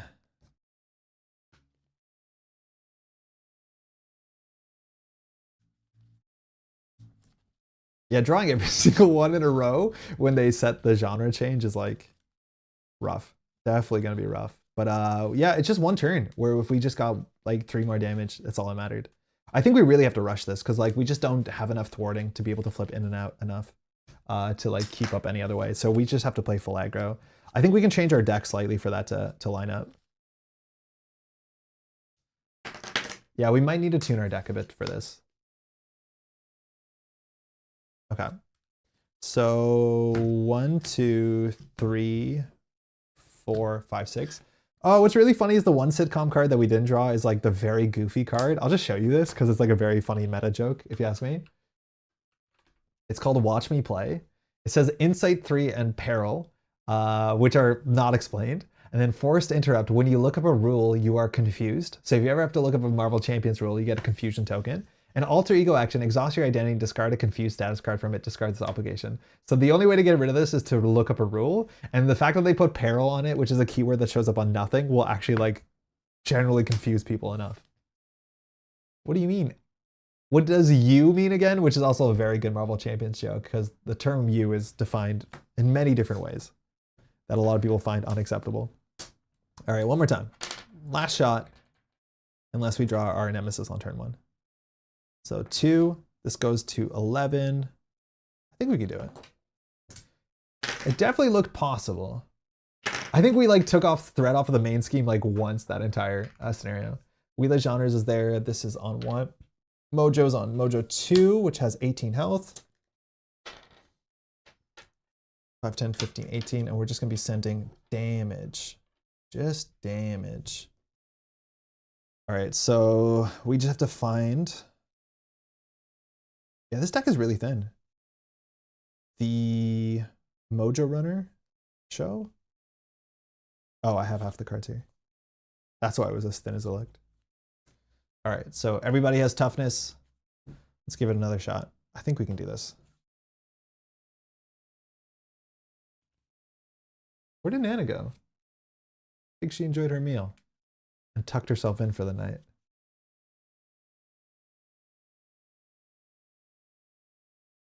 This table, the side of it looks like right out the window. So in the day, which I can't record with the window open for like a couple obvious reasons, but she'll just sit on that the whole time and look out the window. I don't think she minds if I'm sitting here. As soon as you close the window, show's over. Okay. Is there anything we want to change? I feel like repurpose is really good. Like I feel like we should probably play an energy berry at one point in time or other because it's a tech card and we need tech cards or half of our cards don't do anything. I feel like there's another green card that allows you to ready yourself. Like anything that readies us is probably worth playing because it just does so much. It makes Mojo not hit us and it does more damage, and damage is just kind of the most important thing. Again, this is where I don't think Mojo is as interesting as the other scenarios because like you can beat it by just rushing it.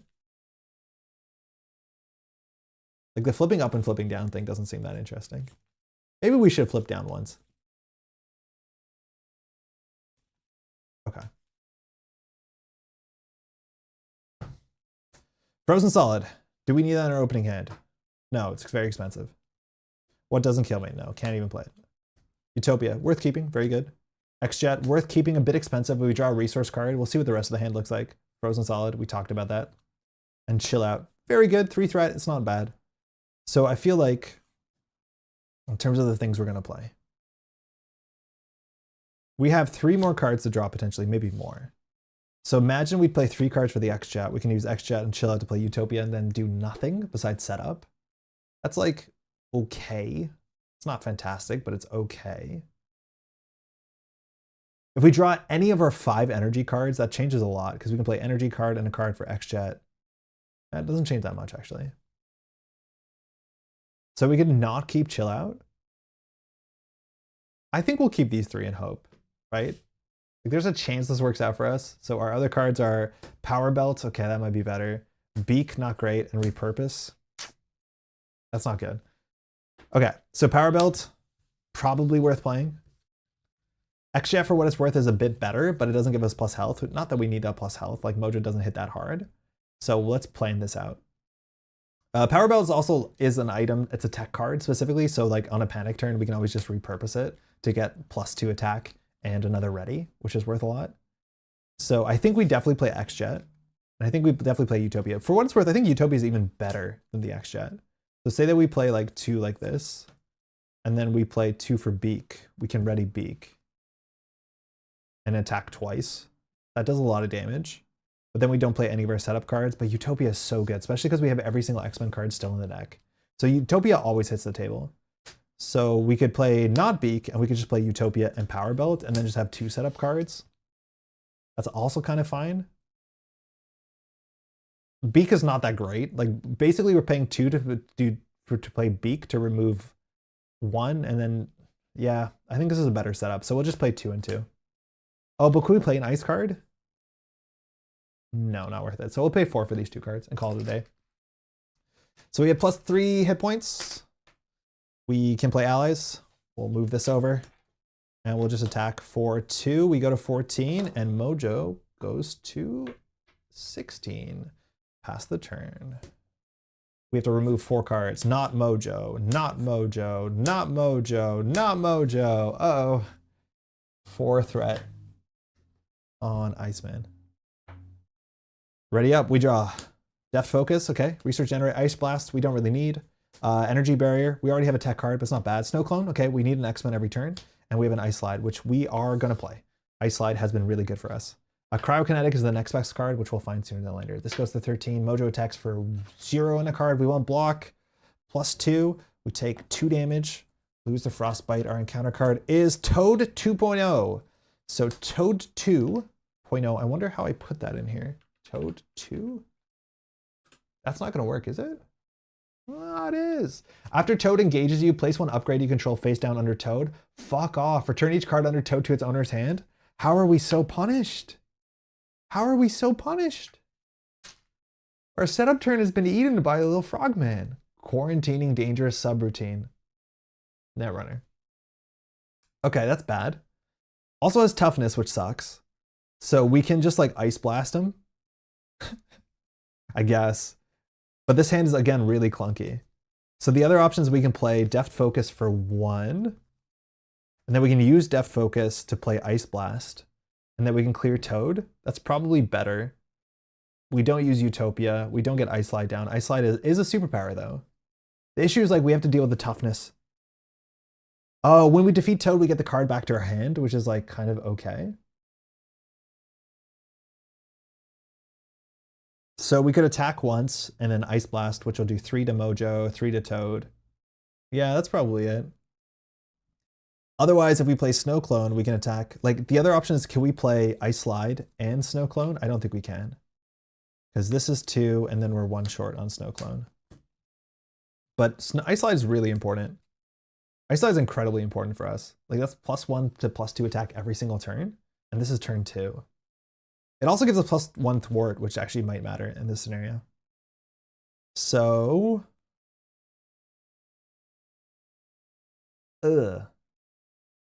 choice is. Like, do we play for tempo? We can get attacked for 2 damage with Toad. It's not that bad. So maybe we can just like set up slightly.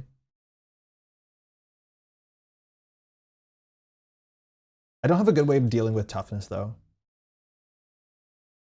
Snow Clone will have toughness. So we can play Snow Clone, attack with Iceman giving a Frost, attack with Snow Clone, it'll be on 1. 1's also not great. In theory, like Energy Barrier deals with 1. But if we play these 2 and then play 1, 2, hold the Ice Slide, that might be fine. I think we might do that middle point. Oh, but this is not a superpower. But this is, so we could do pay, then do 1, 2 for Ice Slide. No. I think we blast it? Do we blast it? Anyways, I started blasting. If we play Energy Barrier, we can take the toughness off. So that's 2 cards and it leaves us just with Deft Focus. No, I don't think that's a play. Okay. I'll just do what I think was the best play immediately. So we'll play Deft Focus, which gives us 1 resource for superpowers. Iceman will attack for 2, taking off the tough. And then we'll play reduce the cost of a superpower and we'll play Ice Blast, which we haven't played this one in a bit. Choose a player attach, set aside a copy of Frostbite to the villain and each minion. And then 3 damage to everything that has a Frostbite. So at least that's 6 damage, which feels pretty good. This gets added back to our hand, which I think we might not hold on to this. Oh, we lose 3 health, importantly. So we're down to 9 when this left play. If we hold on to this, we can play it next turn. Do we want to play it next turn? We already have 1 resource generator. We have, how many ice cards do we have left in our deck? A lot. We've played 1 chill out, no Arctic assaults, Arctic attacks, I think they're called. Yeah, I guess we'll keep it. End our turn, we discard 4, not Mojo. It is a Mojo card. Not Mojo. It is a Mojo card. So we'll add 2. So we have 6 on us. I'll do base 6 if it's a single die. 1, 2. Okay. 3. Ooh. 4. Ooh. 5. Weird. It's weird where it doesn't line up. Like the turns where you don't draw an ice card, so rough. I think the cryokinetic is like probably we should just hard mulligan for it. So now we're at 19. Mojo is attacking for 0 and a card we're not going to block. Place 1 threat on each character you control. Okay. 7 there. And we take 1 damage. Frostbite comes off. Undercover Mojo. Hinder 2. So this has a crisis icon. So this means we have to deal with this before we can touch the main scheme. Undercover Mojo.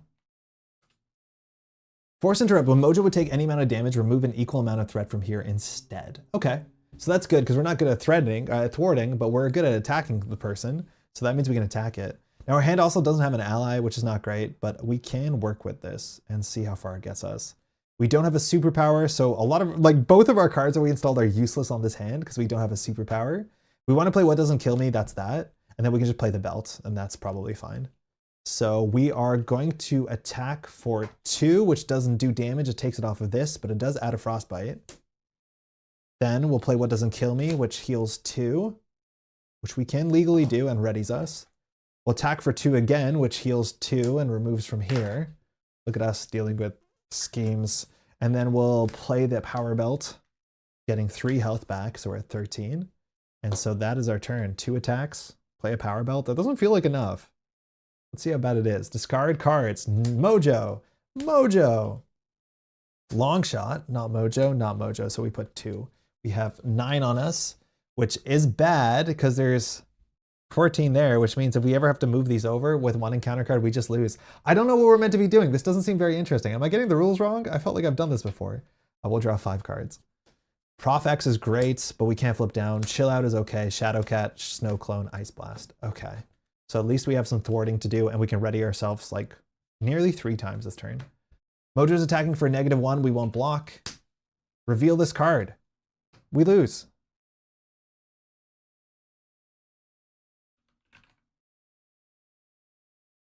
Move all threat from the character with the most threat to the main scheme. Okay, what I'm learning is we can't stay in hero mode. I think we have to just jump down to alter ego mode consistently because we will just lose to this card if we're unlucky, right?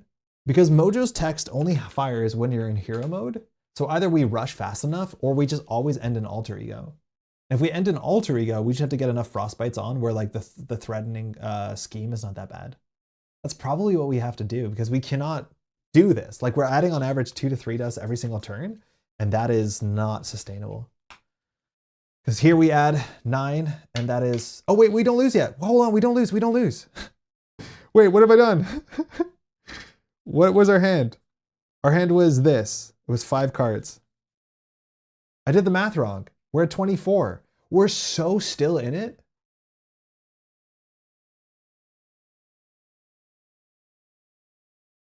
We're so still in it. I'm gonna draw a card. It's Major Domo. At least we can flip down now, which is actually perfect because we have Professor X. To some extent of the word perfect. Attached to Mojo. After Mojo attacks, discard cards from the counter deck equal to the amount of damage dealt, and then as an action spend 1 of each type to discard this card, and it gives Mojo +1/+1. So Mojo isn't dealing a lot of damage, but that is important because the clock does matter. Okay, back to us. Things to do. We are on 13 health? No, I forgot to take damage. We had 2 frosts. That was, yeah, it was -1 damage. It's fine. So what can we do? We can always start by attacking for 2 because we will ready. So I think here we have to play Professor X. Unfortunately, that's most of our turn. We can play a Chill Out for free, so we will. We can also play a Snow Clone for free, which I think might be less important. So we'll play, excuse me, we'll exhaust Power Belt and Deft Focus to play Chill Out, which removes 3 threat and puts a Frostbite. Then we'll play 3 for Professor X, which will use Utopia to ready us. Swap these orders. That seems a bit more natural. That comes in with 3 and a toughness. Now the good thing about Professor X is you can block with Professor X, but we don't have time for that. We'll use Professor X to confuse. And then Professor X will thwart, losing the toughness, taking 3 off of this. So this goes down to 3. We are ready, so we're going to keep attacking for 2 and a Frostbite. So that drops us down. We might actually stay Alter Ego for a bit. We'll see how things are. And now we can flip down and use our Bobby Drake ability. Sorry, that's been there for a minute. Oh, wrong thing. And to shuffle in cards back into the deck. So we want to add Chill Out for sure. The other stuff we want to add back, I think Ice Slide might be worth considering. We can shuffle 3 cards back in. And I think we'll just do another Chill Out. It might actually be fine to shuffle back in Frozen Solids and then basically flip down and have Mojo not activate against us. That also might be reasonable. But I think we'll just start. Yeah, I think we'll do 2 and then 1 of those. Okay. I feel like we might have figured out a strategy that could work. Confuse seems good, as much as we only have 1 confused card in our deck. but it is a good one. So now we don't have to do that ability, so none of our characters have threat on them, which is good, because now we can flip up and down as much as we want to some extent. As things are getting worse in Manic, you notice my board state is getting messier and messier as I get deeper and deeper into Mojo. Phrasing. 1, 2, 3, 4, 5, 6. I swear I shuffled. It's weird that those are the same cards.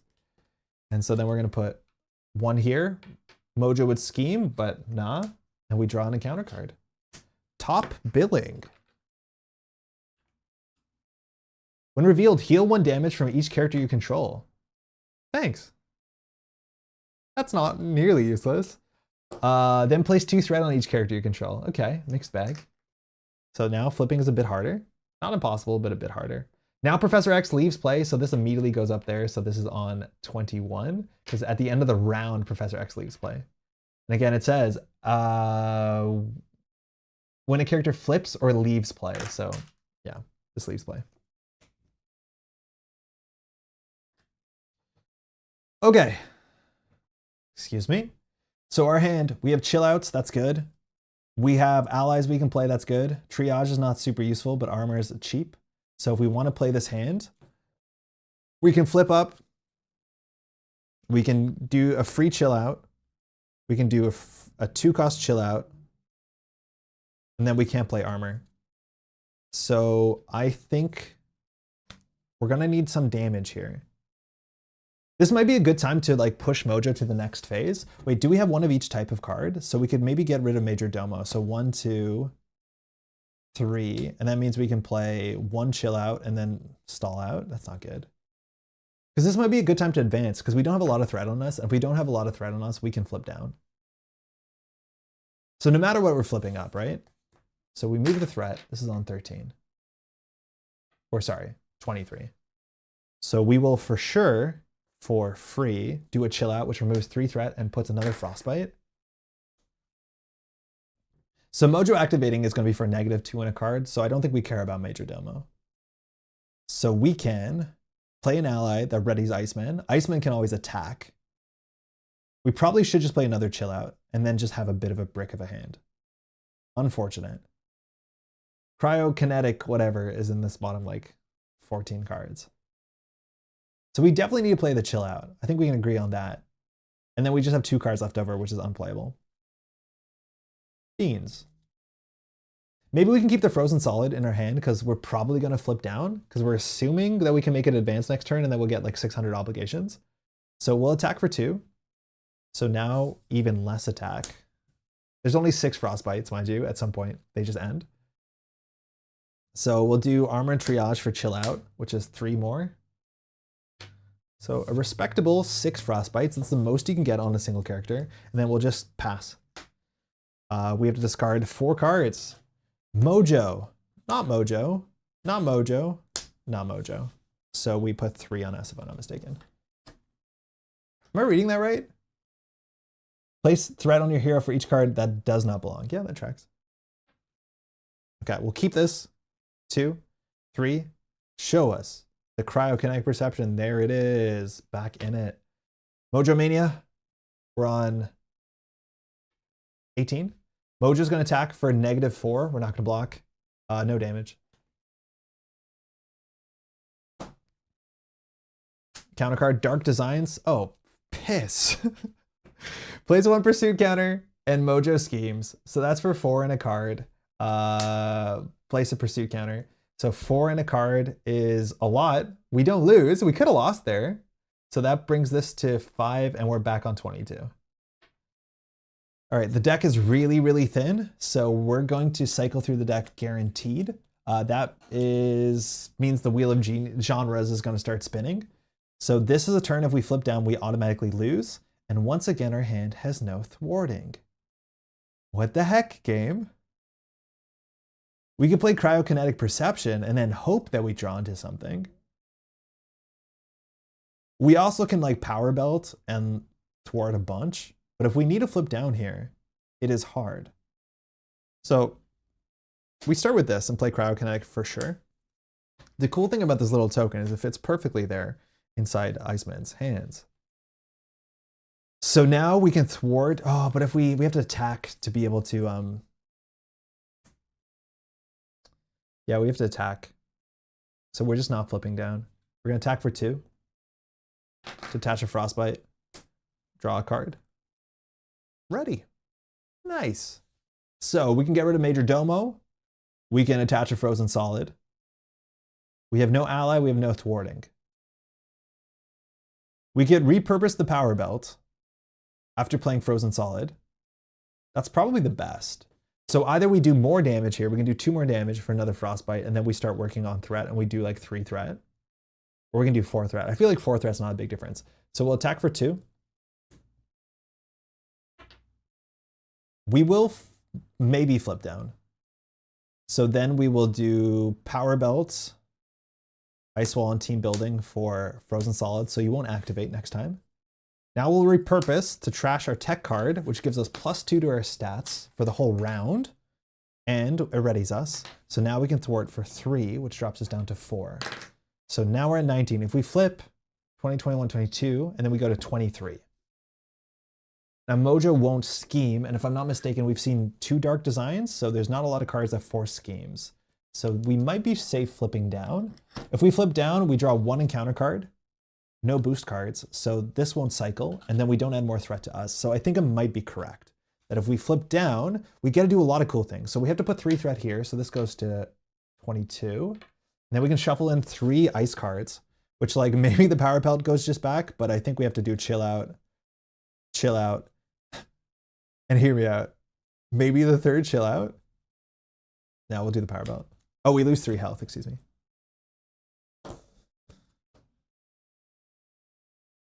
This has to be shuffled well enough. Okay, this is okay. Maybe Mojo is interesting. We're cycling back and forth. We're doing the thing. We're doing the little Mojo dance.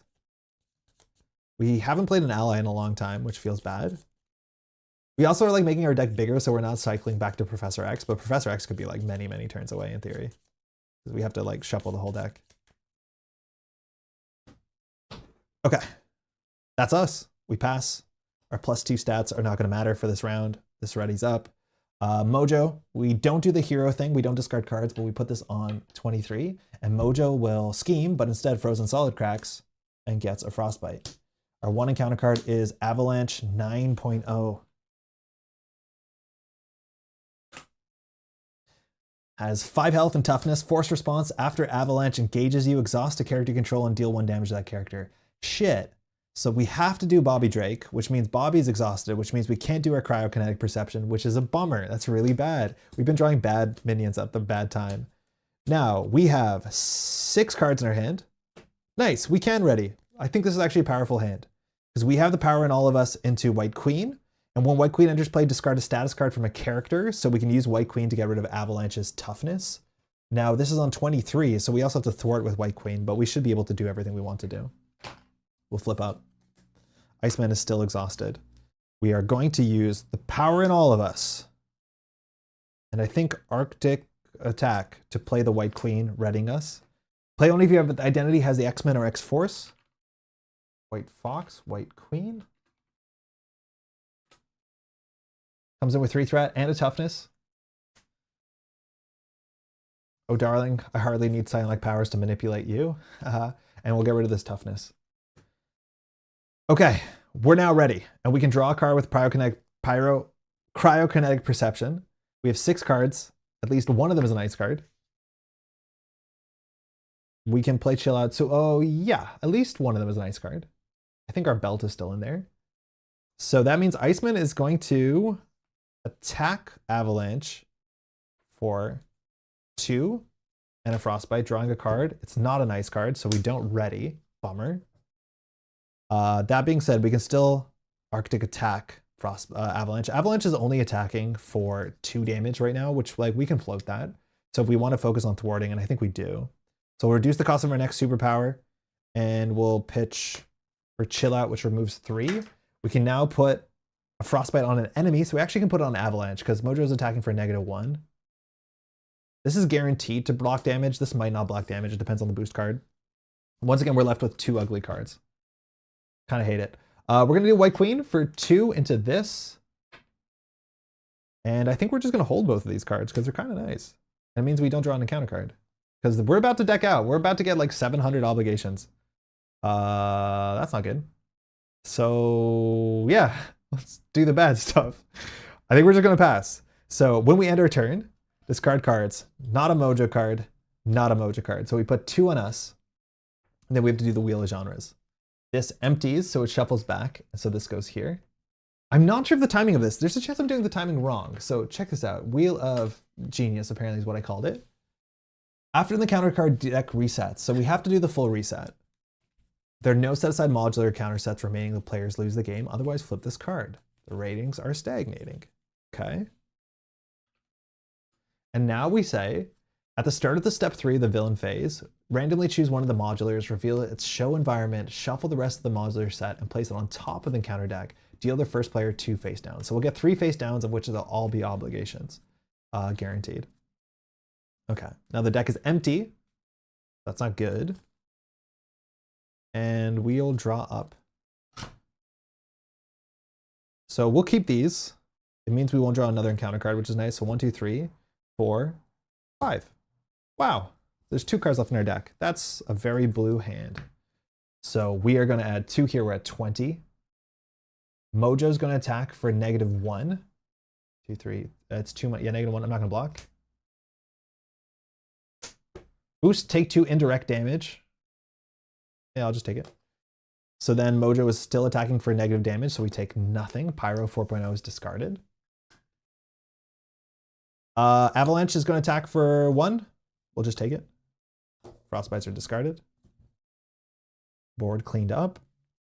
And now it's step 3, so it says we put into play Mojo in the middle, which says each obligation gets acceleration 1. We shuffle these and put them on top of the deck, and then we reveal 3 encounter cards. So they're going to be from this set guaranteed. Yeah, I feel like this is going worse than last time, but we're a bit more tactical about it. So not sure where that lines. So 1, 2, 3. 2 of them are added, and 1 of them is our normal draw. So the odd couple, your ally limit's reduced by 2. Great.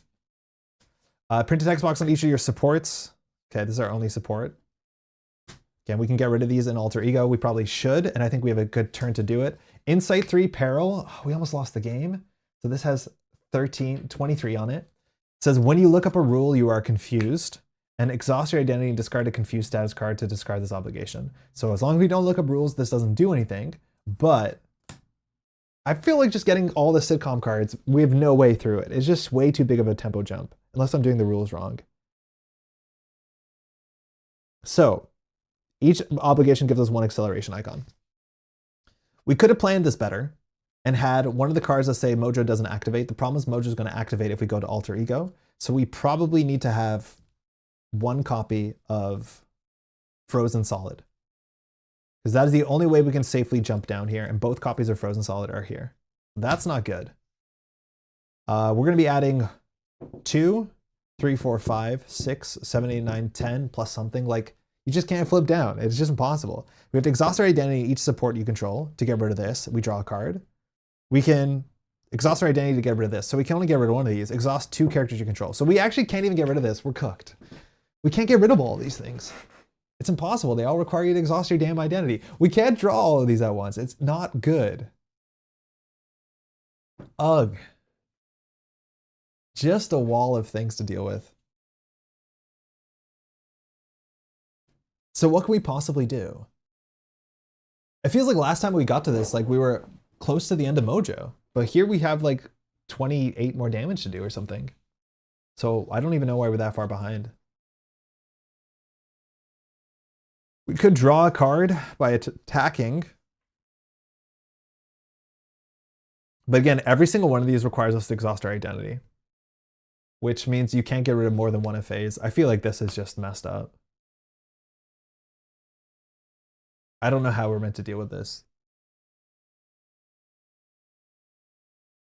Each obligation gets 1 acceleration icon, and then we always draw 3 of them, and each one of them we can only get rid of 1. So we always are going to have at least 4 acceleration icons. 1, 2, 3, at least 3 acceleration icons. And then we're going to draw another one. Oh, actually, no, if we stay in hero, those get milled. Yeah, I think that's it. This This is a bad tone to end the stream on, but that might be just it for us. We could do 6 thwarting. That is enough. Like, we might as well just send it and see what happens. That might be enough, but like, barely. So we'll attack with Iceman. Iceman attacks for 2. I think we have to just let Avalanche do his thing. So we'll attack into Mojo, giving a Frostbite, drawing a card. It is not an ice card. We do not ready. So White Queen is going to thwart for 2. So we definitely need to play these 2. One of them cost 1, so we can do 1 plus Power and all of us to chill out. Remove 3 threat, so this will go down to 18. Another Frostbite. Oh, I think we might have, no, we haven't been forgetting Major Domo because we haven't been taking damage. So now how much are we adding here? 1, 2, 3, 4, 5, so we're safe. Sort of. Then we can do, we do a chill out, then we can't play these. So we definitely play the Power Belt, which gives us 3 health, which we appreciate, and a resource generator. We can generate 1 resource and either play Arctic Attack to get rid of Avalanche, or we can do Chill Out. Or we can advance Mojo, but Mojo is a waste. So I think we're just going to do Chill Out because I think we're going to need some time here. So that's another Frostbite. Pass the turn. When we end our turn, we discard the top 5 of the deck. Oh no, we're still on Mojo 4. So not Mojo, of course, not Mojo, of course, not Mojo, of course, not Mojo, of course. So we have 6 on us. So flipping down is now also impossible. Okay, we draw up. We get another encounter card. Okay, we drew a Genius. I think our bottom 2 cards were both energy generators. That's not good. Or resources, excuse me. They were resource generators. Yikes.